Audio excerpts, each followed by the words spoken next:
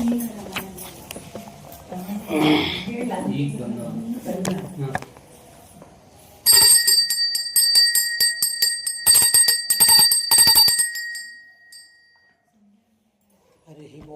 ಶ್ರೀ ಗುರುಭ್ಯೋ ನಮಃ ಪರಮಗುರುಭ್ಯೋ ನಮಃ. ಶ್ರೀಮದಾನಂದತೀರ್ಥ ಭಗವತ್ಪಾದಾಚಾರ್ಯ ಗುರುಭ್ಯೋ ನಮಃ. ನರಸಿಂಹೋऽಖಿಲಜ್ಞಾನಮತಧ್ವಾन्तದಿವಾಕರಃ ಜಯತ್ಯಮಿತಸಜ್ಞಾನಸುಖಶಕ್ತಿಪಯೋನಿಧಿಃ ಕಲ್ಯಾಣಾದ್ಭುತಗಾತ್ರಾಯ ಕಾಮಿತಾರ್ಥಪ್ರದಾಯಿನೇ ಶ್ರೀಮದ್ವೆಂಕಟನಾಥಾಯ ಶ್ರೀನಿವಾಸಾಯ ತೇ ನಮಃ. ವ್ಯಾಸಾಯ ಭವನಾಶಾಯ ಶ್ರೀಶಾಯ ಗುಣರಾಶರೇ ಹೃದ್ಯಾಯ ಶುದ್ಧವಿದ್ಯಾಯ ಮಧ್ವಾರ ಚ ನಮೋ ನಮಃ. ನೌಮಿನ್ಯಾಯ ಸುಧಾದಿಕರ್ಜನಮುನೀನ್ ಶ್ರೀಪಾದರತ್ಸನ್ಮಣೀನ್ ವ್ಯಾಸಾರ್ಯಾನ್ ವಿವಿಧಾಗಮಧ್ಯವಿಹರಾನ್ ಶ್ರೀವಾದಿರಾಜಾನಪಿ ವಂದೇ ಹಂಸವರಾನ್ ರಘುತ್ತಮಗುರೂನ್ ವೈದಗ್ಧ್ಯವಾರಾಂ ನಿಧೀನ್ ಶ್ರೀಸತ್ಯವ್ರತ ರಾಘವೇಂದ್ರಮುನಿಪಾನ್ ಸತ್ಬೋಧಸಧ್ಯಾನಪಾನ್ ಸತ್ಯಾಭಿಜ್ಞಕರಾಬ್ಜೋತ್ಥಾನ್ ಪಂಚಾಶದ್ವರ್ಷಪೂಜಕಾನ್ ಸತ್ಯಪ್ರಮೋದತೀರ್ಥಾರ್ಯಾನ್ ನೌಮಿನ್ಯಾರ ಸುಧಾರತಾನ್ ಶಾಸ್ತ್ರೇಷು ಪಾರದೃಶ್ವಾನಂ ಶಾಸ್ತ್ರಜ್ಞೇಷು ಚ ವತ್ಸಲಂ ದೀನಭಕ್ತೋದ್ಧಾರಕರಂ ಸತ್ಯಾತ್ಮಾನಂ ಗುರುಂ ಭಜೆ. ವಿದ್ಯಾಪೀಠವಿಧಾತಾರಂ ವಿದ್ಯಾವಾರಿಧಿಚಂದಿರಂ ವಿದ್ಯಾರ್ಥಿವತ್ಸಲಂ ವಂದೇ ಮಹಾಮಹಿಮಸದ್ಗುರುಂ. ನಾರಾಯಣಾರ್ಯ ಪರಿಪೂರ್ಣಗುಣರ್ಣವಾರ್ಯ ವಿಶ್ವೋದರಸ್ಥಿತಿಲಯೋನ್ನಿಯತಿಪ್ರದಾಯ ಜ್ಞಾನಪ್ರದಾಯ ವಿಬುಧಾಸುರಸೌಖ್ಯದುಃಖಸತ್ಕಾರಣಾರ್ಯ ವಿತತಾಯ ನಮೋ ನಮಸ್ತೆ. ನಾರಾಯಣಂ ನಮಸ್ಕೃತ್ಯ ನರಂ ಚೈವ ನರೋತ್ತಮಂ ದೇವೀಂ ಸರಸ್ವತೀಂ ವ್ಯಾಸಂ ತತೋ ಜನಮುದೀರಯೇತ್. ದ್ವೈಪಾಯನೋಷ್ಠಪುಟನಿಸ್ಸೃತಮಪ್ರಮೇಯಂ ಪುಣ್ಯಂ ಪವಿತ್ರಮಥ ಪಾಪಹರಂ ಶಿವಂ ಚ ಯೋ ಭಾರತಂ ಸಮಧಿಗಚ್ಚತಿ ವಾಚ್ಯಮಾನಂ ಕಿಂ ತಸ್ಯ ಪುಷ್ಕರಜಲೈರಭಿಷೇಚನೇನ. ಜರತಿ ಪರಾಶರಸೂನುಃ ಸತ್ಯವತಿ ಹೃದಯನಂದನೋ ವ್ಯಾಸಃ ಯಸ್ಯಾಸ್ಯ ಕಮಲಗಲಿತಂ ವಾङ्ಮನಮೃತಂ ಜಗತ್ಪಿಬತಿ ಸ್ವಸ್ತ್ಯಸ್ತು. ಹರಿ ಓಂ ಹರಿ ಓಂ ಹರಿ ಓಂ.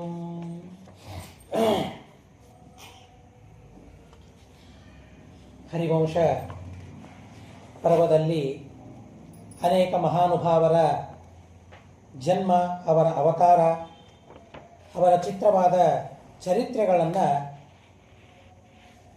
ಸೌತಿಗಳು ಹೇಳ್ತಾ ಇದ್ದಾರೆ. ಹಾಗೆ ಹೇಳ್ತಾ ಸೂರ್ಯನ ಜನ್ಮವನ್ನು ಮತ್ತು ಸೂರ್ಯನ ಅತ್ಯದ್ಭುತವಾದ ಇತಿಹಾಸವನ್ನು, ಚರಿತ್ರೆಯನ್ನು ತಿಳಿಸ್ತಾ ಇದ್ದಾರೆ. ವೈಶಂಪಾಯನರು ಹೇಳ್ತಾರೆ, ವಿವಸ್ವಾನ್ ಕಶ್ಯಪಾಜ್ಜಜ್ಞೆ ದಾಕ್ಷಾಯಣ್ಯ ಮರಿಂದಮ ತಸ್ಯ ಭಾರ್ಯಾಭವತ್ ಸಂಜ್ಞ ತ್ವಾಷ್ಟ್ರೀ ದೇವಿ ವಿವಸ್ವತಃ. ಕಶ್ಯಪರಿಂದ ಅದಿತಿ ದೇವಿಯಲ್ಲಿ ಸೂರ್ಯ ಹುಟ್ಟಿದ ಅಂತ ಹೇಳ್ತಾರೆ. ಸೂರ್ಯನ ಜನ್ಮವಾದದ್ದನ್ನು ಹೇಳ್ತಾರೆ. ಅದಿತಿ ದೇವಿ ಗರ್ಭಿಣಿಯಾಗಿದ್ದಾಳೆ. ಒಳಗಡೆಗೆ ಸೂರ್ಯ, ಆ ಸೂರ್ಯನ ತೇಜಸ್ಸು ಅದಿತಿ ದೇವಿಯ ಮುಖದಲ್ಲಿ ಕಾಣಿಸ್ತಾ ಇದೆ. ಕಶ್ಯಪರು ಆ ತೇಜಸ್ಸನ್ನು ನೋಡಿ ಬಹಳ ಸಂತೋಷವಾಗ್ತದೆ ಅವರಿಗೆ. ಇಡೀ ಜಗತ್ತಿಗೆ ಬೆಳಕು ಕೊಡುವ, ಭೂಲೋಕಕ್ಕೆ ಬೆಳಕು ಕೊಡುವ ದೇವರು ಸೂರ್ಯ. ಯಾವ ಸೂರ್ಯನ ಸ್ಮರಣೆಯಿಂದಲೇ ಪುರುಷರೆಲ್ಲರೂ ಅತಿ ವಿಚಿತ್ರವಾದ ಶಕ್ತಿಯನ್ನು ಸಂಪಾದನೆ ಮಾಡ್ತಾರೆ.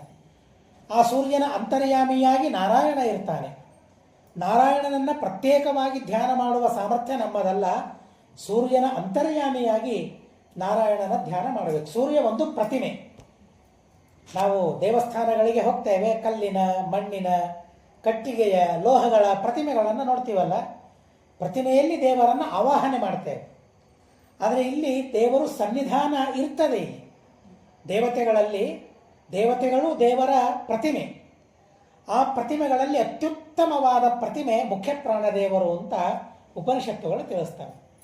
ಯಾಕೆಂದರೆ ಮುಖ್ಯ ಪ್ರಾಣನಲ್ಲಿ ಯಾವುದೇ ದೈತ್ಯರ ವೇದ, ದೈತ್ಯರ ಸಂಪರ್ಕ ಆಗೋದಿಲ್ಲ. ಇಂದ್ರ, ಚಂದ್ರ, ಸೂರ್ಯ, ರುದ್ರ ಮುಂತಾದ ದೇವತೆಗಳಲ್ಲಿ ಕಲಿಯ ಆವೇಶ ಆಗ್ತದೆ. ಕಲಿಯ ಆವೇಶವಾಗಿ ಆ ದೇವತೆಗಳನ್ನು ಮಲಿನ ಮಾಡಿಬಿಡ್ತಾನೆ. ದೇವರು ವಾಸವಾಗದೇ ಇದ್ದಂತೆ ಮಾಡ್ತಾನೆ. ಆದರೆ ಮುಖ್ಯ ಪ್ರಾಣದೇವರದ್ದು ಹಾಗೆ ಅಲ್ಲ.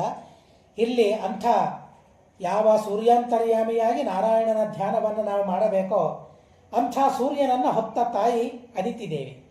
ಹೀಗಾಗಿ ಅವನಿಗೆ ಆದಿತ್ಯ ಅಂತ ಹೆಸರು ಬಂತು. ಅದಿತಿಯ ಮಗ, ಆದ್ದರಿಂದ ಆದಿತ್ಯ ಅಂತ ಹೆಸರು ಬಂತು. ಅಂತಹ ಆದಿತ್ಯ ಗರ್ಭದಲ್ಲಿ ಇದ್ದಾಗ ಕಶ್ಯಪರು ನೋಡ್ತಾರೆ, ಬಹಳ ಸಂತೋಷವಾಗ್ತದೆ. ಏನು ಪುಣ್ಯ ಮಾಡಿದ್ದಾರೆ ನೋಡಿ ದಂಪತಿಗಳು, ಕಶ್ಯಪರು ಅದಿತಿ, ಎಂಥೆಂಥ ದೇವತೆಗಳನ್ನು ಮಕ್ಕಳನ್ನಾಗಿ ಪಡೆದಿದ್ದಾರೆ. ಎಲ್ಲರೂ ಆದಿತ್ಯರೇ, ದೇವತೆಗಳೆಲ್ಲ ಅದಿತಿ ದೇವಿಯಲ್ಲಿ ಹುಟ್ಟಿದ್ದಾರೆ. ಇಡೀ ಪ್ರಪಂಚದಲ್ಲೆಲ್ಲ ಏನಾದರೂ ಸಂತಾನ ಇದೆ ಅಂದರೆ ಅದು ಕಶ್ಯಪರ ಸಂತಾನ. ಹೀಗಾಗಿ ಶ್ರಾದ್ದ ಮಾಡುವ ಸಂದರ್ಭದಲ್ಲಿ ಕೆಲವು ಮಾತುಗಳನ್ನು ಹೇಳ್ತಾರೆ. ಗೋತ್ರ ಹೇಳಲೇಬೇಕು. ಗೋತ್ರ ಗೊತ್ತಿದ್ದಿಲ್ಲ ಅಂತಾದರೆ ಕಾಶ್ಯಪ ಗೋತ್ರವನ್ನು ಹೇಳಬೇಕು ಅಂತ ಹೇಳ್ತಾರೆ. ಹೀಗಾಗಿ ಎಲ್ಲ ಜನರೂ ಕಶ್ಯಪರಿಗೆ ಸಂಬಂಧಪಟ್ಟವರು. ಇಡೀ ಜೀವ ಕೋಟಿಯೇ ಕಶ್ಯಪರ ಸಂತಾನ. ದೇವರ ಎಂಥ ಪೂಜೆಯನ್ನು, ಆರಾಧನೆಯನ್ನು ಅವರು ಮಾಡಿದ್ದಾರೆ ಅಂತನ್ನುವುದನ್ನು ನಮಗೆ ತಿಳಿಸ್ತಾರೆ. ಇಲ್ಲೆಲ್ಲ ಅದೇ ಆರಾಧನೆಯನ್ನೇ ತಿಳಿಸ್ತಾರೆ. ಸಂತಾನವನ್ನು ಪಡೆಯೋದೇ ದೇವರ ಒಂದು ಪೂಜೆ. ಐತರೆಯ ಉಪನಿಷತ್ತಿನಲ್ಲಿ, ಐತರೆಯ ಭಾಷ್ಯದಲ್ಲಿ ಆಚಾರ್ಯರು ಒಂದು ಮಾತು ತಿಳಿಸ್ತಾರೆ. ಉಪನಿಷತ್ತಿನಲ್ಲಿ ಸಣ್ಣ ಸಣ್ಣ ಧರ್ಮಗಳ ಬಗ್ಗೆ ಹೇಳೋದೇ ಇಲ್ಲ, ಅಲ್ಲಿ ದೇವರ ಬಗ್ಗೆಯೇ ಹೇಳ್ತಾರೆ. ದೇವರ ಹೊರತಾಗಿ ಬೇರೆ ಯಾವುದೂ ಅಲ್ಲಿ ವಿಷಯ ಇಲ್ಲ. ಅಂಥ ಐತರೆಯ ಉಪನಿಷತ್ತಿನಲ್ಲಿ, ಐತರೆಯ ಭಾಷ್ಯದಲ್ಲಿ ಆಚಾರ್ಯರು ಒಂದು ಮಾತು ಹೇಳ್ತಾರೆ. ಪೋಷಣಂ ಪುತ್ರ ಮುಖ್ಯಾನಾಂ ವಿಷ್ಣೋಃ ಪೂಜೇತಿ ಚಿಂತೆಯೇತ್ ಅಂತ ಹೇಳ್ತಾರೆ. ಪುತ್ರ ಮುಖ್ಯರು ಅಂದರೆ ಮಕ್ಕಳು ಮುಂತಾದವರ ಪೋಷಣೆ ಏನಿದೆಯಲ್ಲ, ಅದನ್ನು ದೇವರ ಪೂಜೆ ಅಂತ ಭಾವಿಸಬೇಕು ಅಂತ ಹೇಳ್ತಾರೆ. ನಾವು ಹುಟ್ಟಿದ ಮಕ್ಕಳ ಪೋಷಣೆಯನ್ನು ಮತ್ತೊಬ್ಬರ ಕೈಯಲ್ಲಿ ಕೊಟ್ಟು ಆ ಪೂಜೆಯಿಂದ ವಂಚಿತರಾಗ್ತಾ ಇದ್ದೇವೆ. ಎಂಥ ದೊಡ್ಡ ದೊಡ್ಡ ಪೂಜೆಗಳಿವೆ. ದೇವರಿಗೆ ಎಷ್ಟು ಪ್ರೀತಿಯಾಗ್ತದೆ ಮಕ್ಕಳ ಪೋಷಣೆಯಿಂದ ಅಂತಂದರೆ ಅದು ಹೇಳಲಿಕ್ಕೆ ಸಾಧ್ಯವಿಲ್ಲ.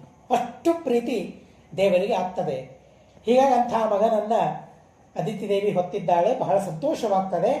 ಭರ್ತೃರೂಪೇಣ ನಾತೃಶ್ಯ ರೂಪ ಯೌವನ ಶಾಲಿನಿ. ಗರ್ಭಿಣಿಯಾಗಿದ್ದಾಗ ಒಂದು ದಿವಸ ಆ ಬುಧ ಭಿಕ್ಷೆಗೆ ಬರ್ತಾನೆ. ಕಶ್ಯಪರ ಆಶ್ರಮಕ್ಕೆ ಭಿಕ್ಷೆಗೆ ಬರ್ತಾನೆ. ಮನೆಯಲ್ಲಿ ಕಶ್ಯಪರಿಲ್ಲ, ಗಂಗೆಯಲ್ಲಿ ಸ್ನಾನ ಮಾಡೋದಕ್ಕಾಗಿ ಹೋಗಿದ್ದಾರೆ. ಮನೆಯಲ್ಲಿ ತುಂಬು ಗರ್ಭಿಣಿಯವಳು ಭಿಕ್ಷೆಗೆ ಬಂದಿದ್ದಾರೆ. ಬ್ರಾಹ್ಮಣ ತಂದು ಹಾಕಬೇಕು ಅಂತ ಒಳಗೆ ಹೋಗಿ ಬರಬೇಕು, ಆದರೆ ವೇಗವಾಗಿ ನಡೀಲಿಕ್ಕೆ ಆಗ್ತಾ ಇಲ್ಲ. ತುಂಬು ಗರ್ಭಿಣಿ ಹೆಜ್ಜೆಯ ಮೇಲೆ ಹೆಜ್ಜೆ ಇಟ್ಟು ಮತ್ತು ಆ ಧಾನ್ಯವನ್ನು ತಂದು, ಭಿಕ್ಷೆಯನ್ನು ತಂದು ಅವಳಿಗೆ ಹಾಕಬೇಕು. ಅಷ್ಟೊತ್ತರಲ್ಲಿ ಸಿಟ್ಟು ಬಂದು ಹೋಗಿಬಿಟ್ಟಿದೆ ಬುಧನಿಗೆ. ಪ್ರಾರಬ್ಧ ಇವೆಲ್ಲ ಪ್ರಾರಬ್ಧ. ಸಿಟ್ಟು ಬಂದು ಹೋಗಿಬಿಟ್ಟಿದೆ. ಸಿಟ್ಟು ಬಂದು, ನನಗೆ ಭಿಕ್ಷೆ ಹಾಕುವುದಕ್ಕಾಗಿ ತಡ ಮಾಡ್ತಾ ಇದ್ದಿ, ಹೀಗಾಗಿ ನಿನ್ನ ಗರ್ಭದಲ್ಲಿರುವ ಜೀವ ಸತ್ತು ಹೋಗಲಿ ಅಂತ ಶಾಪವನ್ನು ಕೊಟ್ಟಿದ್ದಾರೆ. ತುಂಬು ಗರ್ಭಿಣಿ, ಎಷ್ಟು ವೇದನೆಯಾಗಬೇಕು. ಆದರೆ ಭರವಸೆ, ಏನು ಭರವಸೆ? ಗಂಡನೇ ಭರವಸೆ. ಭರ್ತ ಅಂದರೆ ಭರವಸೆ ಅಂತ ಅರ್ಥ, ನಂಬಿಕೆ. ಯಾರು ನಂಬಿಕೆ? ಹೆಂಡತಿಗೆ ಗಂಡ ನಂಬಿಕೆ, ಗಂಡನಿಗೆ ಹೆಂಡತಿ ನಂಬಿಕೆ. ಹೀಗಾಗಿ ಮಹಾಭಾರತದಲ್ಲೇನೇ ಒಂದು ಮಾತು ಬರ್ತದೆ, ಎಸ್ ಸದಾರ ಸವಿಶ್ವಾಸ್ಯ. ಇದು ಶಕುಂತಲೆಯೇ ಹೇಳುವ ಮಾತು ದುಷ್ಯಂತನಿಗೆ. ಯಾರಿಗೆ ಹೆಂಡತಿ ಇದ್ದಾಳಲ್ಲ ಅವನ ಮೇಲೆ ವಿಶ್ವಾಸ ಮಾಡಬೇಕು ಅಂತ ಹೇಳ್ತಾರೆ. ಅಂಥ ದೊಡ್ಡ ಸ್ಥಾನವನ್ನು ಕೊಟ್ಟಿದ್ದಾರೆ. ಹೀಗಾಗಿ ತನಗೆ ಗಂಡ ಕಶ್ಯಪರು ಮಹಾ ಋಷಿಗಳು, ಸಾಧುಗಳು, ಹೀಗಾಗಿ ಅವರ ಮೇಲೆ ಭರವಸೆ ಇದೆ. ಗಂಡ ಕಶ್ಯಪರು ಆಶ್ರಮಕ್ಕೆ ಬರ್ತಾರೆ. ಬಂದ ಮೇಲೆ ಪ್ರಾರ್ಥನೆ ಮಾಡ್ತಾಳೆ, ಹೀಗೆ ಬುಧ ಬ್ರಾಹ್ಮಣ ಬಂದಿದ್ದ, ಕೊಡೋದು ತಡ ಆಯಿತು, ಭಿಕ್ಷೆ ಕೊಡೋದು ತಡ ಆಯಿತು, ಶಾಪ ಕೊಟ್ಟಿದ್ದಾರೆ ಅಂತ ಅವಳಂತಾಳೆ. ಅಂದಾಗ ಕಶ್ಯಪರಂತಾರೆ, ಏನೇನೂ ಚಿಂತೆ ಮಾಡಬೇಡ, ಸೂರ್ಯನೇ ಜನ್ಮವನ್ನು ತಾಳುವವನಿದ್ದಾನೆ, ಭಯಪಡೋ ಅವಶ್ಯಕತೆ ಇಲ್ಲ ಅಂತ ಭರವಸೆಯನ್ನು ಕೊಡ್ತಾರೆ. ಆದರೂ ಸಹ ಅದು ತಾಯಿಗೆ ಗೊತ್ತಾಗ್ತದೆ ಒಳಗೆ ಗರ್ಭ ಇದೆ ಇಲ್ಲ ಅಂತ ಅನ್ನೋದು. ಮಗು ತಿರುಗುತ್ತಾ ಇರ್ತದೆ ಒಳಗಡೆಗೆ, ಅದು ಕಾಣಿಸ್ತದೆ, ಅದು ಸ್ಪರ್ಶಕ್ಕೂ ಗೊತ್ತಾಗ್ತದೆ. ಹೀಗಾಗಿ ಅವಳಿಗೆ ಆ ಸ್ಪರ್ಶವಾಗ್ತಾ ಇಲ್ಲ, ಒಳಗಡೆಗೆ ಮಗು ಸಂಚಾರವಾಗ್ತಾ ಇರೋದು ಗೊತ್ತಾಗ್ತಾ ಇಲ್ಲ. ಹೀಗಾಗಿ ಸ್ವಲ್ಪ ಅಜ್ಞಾನ, ಭ್ರಮೆ ಬಂದು ಹೋಗ್ಬಿಟ್ಟು ಬುಧ ಶಾಪ ಕೊಟ್ಟಿದ್ದಾನೆ, ಹೀಗಾಗಿ ಗರ್ಭದಲ್ಲಿ ಮಗು ಇರಲಿಕ್ಕಿಲ್ಲ ಅಂತ ಭ್ರಾಂತಿ ಬಂತವಳಿಗೆ. ಗಂಡ ಹೇಳಿದ್ರು ಕೇಳಲಿಲ್ಲ. ಆದರೂ ಸಹ ಅವಳು ಹಾಗೆ ಅಂದ್ಕೊಳ್ತಾ ಇದ್ದಾಳೆ. ಆದರೂ ಗರ್ಭ ಜೀವ ಹುಟ್ಟುತ್ತಾನೆ, ಸೂರ್ಯ ಹುಟ್ಟುತ್ತಾನೆ. ಮೃತವಾದ ಅಂಡದಿಂದ ಹುಟ್ಟಿದ ಅಂತನ್ನೋದಕ್ಕಾಗಿ ಅವನಿಗೆ ಮಾರ್ತಾಂಡ ಅಂತ ಹೆಸರು ಬಂತು ಅಂತ ಹೇಳ್ತಾರೆ ಸೂರ್ಯನಿಗೆ. ಯದ್ಯಪಿ ಮೃತನಾಗಿಲ್ಲ, ಆದರೆ ಮೃತನಾಗಿದ್ದಾನೆ ಅಂತ ಭ್ರಮ. ಅಂಡ ಮೃತವಾಗಿದೆ, ಗರ್ಭದಲ್ಲಿ ಜೀವ ಮೃತನಾಗಿದ್ದಾನೆ ಅನ್ನೋ ಭ್ರಮ ಅವಳಿಗೆ ಬಂತು. ಅವಳಿಗೆ ಮೃತ ಎಂಬ ಭ್ರಮ ಬಂದದ್ದರಿಂದಾಗಿ ಮೃತವಾದ ಅಂಡದಿಂದ ಹುಟ್ಟಿದ ಅಂತ ಅನ್ನೋದಕ್ಕಾಗಿ ಸೂರ್ಯನಿಗೆ ಮಾರ್ತಾಂಡ ಅಂತ ಒಂದು ಹೆಸರು. ಅದಿತಿಯಿಂದ ಹುಟ್ಟಿದ್ದಾನೆ ಅಂತ ಅನ್ನೋದಕ್ಕಾಗಿ ಆದಿತ್ಯ ಅಂತ ಮತ್ತೊಂದು ಹೆಸರು. ಆ ಆದಿತ್ಯನ ಸಂಸಾರವನ್ನು ಹೇಳ್ತಾರೆ. ಅಂತಹ ಆದಿತ್ಯ ಸೂರ್ಯ, ಅವನಿಗೆ ತ್ವಷ್ಟ ವಿಶ್ವಕರ್ಮ ತನ್ನ ಮಗಳು, ವಿಶ್ವಕರ್ಮನ ಮಗಳು ಸೌಜ್ಞಾದೇವಿ ಅಂತ ತನ್ನ ಮಗಳಾದ ಸೌಜ್ಞೆಯನ್ನು ಕೊಟ್ಟು ಸೂರ್ಯನಿಗೆ ವಿವಾಹ ಮಾಡಿ ಕೊಟ್ಟಿದ್ದಾನೆ. ಸ್ವಲ್ಪ ದಿವಸಗಳಲ್ಲಿಯೇ ಗಂಡನಿಂದ ತೊಂದರೆ ಆಗ್ತಾ ಇದೆ. ಸೂರ್ಯ ಹೇಳಿಕೆ ಹೇಳಿ ಆ ತಾಪ ಸೌಜ್ಞಾದೇವಿಗೆ ತಡಿಲಿಕ್ಕೆ ಆಗ್ತಾ ಇಲ್ಲ. 3 ಜನ ಮಕ್ಕಳಾಗ್ತಾರೆ. ವೈವಸ್ವತಮನು, ಅವನೇ ಶ್ರಾದ್ದ ದೇವ ಅಂತ ಪ್ರಸಿದ್ಧನಾಗಿದ್ದಾನೆ. 2ನೇ ಮಗ ಯಮ, ಆಮೇಲೆ ಯಮುನಾ. ಈ ಯಮುನಾದೇವಿ ಇವರಿಬ್ಬರ ತಂಗಿ. ಹೀಗಾಗಿ ಆ ವೈವಸ್ವತಮನು, ಯಮುನಾ 3 ಜನ ಮಕ್ಕಳಾಗಿದ್ದಾರೆ. 3 ಜನ ಮಕ್ಕಳಾದ ಮೇಲೆ ಮುಂದೆ ಸಂಸಾರವನ್ನು ಮಾಡಲಿಕ್ಕೆ ಅವಳು ಸಮರ್ಥಳಾಗೋದಿಲ್ಲ. ಬಹಳ ತೊಂದರೆ ಆಗ್ತದೆ, ಬಹಳ ತಾಪ. ಸೂರ್ಯ ಅಷ್ಟು ದೂರ ಇದ್ರೇನೆ ಅದರ ತಾಪವನ್ನು ಸಹನೆ ಮಾಡಲಿಕ್ಕೆ ನಮಗಾಗೋದಿಲ್ಲ. ಇನ್ನು ಹತ್ತಿರ ಹೆಂಡತಿ ಹೇಗೆ ಸಹನೆ ಮಾಡ್ತಾಳೆ? ಆದಿತ್ಯನ ಜೊತೆಗೆ ಸರಸ ಅಂತ ಹೇಳ್ತಾರೆ, ಬೆಂಕಿಯ ಜೊತೆಗೆ ಸರಸ ಅಂತಾರಲ್ಲ, ಹಾಗೆ ಅವಳಿಗೆ ಬಹಳ ದುಃಖ ಆಗ್ತಾ ಇದೆ, ವೇದನೆ ಆಗ್ತಾ ಇದೆ. ಆ ಸಂದರ್ಭದಲ್ಲಿ ದೇವತೆಗಳ ಸೃಷ್ಟಿ ಹೇಗಿರ್ತದೆ ನೋಡಿ, ಬಹಳ ವಿಚಿತ್ರವಾದ ಸೃಷ್ಟಿ. ಮನಸ್ಸಿನಲ್ಲಿ ಸಂಕಲ್ಪ ಮಾಡಿಕೊಂಡಾಗ ಮಕ್ಕಳಾಗ್ತಾರೆ, ಸ್ಪರ್ಶದಿಂದ ಮಕ್ಕಳಾಗ್ತಾರೆ. ಮಧ್ವ ವಿಜಯದಲ್ಲಿ ಆ ಮಾತನ್ನು ತಿಳಿಸ್ತಾರೆ. ಭೀಮಸೇನ ದೇವರು ಹೇಗೆ ಹುಟ್ಟಿದರು ಕುಂತಿದೇವಿಯಲ್ಲಿ ಅಂತಂದರೆ ಕೇವಲ ವಾಯುದೇವರ ಸ್ಪರ್ಶದಿಂದ ಅಲ್ಲಿ ಮುಖ್ಯ ಪ್ರಾಣದೇವರು ಭೀಮಸೇನ ದೇವರ ಅವತಾರ ತಾಳಿದರು ಅಂತ ಹೇಳ್ತಾರೆ. ಹೀಗೆ ಸ್ಪರ್ಶದಿಂದ ಮಕ್ಕಳನ್ನು ಪಡೆಯುವ ಸಾಮರ್ಥ್ಯ, ಮನಸ್ಸು ಸಂಕಲ್ಪ ಮಾಡಿಕೊಂಡು ಮಕ್ಕಳನ್ನು ಪಡೆಯುವ ಸಾಮರ್ಥ್ಯ. ಈ ಸೌಜ್ಞಾದೇವಿ ಸೂರ್ಯನ ಜೊತೆಗೆ ಇರಲಿಕ್ಕೆ ಸಾಧ್ಯವಾಗ್ತಾ ಇಲ್ಲ, ಸಾಮರ್ಥ್ಯ ಇಲ್ಲ. ಅದಕ್ಕಾಗಿ ತಾನೇನು ಮಾಡಲು, ತನ್ನ ತಂದೆ ಮನೆಗೆ ಹೋಗಬೇಕು ಅಂತ ಸಂಕಲ್ಪವನ್ನು ಮಾಡಿಕೊಳ್ತಾರೆ. ಆದರೆ ತಂದೆ ಮನೆಗೆ ಹೋಗಬೇಕಾದ್ರೆ ಗಂಡನಿಗೆ ಏನಾದರೂ ವ್ಯವಸ್ಥೆ ಮಾಡಿ ಹೋಗಬೇಕಲ್ಲ. ನಾನು ಹೋದೆ ಅಂದರೆ ಗಂಡನಿಗೆ ಗೊತ್ತಾಗ್ತದೆ, ಗಂಡನನ್ನು ಬಿಟ್ಟು ಹೋಗಬಾರದು. ಆ ಭಾವನೆಯು ಒಳಗಡೆ ಇದೆ.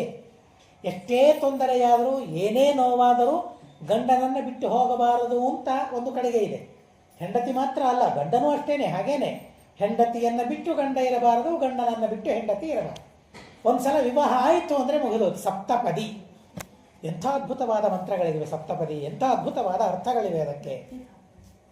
7 ಹೆಜ್ಜೆ ಇಟ್ಟರೆ ಗೆಳೆಯರಾಗಿ ಬಿಡ್ತಾರಂತೆ. 7 ಹೆಜ್ಜೆ ಇಟ್ಟರೆ ಅವನ ಭಾವನೆ ಇವಳು, ಇವನ ಭಾವನೆ ಅವಳು, ಪರಸ್ಪರ ಗೌರವಿಸುವ ಭಾವನೆ ಅವರಿಗೆ ಬರ್ತದೆ ಅಂತ ಹೇಳ್ತಾರೆ. ಬರೀ ಹೆಜ್ಜೆ ಹಾಕೋದ್ರಿಂದ ಅಲ್ಲ, ಆ ಸಪ್ತಪದಿಯ ಮಂತ್ರಗಳೇನಿವೆ ಆ ಮಂತ್ರಗಳ ಅರ್ಥವನ್ನು ತಿಳಿತಾ ನಾನು ಯಾಕೆ ನಾವಿಬ್ಬರೂ ಯಾಕೆ ಜೊತೆ ಜೊತೆ ನಡೀತಾ ಇದ್ದೇವೆ ಅಂತ ಒಂದು ಹೆಜ್ಜೆಯನ್ನು ಇಡ್ತಾ ಹೋದರೆ ಅವರಿಬ್ಬರು ಮುಗಿದೋಯ್ತು, ಗೆಳೆಯರಾಗಿಬಿಡ್ತಾರೆ. ಧರ್ಮಶಾಸ್ತ್ರದಲ್ಲಿ ಹೇಳ್ತಾರೆ, ಸತಾಂ ಸಾಪ್ತಪದಂ ಮೈತ್ರಂ ಅಂತ ಹೇಳ್ತಾರೆ. ರಾಮಚಂದ್ರ ಸುಗ್ರೀವನ ಜೊತೆಗೆ ಗೆಳೆತನವನ್ನು ಮಾಡಿಕೊಂಡ. ಹೇಗೆ? ಅಗ್ನಿಸಾಕ್ಷಿಯಾಗಿ ಕೈ ಹಿಡಿದು ಅಗ್ನಿಗೆ ಪ್ರದಕ್ಷಿಣೆಯನ್ನು ಹಾಕಿ ಗೆಳೆತನವನ್ನು ಸಂಪಾದನೆ ಮಾಡಿಕೊಂಡ. ಹೀಗೆ ಗೆಳೆತನವನ್ನು ಸಂಪಾದನೆ ಮಾಡಿಕೊಳ್ಳೋದಕ್ಕಾಗೂ ಒಂದು ವಿಧಾನ ಇದೆ. ಹಾಗೆ ಗಂಡ ಹೆಂಡತಿ ಅಂದರೆ ಗೆಳೆಯರಾಗೋದವರಿಬ್ಬರು. ಹೀಗಾಗಿ ಹಾಗಿದೆ. ಆದ್ದರಿಂದ ಗಂಡನನ್ನು ಬಿಟ್ಟು ಹೋಗಲಿಕ್ಕೆ ಮನಸ್ಸಿಲ್ಲ, ಇರಲಿಕ್ಕೂ ಮನಸ್ಸಿಲ್ಲ. ಆ ತರಹದ ವಿಚಿತ್ರವಾದ ಪರಿಸ್ಥಿತಿ ಅವಳಿಗೆ. ಆದ್ದರಿಂದ ಒಂದ್ಸಲ ಇದ್ದಾಗ ತನ್ನ ನೆರಳು ಬಿದ್ದಿದೆ ನೆಲದ ಮೇಲೆ. ನೆರಳು ಬಿದ್ದಾಗ ಅದನ್ನು ಛಾಯಾ ಅಂತ ಕರೀತಾರೆ. ನೆರಳು ಬಿದ್ದಿದೆ. ನೆರಳು ಬಿದ್ದಾಗ ಅವಳು ಅಂದ್ಕೊಂಡ್ಲು, ಈ ನೆರಳೇ ನನ್ನಂತೆ ಒಬ್ಬ ಹೆಣ್ಣಾಗಿ ಬಿಟ್ರೆ ಅಂತ ಮನಸ್ಸಿನಲ್ಲಿ ಸಂಕಲ್ಪ ಮಾಡಿಕೊಂಡಾಗ ಆ ನೆರಳಿಂದ ಒಬ್ಬ ಹೆಣ್ಣು ಮಗಳು ತನ್ನಂತೆಯೇ ಇದ್ದಾಳೆ. ಹೀಗಾಗಿ ಸವರ್ಣ ಅಂತ ಅವಳಿಗೆ ತಾನೇ ಹೆಸರಿಟ್ಟು ಬಿಡ್ತಾಳೆ. ಛಾಯೆಯಿಂದ ಹುಟ್ಟಿದ್ದು, ಹೀಗಾಗಿ ಛಾಯಾ ಅಂತ ಅವಳಿಗೆ ಹೆಸರು. ತನ್ನ ವರ್ಣದಂತೆ ಅವಳ ವರ್ಣ ಇದೆ ಅನ್ನೋದಕ್ಕಾಗಿ ಅವಳಿಗೆ ಸವರ್ಣ ಅಂತ ಹೆಸರು ಬಂದಿದೆ. ತನ್ನಂತೆಯೇ ಇದ್ದಾಳೆ, ಏನೂ ವ್ಯತ್ಯಾಸ ಇಲ್ಲ. ಅವಳನ್ನು ನೋಡಿ ಮತ್ತೆ ಸೌಜ್ಞಾದೇವಿ ಹೇಳ್ತಾಳೆ, ನನ್ನ ಗಂಡನ ಜೊತೆಗೆ ಇರಲಿಕ್ಕೆ ನನ್ನ ಕಡೆಯಿಂದ ಆಗ್ತಾ ಇಲ್ಲ, ಸಾಮರ್ಥ್ಯ ಇಲ್ಲ. ನೀನು ಸೂರ್ಯನ ಜೊತೆಗೆ ಇರು, ನಾನು ನನ್ನ ತಂದೆಯ ಮನೆಗೆ ಹೋಗ್ಬಿಡ್ತೇನೆ.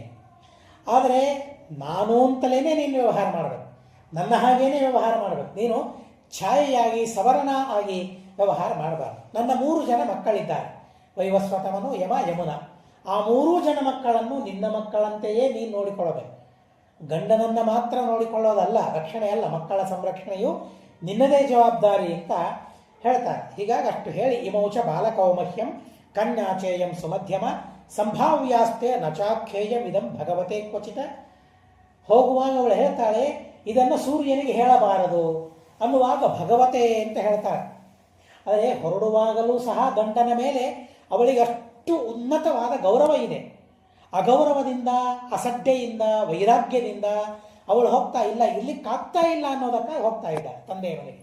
ಹೀಗಾಗಿ ಈ ವಿಷಯವನ್ನು ನಾನು ನಿನ್ನನ್ನು ಹುಟ್ಟಿಸಿದ್ದು, ನನ್ನ ನಿನ್ನ ಮಧ್ಯೆ ಆಗಿರುವ ಸಂವಾದ, ಇದನ್ನೆಲ್ಲ ನಮ್ಮ ಯಜಮಾನರಿಗೆ ನೀವು ಹೇಳಬಾರದು, ನೀನು ಹೇಳಬಾರದು, ನನ್ನಂತೆ ನೀನು ಇರಬೇಕು ಅಂತ ಅಂದಾಗ ಛಾಯಾದೇವಿ ಹೇಳ್ತಾಳೆ, ಆಯಿತು ನಾನು ಹೇಳೋದಿಲ್ಲ, ಆದರೆ ಎಲ್ಲಿಯವರೆಗೆ ನನ್ನ ಜಡೆಯನ್ನು ಹಿಡಿಯುವುದು ಎಳೆಯೋದಿಲ್ಲ, ನನಗೆ ಶಾಪ ಕೊಡೋದಿಲ್ಲ, ಅಲ್ಲಿಯ ತನಕ ನಾನು ಪ್ರೀತಿಯಿಂದ ಅವರ ಜೊತೆಗೆ ಇರ್ತೇನೆ. ಯಾವಾಗ ನನ್ನ ಜಡೆ ಹಿಡಿದು ಎಳಿತಾನೆ, ನನಗೆ ಶಾಪ ಕೊಡ್ತಾನೆ, ಆವಾಗ ನಡೆದದ್ದನ್ನೆಲ್ಲ ನಾನು ಹೇಳ್ತೇನೆ ಅಂತ ಅವಳು ಭಾಷೆ ಕೊಡ್ತಾಳೆ. ಹೀಗಾಗಿ ಅಲ್ಲಿಯ ತನಕ ಭಾಷೆ ಕೊಟ್ಟ ಮೇಲೆ ಈ ರೀತಿಯಾಗಿ ಸಮಾಧಿಶ್ಯ ಸವರ್ಣಾಂತಾಂ ತಥೇತ್ಯುಕ್ವಾಚ ಸಾತಯ ತ್ವಷ್ಟು ಸಮೀಪಮಗಮತ ವ್ರೀಡಿತೇವ ತಪಸ್ವಿನಿ. ಸಾಮಾನ್ಯಳಲ್ಲ ಅವಳು, ಸೌಮ್ಯಾದೇವಿ ಮಹಾ ತಪಸ್ವಿನಿ. ಸೂರ್ಯನಿಗೆ ತಾನು ಹೆಂಡತಿ ಆಗಬೇಕಾದರೆ ಎಂಥ ತಪಸ್ಸನ್ನು ಅವಳು ಮಾಡಿರಬೇಕು. ಆದರೂ ಗಂಡನ ಆ ತಾಪವನ್ನು ಸಹನೆ ಮಾಡಲಿಕ್ಕೆ ಆಗ್ತಾ ಇಲ್ಲ. ಅದಕ್ಕೂ ಒಂದು ಕರ್ಮ ಇದೆ, ಅದಕ್ಕೂ ಒಂದು ಪಾಪ ಇದೆ. ಆ ಪಾಪದಿಂದಾಗಿ ಸಹನೆ ಮಾಡಲಿಕ್ಕೆ ಆಗ್ತಾ ಇಲ್ಲ ಅವಳಿಗೆ. ಮಹಾ ತಪಸ್ವಿನಿ, ಹೋಗಬೇಕು ಅಂತ ಮನಸ್ಸಿಲ್ಲ. ಆದರೂ ಈ ರೀತಿಯಾಗಿ ಆದೇಶ ಮಾಡಿ ಅವಳು ಎಲ್ಲಿಗೆ ಹೋದ್ದು, ತನ್ನ ತಂದೆಯ ಮನೆಗೆ ಹೋಗ್ತಾ ಇದ್ದಾಳೆ. ಹೋಗುವಾಗ ನಾಚಿಕೆ ಆಯಿತಂತೆ. ಅಯ್ಯೋ ತಪ್ಪು ಮಾಡ್ತಾ ಇದ್ದೀನಲ್ಲ ನಾನು ಅಂತ ನಾಚಿಕೆಯಾಗಿ ತನ್ನ ತಂದೆಯ ಮನೆಗೆ ಹೋಗ್ತಾರೆ. ತಂದೆಯ ಮನೆಗೆ ಹೋದಾಗ ತಂದೆಗೆ ಗೊತ್ತಾಯಿತು, ಓ ಗಂಡನಿಗೆ ಹೇಳದೆ ಕೇಳದೆ ನನ್ನ ಮಗಳು ಬಂದಿದ್ದಾಳೆ ಅಂತ ಹೇಳಿ ಪಿತ್ರ ನಿರ್ಭರ್ತ್ಸಿತ ತದ. ತಂದೆ ಬೈತಾನೆ, ನಿಂದೆ ಮಾಡ್ತಾನೆ, ಹಾಗೆಲ್ಲ ಬಿಟ್ಟು ಬರಬಾರದು ಅಂತ ಹೇಳಿ ಬೈದು ಗಂಡನ ಮನೆಗೆ ಹೋಗು, ನಿನ್ನ ಮನೆ ಅಲ್ಲ ಇದು, ನೀನು ಇಲ್ಲಿರಬೇಕಾದದ್ದಲ್ಲ, ನೀನೇನೋ ಗಂಡನ ಅನುಮತಿಯನ್ನು ಪಡೆದು ಬಂದದ್ದಾದರೆ ಇಲ್ಲೇ ವರ್ಷವಾಗಿ ಅವಕಾಶ ಇತ್ತು, ಆದರೆ ಗಂಡನನ್ನು ಬಿಟ್ಟು ನೀನು ಬಂದಿದ್ದೀಯಲ್ಲ, ನಿನಗೆ ಅವಕಾಶ ಇಲ್ಲ ಅಂತ ವಿಶ್ವಕರ್ಮ ಹೇಳಿಬಿಡ್ತಾರೆ. ಎಂಥ ದೊಡ್ಡ ದೇವತೆ ವಿಶ್ವಕರ್ಮನೂ ಸಹ, ದೇವತೆಗಳ ಬಡೆಗ. ಹೀಗಾಗಿ ಆ ದೇವತೆಗಳ ಇಂಜಿನಿಯರ್, ಏನೇ ಬೇಕಾದರೂ ವಿಶ್ವಕರ್ಮ ನಿರ್ಮಾಣ ಮಾಡೋದು. ಎಂಥ ಅದ್ಭುತವಾದ ಶಕ್ತಿ ಅಂದರೆ ವಿಶ್ವಕರ್ಮನಿಗೆ. ನಾವು ಶ್ರೀನಿವಾಸ ಕಲ್ಯಾಣದಲ್ಲಿ ಕೇಳ್ತೇವೆ, ಶ್ರೀನಿವಾಸ ಮತ್ತು ಆಕಾಶರಾಜನ ನಗರದಲ್ಲಿ ಒಂದು ದಿವ್ಯವಾದ ಭವನವನ್ನು ನಿರ್ಮಾಣ ಮಾಡಬೇಕು. ಯಾಕೆಂದರೆ ಹೋಗುವವರು ದೇವತೆಗಳು, ಅಷ್ಟೆಲ್ಲ ಜನರಿಗೆ ಅವಕಾಶ ಕೊಡುವ ಮನೆಗಳೆಲ್ಲಿವೆ, ಅವಕಾಶ ಎಲ್ಲಿದೆ, ಅಲ್ಲಿ ಇಲ್ಲ. ಆದರೆ ವಿಶ್ವಕರ್ಮ ನಿರ್ಮಾಣ ಮಾಡಿದ ಅಂತ ಅಂದರೆ ಅಲ್ಲಿ 10 ಜನ ಹಿಡಿಸುವ ಪ್ರದೇಶ ಇತ್ತು ಅಂತಂದರೆ 10,000 ಜನರಿಗೆ ಅವಕಾಶವಾಗುವಂತೆ ಅವನು ನಿರ್ಮಾಣ ಮಾಡ್ತಾನೆ. ಲಂಕೆಯನ್ನು ಅವನೇ ನಿರ್ಮಾಣ ಮಾಡಿದ್ದಾನೆ.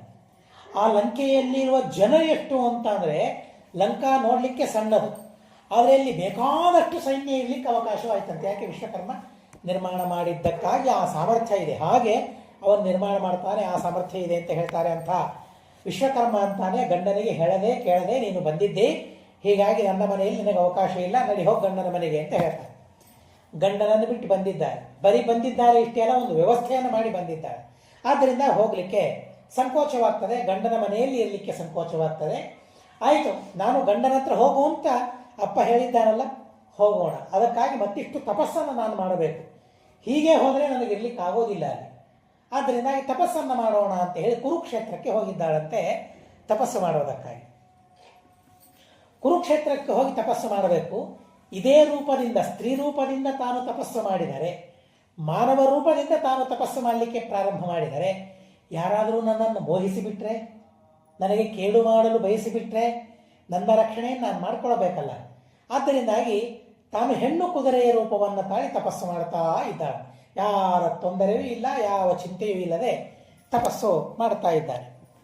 ಆಮೇಲೆ ಆಚೆ ಸವರ್ಣ ಅವಳು ಮತ್ತೆ ಸೌಮ್ಯಾದೇವಿ ಹೇಳಿದಂತೆ ಸೂರ್ಯದೇವರ ಆರಾಧನೆಯನ್ನು ಮಾಡ್ತಾ ಇದ್ದಾಳೆ. ಪೂರ್ವಜಸ್ಯ ಮನೋಸ್ತಾತ ಸದೃಶೋರಮಿತಿ ಪ್ರಭು ಸವರ್ಣತ್ವಾನ್ ಮಯೋರ್ಭೋಜ ಸಾವರ್ಣ ಇತಿ ಚೋಕ್ತವಾನ್. ಅವಳಿಗೂ ಸಹ ಆ ಸವರ್ಣ ಅಥವಾ ಛಾಯಾದೇವಿಗೂ ಸಹ ಇಬ್ಬರು ಮಕ್ಕಳಾಗಿದ್ದಾರೆ. ಒಬ್ಬ ಮನು, ಹಿಂದೆ ವೈವಸ್ವತ ಮನುವಾದ ಸೌಮ್ಯಾದೇವಿಗೆ, ಆ ವೈವಸ್ವತ ಮನುವಂತೆಯೇ ನೋಡಲಿಕ್ಕಿದ್ದಾನೆ. ಆದ್ದರಿಂದಾಗಿ ಅವನಿಗೆ ಸಾವರ್ಣ ಮನು, ಸವರ್ಣೆಯ ಮಗ ಆದ್ದರಿಂದಾಗಿ ಸಾವರ್ಣ, ವೈವಸ್ವತ ಮನುವಿನಂತೆಯೇ ಇದ್ದಾನೆ ಆದ್ದರಿಂದಾಗಿ ಸಾವರ್ಣ. ಅವನೊಬ್ಬ ಮನು, ಮುಂದಿನ ಮನ್ವಂತರದಲ್ಲಿ ಅವನು ಅಧಿಪತಿಯಾಗ್ತಾನೆ ಅಂತ ಹೇಳ್ತಾರೆ. ಎರಡನೇ ಮಗ ಅವನೇ ಶನೈಶ್ಚರ. ಹೀಗಾಗಿ ಛಾಯಾನಂದನ ಅಂತ ಅವನನ್ನು ಕರೀತಾರೆ. ಸೂರ್ಯನಿಂದ ಛಾಯಾದೇವಿಯಲ್ಲಿ ಹುಟ್ಟಿದವನು ಆ ಶನೈಶ್ಚರ. ಹೀಗೆ ಅವರಿಬ್ಬರಿದ್ದಾರೆ. ಚಕಾರಾಭ್ಯಧಿಕಂ ಸ್ನೇಹಂ ನ ತಥಾ ಪೂರ್ವಜೇಶು ವೈ. ಯಾವಾಗ ತನಗೆ ಮಕ್ಕಳಾಗ್ತಾರೆ ಅಲ್ಲಿಯ ತನಕ ಅವರನ್ನು ಚೆನ್ನಾಗಿ ನೋಡ್ಕೊಳ್ತಾಳೆ. ಮಕ್ಕಳಾದ ಮೇಲೆ ಮಕ್ಕಳ ಮೇಲೆ ಹೆಚ್ಚು ಪ್ರೀತಿಯನ್ನು ತೋರಿಸಲಿಕ್ಕೆ ಪ್ರಾರಂಭ ಮಾಡ್ತಾಳೆ. ನೋಡ್ರಿ, ದೇವತೆಗಳಲ್ಲಿಯೂ ಸಹ ಈ ತರಹದ ಪಕ್ಷಪಾತ ಇದೆ. ಪುನಃ ಮನುಷ್ಯರಲ್ಲಿ ಅವನು ತನ್ನ ಮಕ್ಕಳು ಅಂದರೆ ಬಹಳ ಪಕ್ಷಪಾತ ಮಾಡ್ತಾನೆ, ಸಹಜ ಅದು. ಅದು ದೋಷ ಅಂತ ಅಂದ್ಕೊಂಡ್ರೆ ಹೇಗೆ? ಅದು ಸಹಜ ಅದು. ಹೀಗಾಗಿ ಆ ಛಾಯಾದೇವಿ ತನ್ನ ಮಕ್ಕಳ ಮೇಲೆ, ಸಾವರ್ಣಮನು ಶನೈಶ್ವರ ಮೇಲೆ ಹೆಚ್ಚು ಪ್ರೀತಿಯನ್ನು ಮಾಡ್ತಾ ಇದ್ದಾಳೆ. ವೈವಸ್ವತಮನು ಹಾಗೂ ಯಮನೆಯ ಮೇಲೆ ಪ್ರೀತಿಯನ್ನು ಕಡಿಮೆ ಮಾಡಲಿಕ್ಕೆ ಶುರು ಮಾಡಿದರು. ಏನೇ ತಿನ್ನೋದು ಕೊಡಬೇಕಾದರೂ ರುಚಿ ರುಚಿಯಾಗಿ ಮಾಡಿದರೆ ಮೊದಲಿಗೆ ಶನೈಶ್ವರಿಗೆ ಕೊಡ್ತಾ ಇದ್ರು. ಅದರಿಂದ ವೈವಸ್ವತಮನಿಗೆ ಬಹಳ ತಾಪ ಆಗಲಿಲ್ಲ, ಖೇದ ಆಗಲಿಲ್ಲ. ಯಾಕೆಂದರೆ ಅವನು ಮಹಾಧಾರ್ಮಿಕನಾಗಿದ್ದ, ಮೆತ್ತಗೆ ಇದ್ದ, ತಾಯಿ ಎಂಬ ಭಾವನೆ ಬಹಳ ಪ್ರಬಲವಾಗಿತ್ತು ಅವಳಿಗೆ. ಹೀಗಾಗಿ ಎಲ್ಲವನ್ನೂ ಸಹನೆ ಮಾಡಿಕೊಂಡ ವೈವಸ್ವತ ಮನು. ವೈವಸ್ವತ ಅಂದರೆ ಸೂರ್ಯನ ಮಗ, ವಿವಸ್ವಾನ್ ಸೂರ್ಯ, ವೈವಸ್ವತ ಮನು ಸೂರ್ಯನ ಮಗ, ಆದ್ದರಿಂದ ಅವನಿಗೆ ವೈವಸ್ವತ. ಹೀಗಾಗಿ ವೈವಸ್ವತ ಮನು ಸಹನೆ ಮಾಡಿಕೊಂಡ. ಆದರೆ ಯಮನಿಗೆ ಸಹನೆ ಮಾಡಲಿಕ್ಕಾಗಲಿಲ್ಲ, ಸರ್ವಥಾ ಸಹನೆ ಮಾಡಲಿಕ್ಕಾಗಲಿಲ್ಲ. ಅಮ್ಮ ಎರಡು ಮಾಡ್ತಾ ಇದ್ದಾಳೆ, ಪಕ್ಷಪಾತ ಮಾಡ್ತಾ ಇದ್ದಾಳೆ. ಎಲ್ಲ ಮಕ್ಕಳನ್ನು ಸರಿಯಾಗಿ ನೋಡ್ಕೊಳ್ಬೇಕು, ಮಕ್ಕಳಲ್ಲಿ ವ್ಯತ್ಯಾಸ ಮಾಡಬಾರದು. ಹೀಗಾಗಿ ವ್ಯತ್ಯಾಸ ಮಾಡ್ತಾ ಇದ್ದಾಳೆ. ಶನೈಶ್ವರನಿಗೆ, ಸಾವರ್ಣಮನುವಿಗೆ ಹೆಚ್ಚು ತಿನ್ನಲಿಕ್ಕೆ ಕೊಡೋದು, ಉಣ್ಲಿಕ್ಕೆ ಕೊಡೋದು, ಆಟ ಆಡಿಸೋದು, ಈ ತರಹದ ಪ್ರೀತಿಯನ್ನು ಮಾಡೋದು ಮಾಡ್ತಾ ಇದ್ದಾಳೆ. ನಮ್ಮನ್ನು ಸ್ವಲ್ಪ ಉದಾಸೀನ ಮಾಡೋದು, ಕಂಡಾಗ ಬೈಯೋದು ಆವಾಗ ಈ ತರಹ ಮಾಡ್ತಾ ಇದ್ದಾರೆ. ಯಮನಿಗೆ ಸಹನೆ ಮಾಡಲಿಕ್ಕಾಗೋದಿಲ್ಲ. ಸಹನೆ ಮಾಡಲಿಕ್ಕಾಗದೇ ಇದ್ದಾಗ ಒಂದು ಸಲ ತಾಯಿಯ ಮೇಲೆ ಕಾಲು ತೋರಿಸ್ತಾನೆ. ತಾಯಿಗೆ, ಹಡೆದ ತಾಯಿ ಅಲ್ಲ, ಸಾಪತ್ನ ಮಾತ. ಸಾಪತ್ನ ಮಾತೆಗೆ ಕಾಲು ತೋರಿಸಿದಾಗ ತಾಯಿ ಶಾಪ ಕೊಟ್ಟು ಬಿಡ್ತಾಳೆ. ನಿನ್ನ ಕಾಲುಗಳು ಬಿದ್ದು ಹೋಗಲಿ ಅಂತ ಶಾಪವನ್ನು ಕೊಟ್ಟು ಬಿಡ್ತಾಳೆ. ಆವಾಗ ಯಮ ಗಾಬರಿಯಾದ. ತಾಯಿಯ ಶಾಪ, ಯದ್ಯಪಿ ಹಡೆದ ತಾಯಿ ಅಲ್ಲ, ಆದರೂ ತಾಯಿಯೇ. ಆ ತಾಯಿಯ ಶಾಪದಿಂದಾಗಿ ನನ್ನ ಕಾಲುಗಳು ಎಲ್ಲಿ ಹೋಗ್ತವೋ ಏನೋ ಅಂತ ವಿಚಾರ ಮಾಡಿ ತಂದೆಯ ಹತ್ರ ಹೋಗ್ತಾರೆ, ಸೂರ್ಯನ ಹತ್ರ ಹೋಗ್ತಾರೆ. ಹೇಳ್ತಾರೆ, ಹೀಗೆ ಅಮ್ಮ ಶಾಪ ಕೊಟ್ಟಿದ್ದಾಳೆ ನನಗೆ ಕಾಲು ಹೋಗಲಿ ಅಂತ. ಆ ಶಾಪ ನನಗೆ ತಟ್ಟಬಾರದು, ಯಾಕೆ ನೀನು ಕಾಲು ತೋರಿಸಿದಿ ಅಂತಂದಾಗ ಎಲ್ಲ ಪಕ್ಷಪಾತ ಮಾಡ್ತಾ ಇದ್ದಾಳೆ. ಬಹಳ ಸಿಟ್ಟು ಬಂತು. ಹೀಗಾಗಿ ತೋರಿಸಿದೆ, ನಾನು ಕಾಲು ತೋರಿಸಿದ್ದೇನೆ ಹೊರತು ಕಾಲಿನಿಂದ ಒದ್ದಿಲ್ಲ. ಕಾಲಿನಿಂದ ಒದೇದೇ ಇದ್ದರೂ ಕಾಲು ತೋರಿಸಿದ್ದಕ್ಕಾಗಿ ಆ ಪಾಪ ಇದ್ದೇ ಇರ್ತದೆ. ಹೀಗಾಗಿ ಕಾಲನ್ನು ತೋರಿಸಬಾರದು. ಯಾರಿಗೂ ನಮ್ಮ ಪಾದಗಳು ದೇವರ ಮುಂದೆ ಕೂತಾಗಲಂತಲೂ ಎರಡೂ ಕಾಲುಗಳನ್ನು ಮುಚ್ಚಿಕೊಂಡು ಕೂಡಬೇಕು ಅಂತ ಹೇಳ್ತಾರೆ ದೇವರ ಮುಂದೆ. ಮಹಾಸ್ವಾಮಿಗಳನ್ನು ನಾವು ನೋಡ್ತೇವೆ, ದೇವರ ಪೂಜೆಗೆ ಕುಳಿತಾಗ ಕಾಲು ಕಾಣಿಸದೇ ಇದ್ದಂತೆ ಕೂತಿರ್ತಾರೆ. ಕಾಲು ತೋರಿಸಬಾರದು, ಕಾಲಿನ ದರ್ಶನವಾಗಬಾರದು. ಹೀಗಾಗಿ ತಾಯಿಗೆ ಕಾಲು ತೋರಿಸಿದೆ ಅನ್ನೋದಕ್ಕಾಗಿ ಅದು ಆಗೋದೇ ನನಗೆ. ಅವಳ ಮಾತು ಸತ್ಯವಾಗೋದೆ. ಹೆಂಡತಿಯ ಮೇಲೆ ಪ್ರೀತಿ ಹೇಗೆ ನೋಡಿ, ಸುಳ್ಳು ಮಾಡಲಿಲ್ಲ. ಅವಳು ಸತ್ಯವಂತಳು, ಧಾರ್ಮಿಕಳವಳು. ಹೀಗಾಗಿ ಅವಳ ಮಾತು ಸುಳ್ಳಾಗೋದಿಲ್ಲ. ಕ್ರಿಮಿಗಳು ನಿನ್ನ ಕಾಲಿನಲ್ಲಿರುವ ಮಾಂಸವನ್ನು ತೆಗೆದುಕೊಂಡು ಭೂಮಿಗೆ ಹೋಗ್ತವೆ. ಎಲ್ಲ ಮಾಂಸ ಭೂಮಿಗೆ ಹೋದ ಮೇಲೆ ಮತ್ತೆ ನಿನಗೆ ಹೊಸದಾಗಿ ಕಾಲು ಬರ್ತವೆ. ತಾಯಿಯ ಮಾತು ಸತ್ಯವಾಗ್ತದೆ. ನೀನು ವರವನ್ನು ಕೇಳಿದ್ದಿ, ನಿನಗೂ ನಾನು ವರವನ್ನು ಕೊಡ್ತೇನೆ ಅಂತ ಸೂರ್ಯ ಹೇಳಿಬಿಡ್ತಾನೆ ಆ ಯಮನಿಗೆ. ಮಾತ್ರ ಸ್ನೇಹೇನ ಸರ್ವೇಶು ವರ್ತಿತವ್ಯಂ ಸುತೇಶು ವೈ. ಯಮ ಹೇಳ್ತಾನೆ ಅಪ್ಪನಿಗೆ, ಅಪ್ಪ ಏನಿದ್ರು ತಾಯಿ ಅಲ್ಲ, ಎಲ್ಲರೂ ಒಂದೇ ಥರ ನೋಡಬೇಕಲ್ಲ, ಹಾಗೆ ನೋಡ್ತಾ ಇಲ್ಲ ಅಂತಾದಾಗ ಯಾಕೆ ಹೀಗಾಯಿತು ವ್ಯತ್ಯಾಸ ಅಂತ ಹೇಳಿ ಏನೋ ಸ್ವಲ್ಪ ಮನಸ್ಸಿಗೆ ತೊಂದರೆ ಅನ್ನಿಸ್ತು ಸೂರ್ಯನಿಗೆ. ತೊಂದರೆ ಅನಿಸಿ ಸವರ್ಣ, ಅವಳಿನ್ನೂ ತನ್ನ ಹೆಂಡತಿ ಸಂಜ್ಞಾದೇವಿ ಅಂತಲೇ ತಿಳಿದಿದ್ದಾನೆ ಅಲ್ಲಿಯ ತನಕ. ಛಾಯಾದೇವಿ ಅಂತ ಜ್ಞಾನವೇ ಇಲ್ಲ. ಈ ತರಹದ ವ್ಯತ್ಯಾಸ ಮಾಡಿದ್ದಾನೆ ಅಂತನೋ ಪರಿಜ್ಞಾನವೇ ಇಲ್ಲ. ಬಹಳ ವಿಚಿತ್ರ ಅಂತ ಅನಿಸ್ತದೆ. ದೇವತೆಗಳು, ಅಪರೋಕ್ಷ ಜ್ಞಾನಿಗಳು, ಅದಲು ಮೊದಲಾದದ್ದು ಗೊತ್ತಾಗಲಿಲ್ಲ. ಸಂಜ್ಞೆ ಹೋಗಿದ್ದಾಳೆ. ಆ ಸಂಜ್ಞೆ ಮತ್ತೊಬ್ಬಳನ್ನು ಸೃಷ್ಟಿ ಮಾಡಿ ಅವಳನ್ನು ನನ್ನ ಜೊತೆಗೆ ಇಟ್ಟಿದ್ದಾಳೆ, ನನ್ನ ಹೆಂಡತಿಯಾಗಿ ಅವಳು ವರ್ತನೆ ಮಾಡ್ತಾ ಇದ್ದಾಳೆ ಅನ್ನೋ ಜ್ಞಾನ ಆ ಸಂಜ್ಞಾದೇವಿಗೆ, ಛಾಯಾದೇವಿಗೆ 2 ಜನ ಮಕ್ಕಳಾಗುವವರೆಗೂ ಗೊತ್ತಾಗಲಿಲ್ಲ ಇವಳು ಬೇರೆಯವಳು ಅಂತ. ನೋಡ್ರಿ, ದೇವತೆಗಳಿಗೂ ಯಾವ ತರಹದ ಅಜ್ಞಾನ ಇರ್ತದೆ. ಆಲೋಚನೆ ಮಾಡಿದಾಗ ಜ್ಞಾನ ಬರ್ತದೆ ಅವರಿಗೆ. ಯೋಗಚಕ್ಷುವಿನಿಂದ ನೋಡಿದಾಗ ಜ್ಞಾನ ಆಗ್ತದೆ ಏನಾಯಿತು ಅಂತ. ಯೋಗದಿಂದ ನೋಡಿದಾಗ ಇಲ್ಲದೆ ಹೋದರೆ ಅಲ್ಲಿ ತನಕ ಅವರಿಗೆ ಜ್ಞಾನವಾಗೋದಿಲ್ಲ. ಜ್ಞಾನ ಮಾಡಿಕೊಳ್ಳಬೇಕು ಅಂತ ಅಪೇಕ್ಷೆ ಬರಬೇಕು. ಅಪೇಕ್ಷೆ ಬಂದಾಗಲೇ ಜ್ಞಾನ ಬರೋದು, ಇಲ್ಲದೆ ಹೋದರೆ ಬರೋದಿಲ್ಲ ದೇವತೆಗಳಿಗೂ. ಹೀಗಾಗಿ ಅಲ್ಲಿಯ ತನಕ 2 ಮಕ್ಕಳಾಗುವ ತನಕ ಸಾವರ್ಣಮನು ಮತ್ತು ಶನೈಶ್ವರ ಅವರಿಬ್ಬರು ಮಕ್ಕಳಾಗಿ ದೊಡ್ಡವರಾಗುವ ತನಕ ಇವಳು ಬೇರೆಯವಳು ಅಂತ ಅನ್ನೋ ಜ್ಞಾನವೇ ಆಗಲಿಲ್ಲ. ಇವಳು ಸೌಮ್ಯಾದೇವಿ ಅಲ್ಲ ಅನ್ನೋ ಜ್ಞಾನವೇ ಆಗಲಿಲ್ಲ. ಆದರೆ ಈಗ ಸ್ವಲ್ಪ ಸಂದೇಹ ಬಂತು, ಯಾಕೆ ಹೀಗೆ ವರ್ತನೆ ಮಾಡ್ತಾ ಇದ್ದಾಳೆ, ಏನು ವ್ಯತ್ಯಾಸವಾಗಿದೆ ಅನ್ನೋದನ್ನು ಕೇಳೋದಕ್ಕಾಗಿ ಅಂತ ಹೋಗ್ತಾಳೆ. ತಾಂ ಶಕ್ತು ಕಾಮಃ ಭಗವನ್ ನಾಶಾರ ಕೃದಂದನ ಮೂರ್ಧದೇಶಗ್ರಹ ಸಮಯೇತಿ ಗತೇಪಿಚ. ಹೋಗ್ತಾಳೆ, ಕೇಳ್ತಾರೆ, ಇಲ್ಲ ಮಕ್ಕಳಲ್ಲಿ ಸಮಾನವಾಗಿ ವರ್ತಿಸಬೇಕು, ಯಾಕೆ ಹೇಗೆ ಮಾಡ್ತಾ ಇದ್ದಿ ಅಂದಾಗ ಅವಳೇನು ಉತ್ತರ ಕೊಡೋದಿಲ್ಲ. ಬಹಳ ಕೇಳಿದ್ರೂ ಉತ್ತರ ಕೊಡೋದಿಲ್ಲ. ಕೊನೆಗೆ ಸಿಟ್ಟು ಬಂದುಬಿಡ್ತದೆ ಸೂರ್ಯನಿಗೆ. ಶಾಪ ಕೊಡಬೇಕು ಅಂತ ಮುಂದಾಗ್ತಾನೆ. ಕೂದಲನ್ನು ಎಳಿಬೇಕು, ಕೈಯಲ್ಲಿ ಜಡೆಯನ್ನು ಎಳೆದು ಎಳೆದು ಶಾಪ ಕೊಡಬೇಕು ಅಂತ ಮುಂದಾಗ್ತಾನೆ. ಆವಾಗ ಅವಳು ಹೇಳ್ತಾಳೆ, ನಾನು ಸಂಜ್ಞಾದೇವಿ ಅಲ್ಲ, ನಾನು ಛಾಯಾದೇವಿ ಅಂತ ನಡೆದ ಘಟನೆಯನ್ನೆಲ್ಲ ಹೇಳಿಬಿಡ್ತಾಳೆ. ತ್ವಷ್ಟಾತು ತಾಂ ಯಥಾಂ ನ್ಯಾಯಂ ಅರ್ಚರಿತ್ವಾ ವಿಭಾವಸಂ ನಿರ್ದತ್ತು ಕಾಮಂ ರೋಷೇಣ ಸಾಂತ್ವಯಾಮಾಸ ವೈತದ. ಎಲ್ಲಿ ಹೋಗಿದ್ದಾಳೆ ಸೌಮ್ಯಾದೇವಿ? ಇಲ್ಲ, ಅಪ್ಪನ ಮನೆಗೆ ಹೋಗಿದ್ದಾಳೆ. ಹಾಗಾದರೆ ವಿಶ್ವಕರ್ಮನ ಮೇಲೆ ಸಿಟ್ಟು ಬಂತು ಸೂರ್ಯನಿಗೆ. ನನ್ನ ಮನೆಯಿಂದ ಬಂದ ಮೇಲೆ ಇಷ್ಟು ದಿವಸ ಆದರೂ ನನ್ನ ಹೆಂಡತಿಯನ್ನು ಕಳಿಸ್ತಾ ಇಲ್ಲ ಅಂತ ಹೇಳಿ ಅವನನ್ನು ದಹನ ಮಾಡಿಬಿಡೋಣ, ಸುಟ್ಟೆ ಹಾಕಿಬಿಡೋಣ ಅಂತ ಅಷ್ಟು ಸಿಟ್ಟಿನಿಂದ ಹೋದಾಗ ಆ ಮಾವ ತ್ವಷ್ಟ ಮೊದಲಿಗೆ ಸಾಂತ್ವನ ಮಾಡ್ತಾನೆ, ಶಾಂತಿ ಹೇಳ್ತಾನೆ, ಸಮಾಧಾನ ಮಾಡ್ತಾನೆ. ಇಷ್ಟು ದಿವಸ ನಿನ್ನನ್ನು ಬಿಟ್ಟು ನನ್ನ ಮಗಳು ಬಂದಿದ್ದಾಳೆ ಅಂತ ಅಂದರೆ ಏನೋ ತೊಂದರೆಯಾಗಿರಲೇಬೇಕು. ಹಾಗೆ ನಾನು ಬೆಳೆಸಿಲ್ಲ ನನ್ನ ಮಗಳನ್ನು. ನನ್ನ ಮಗಳ ಮೇಲೆ ನನಗೆ ನಂಬಿಕೆ ಇದೆ, ವಿಶ್ವಾಸ ಇದೆ, ಅಧಾರ್ಮಿಕಳಲ್ಲ. ಏನೋ ಒಂದು ತೊಂದರೆಯಾಗಿದೆ, ಏನೋ ಒಂದು ಅವಳಿಗೆ ಶೋಕವಾಗಿದೆ, ತಾಪವಾಗಿದೆ, ಅದೇನು ಅಂತ ತಿಳ್ಕೊಳ್ಬೇಕು ಅಂತ ಹೇಳಿ ಶಾಂತ ಮಾಡ್ತಾನೆ. ಮೊದಲಿಗೆ ತ್ವಷ್ಟ ಉವಾಚ, ಇಲ್ಲ ಅವಳು ಬಂದದ್ದು ಏನು ಅಂತ ನನಗೆ ಇಷ್ಟು ಗೊತ್ತಿದೆ. ತವಾತಿ ತೇಜಸಾವಿಷ್ಟಂ ಇದಂ ರೂಪಂ ನ ಶೋಭತೆ ಅಸಹಂತಿ ಚ ತತ್ಸೌಜ್ಞ ವನೇಚರತಿ. ಷಡ್ವರೆ ಯೋಗ ದೃಷ್ಟಿಯಿಂದ ನೋಡ್ತಾನೆ ತ್ವಷ್ಟ ವಿಶ್ವಕರ್ಮ. ನೋಡಿದಾಗ ಎಲ್ಲವೂ ಅವನಿಗೆ ಗೊತ್ತಾಗ್ತದೆ. ಇಲ್ಲ, ನಿನ್ನ ಹೆಂಡತಿ ನನ್ನ ಮಗಳು ಕುದುರೆಯ ರೂಪದಿಂದ ಅವಳು ತಪಸ್ಸು ಮಾಡ್ತಾ ಇದ್ದಾಳೆ ಕುರುಕ್ಷೇತ್ರದಲ್ಲಿ. ಆದ್ದರಿಂದಾಗಿ ನೀನು ಅಲ್ಲಿಗೆ ಹೋಗಬಹುದು, ಆದರೆ ಹೋಗುವ ಮೊದಲು ನಾನು ನಿನ್ನ ದೇಹವನ್ನು ಸರಿ ಮಾಡಬೇಕು ಮೊದಲಿಗೆ ಅಂತ ಹೇಳ್ತಾರೆ. ನಿನ್ನ ದೇಹದಿಂದ ಬಹಳ ತಾಪ ಬರ್ತಾ ಇದೆ, ನನಗೆ ಸಹಾಯ ಮಾಡ್ಕೊಳ್ಳಿಕ್ಕೆ ಆಗ್ತಾ ಇಲ್ಲ, ಇನ್ನು ನನ್ನ ಮಗಳು ಏನು ಸಹಾಯ ಮಾಡಿಕೊಳ್ತಾಳೆ, ಆಗೋದಿಲ್ಲ. ಆದ್ದರಿಂದಾಗಿ ನಾನು ನಿನ್ನನ್ನು ಸರಿ ಮಾಡ್ತೇನೆ ಅಂತ ಹೇಳ್ತಾರೆ. ನೋಡಿ, ಒಬ್ಬ ಮಾವ ತನ್ನ ಅಳಿಯನನ್ನು ಸರಿ ಮಾಡಿಕೊಂಡ ಕಥೆ ಇದು. ಇಬ್ಬರಲ್ಲಿ ಮನಸ್ತಾಪವಾಗಿದೆ ಅಂತನ್ನೋದಕ್ಕಾಗಿ ಬಿಟ್ಟು ಹೋಗೋದಲ್ಲ. ಶಾಸ್ತ್ರ ಸರ್ವಥಾ ಒಪ್ಪಿಲ್ಲ. ಇವತ್ತು ನಾವೇನು ಡೈವೋರ್ಸ್ ಪದ್ಧತಿ ಬಂದಿದೆ, ಅದು ಪದ್ಧತಿ ಅಲ್ವೇ ಅಲ್ಲ, ಅದು ದುಷ್ಪದ್ಧತಿ ಬಂದುಬಿಟ್ಟಿದೆ. ಅದನ್ನು ಒಪ್ಪೋದೇ ಇಲ್ಲ, ಶಾಸ್ತ್ರ ಒಪ್ಪೋದೇ ಇಲ್ಲ. ಇವಳಿಗೆ ಆದಂಥ ಘಟನೆ ನಮಗೇನಾದರೂ ಆಗಿದ್ರೆ ಏನು ಮಾಡ್ತಿದ್ವೋ ಏನೋ. ಅತೀ ಕ್ಷುದ್ರವಾದ ಕಾರಣಗಳಿಗೆ ಇವತ್ತಿನ ಜನ ಬಿಟ್ಟು ಹೋಗ್ತಾ ಇದ್ದಾರೆ, ಅತೀ ಕ್ಷುದ್ರವಾದ ಕಾರಣಗಳು. ಆದರೆ ಇದು ಎಂಥ ದೊಡ್ಡ ಕಾರಣ ಇದೆ ಬಿಟ್ಟು ಹೋಗಲಿಕ್ಕೆ. ಹೋಗಿದ್ದಾಳೆ, ಆದರೆ ಸೂರ್ಯನನ್ನು ಬಿಟ್ಟಿಲ್ಲ. ಗಂಡ ಅಲ್ಲ ಅಂತ ಅಂದಿಲ್ಲ, ಅವನ ಜೊತೆಗೆ ಇರಲಿಕ್ಕೆ ನನ್ನ ಕಡೆಯಿಂದ ಆಗ್ತಾ ಇಲ್ಲ, ಅದಕ್ಕಾಗಿ ನಾನು ತಪಸ್ಸು ಮಾಡಬೇಕು ಅಂತ ತಪಸ್ಸು ಮಾಡಲಿಕ್ಕೆ ಹೋಗಿದ್ದಾಳೆ ಅವಳು. ಹೀಗಾಗಿ ನಾನು ಮೊದಲಿಗೆ ನಿನ್ನನ್ನು ಸರಿ ಮಾಡಬೇಕು, ನಿನ್ನಿಂದ ತಾಪ ಬಹಳ ಆಗ್ತಾ ಇದೆ, ಒಪ್ಕೊಳ್ತೀಯ ಅಂತಂದಾಗ ಅವಶ್ಯವಾಗಿ ಒಪ್ಕೊಳ್ಳಿಕ್ಕೆ ಸಿದ್ಧ ನಾನು.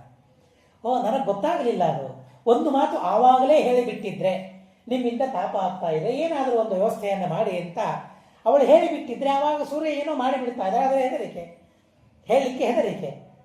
ಹೀಗಾಗಿ ಹೆದರಿಕೆಯಿಂದ ಹೋಗಿದ್ದಾಳೆ. ನಿಮ್ಮ ದೇಹವನ್ನು ಸರಿ ಮಾಡ್ತೇನೆ ಅಂತ ಹೇಳಿ ಆ ಸೂರ್ಯನ ದೇಹವನ್ನು ಸರಿ ಮಾಡುವುದಕ್ಕಾಗಿ ತೊಡಗುತ್ತಾನೆ. ಆ ಸೂರ್ಯನ ದೇಹವನ್ನು ಕತ್ತರಿಸ್ತಾನೆ. ಮೊದಲಿಗೆ ದೇಹವನ್ನು ಕತ್ತರಿಸುವಾಗ ವಿಚಿತ್ರವಾದ ಆಪರೇಷನ್ ಅದೊಂದು.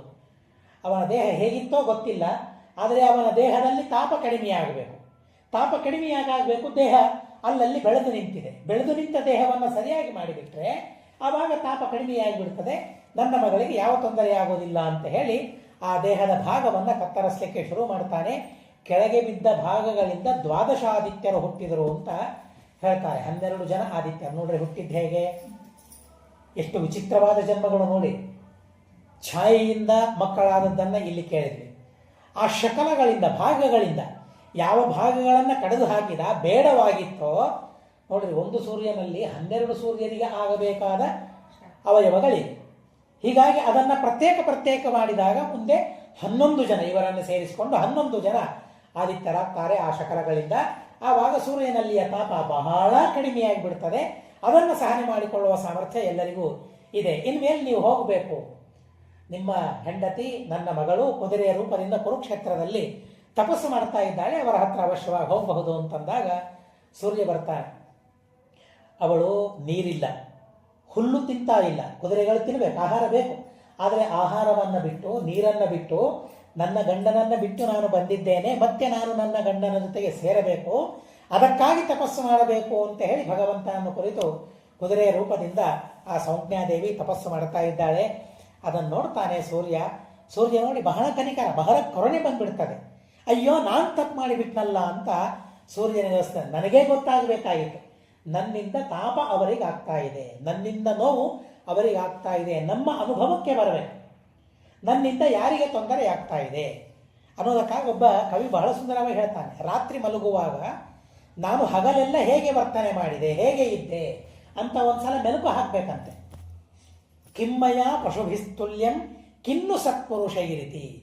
ನಾನು ನನ್ನ ಮನೆಯಲ್ಲಿ ಹೆಂಡತಿಯ ಜೊತೆಗೆ, ಮಕ್ಕಳ ಜೊತೆಗೆ, ಹೊರಗಡೆಗೆ ನನ್ನ ಸಹವರ್ತಿಗಳ ಜೊತೆಗೆ ನಾನು ಹೇಗೆ ವ್ಯವಹಾರ ಮಾಡಿದ್ದೇನೆ, ನನ್ನ ಗೆಳೆಯರ ಜೊತೆಗೆ ಹೇಗೆ ವ್ಯವಹಾರ ಮಾಡಿದ್ದೇನೆ, ಕೆಲಸದವರ ಜೊತೆಗೆ ಹೇಗೆ ವ್ಯವಹಾರ ಮಾಡಿದ್ದೇನೆ, ಪಶುಗಳಂತೆ ನಾನು ವ್ಯವಹಾರ ಮಾಡಿದ್ದೀನ, ಸಜ್ಜನನಂತೆ ನಾನು ವ್ಯವಹಾರ ಮಾಡಿದ್ದೀನ.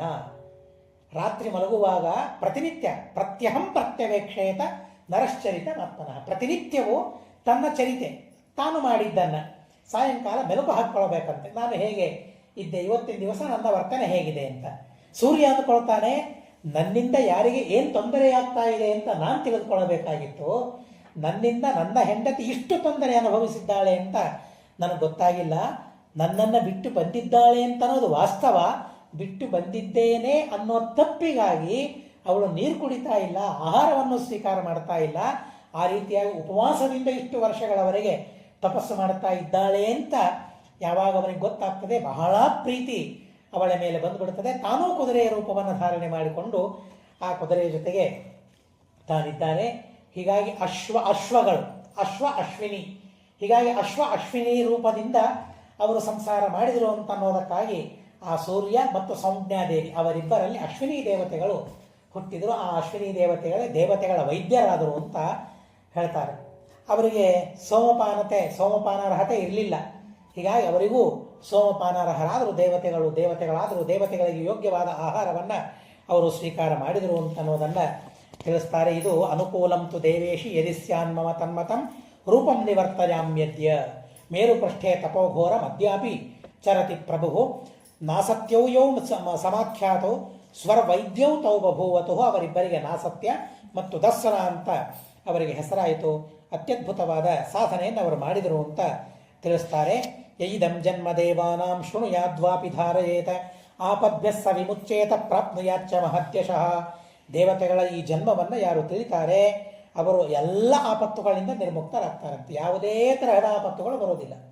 ಸಂಜ್ಞಾದೇವಿ ಎಂಥ ಆಪತ್ತಿನಿಂದ ಮುಕ್ತಳಾಗಿ ಮತ್ತೆ ಗಂಡನ ಜೊತೆಗೆ ಪ್ರೀತಿಯಿಂದ ತಾನು ಸಂಸಾರವನ್ನು ಮಾಡಿದ್ಲು. ಹೀಗಾಗಿ ಅಂಥ ದೊಡ್ಡ ದೊಡ್ಡ ಆಪತ್ತುಗಳಿಂದಲೇ ಮುಕ್ತರಾದರು ಅಂತ ಮೇಲೆ ನಮ್ಮದೆಷ್ಟು ಸಣ್ಣ ಪುಟ್ಟ ಆಪತ್ತುಗಳು, ಎಲ್ಲ ಆಪತ್ತುಗಳ ಪರಿಹಾರ ಆಗ್ತದೆ. ಮಹಾಕೀರ್ತಿ ಸಂಪನ್ನರಾಗ್ತಾರೆ ಅವರು ದೇವತೆಗಳ ಈ ಜನ್ಮವನ್ನು ಕೇಳೋದರಿಂದ ಅಂತ ಹೇಳಿ ಆ ಆದಿತ್ಯನ ಸೂರ್ಯನ ಅತ್ಯದ್ಭುತವಾಗಿರತಕ್ಕಂತಹ ಚರಿತ್ರೆಯನ್ನು ತಿಳಿಸ್ತಾರೆ. ಅದೇ ಸೂರ್ಯನ ವಂಶದಲ್ಲಿ ಅನೇಕ ಜನ ಬಂದದ್ದನ್ನು ಹೇಳ್ತಾರೆ. ಜನಮೇಜರ ಪ್ರಶ್ನೆ ಮಾಡ್ತಾರೆ, ಕಥಂ ವೈ ಶ್ರಾದ್ದ ದೇವತ್ವಂ ಆದಿತ್ಯಸ್ಯ ವಿವಸ್ವತಃ ಶ್ರೋತುಮಿಚ್ಛಾಮಿ ವಿಪ್ರಾಗ್ರೆ ಶ್ರಾದ್ದಸ್ಯ ಚ ಪರಂ ವಿಧಿಂ. ಸೂರ್ಯ ಆದಿತ್ಯ ಅವನು ಶ್ರಾದ್ದ ದೇವ ಅಂತ.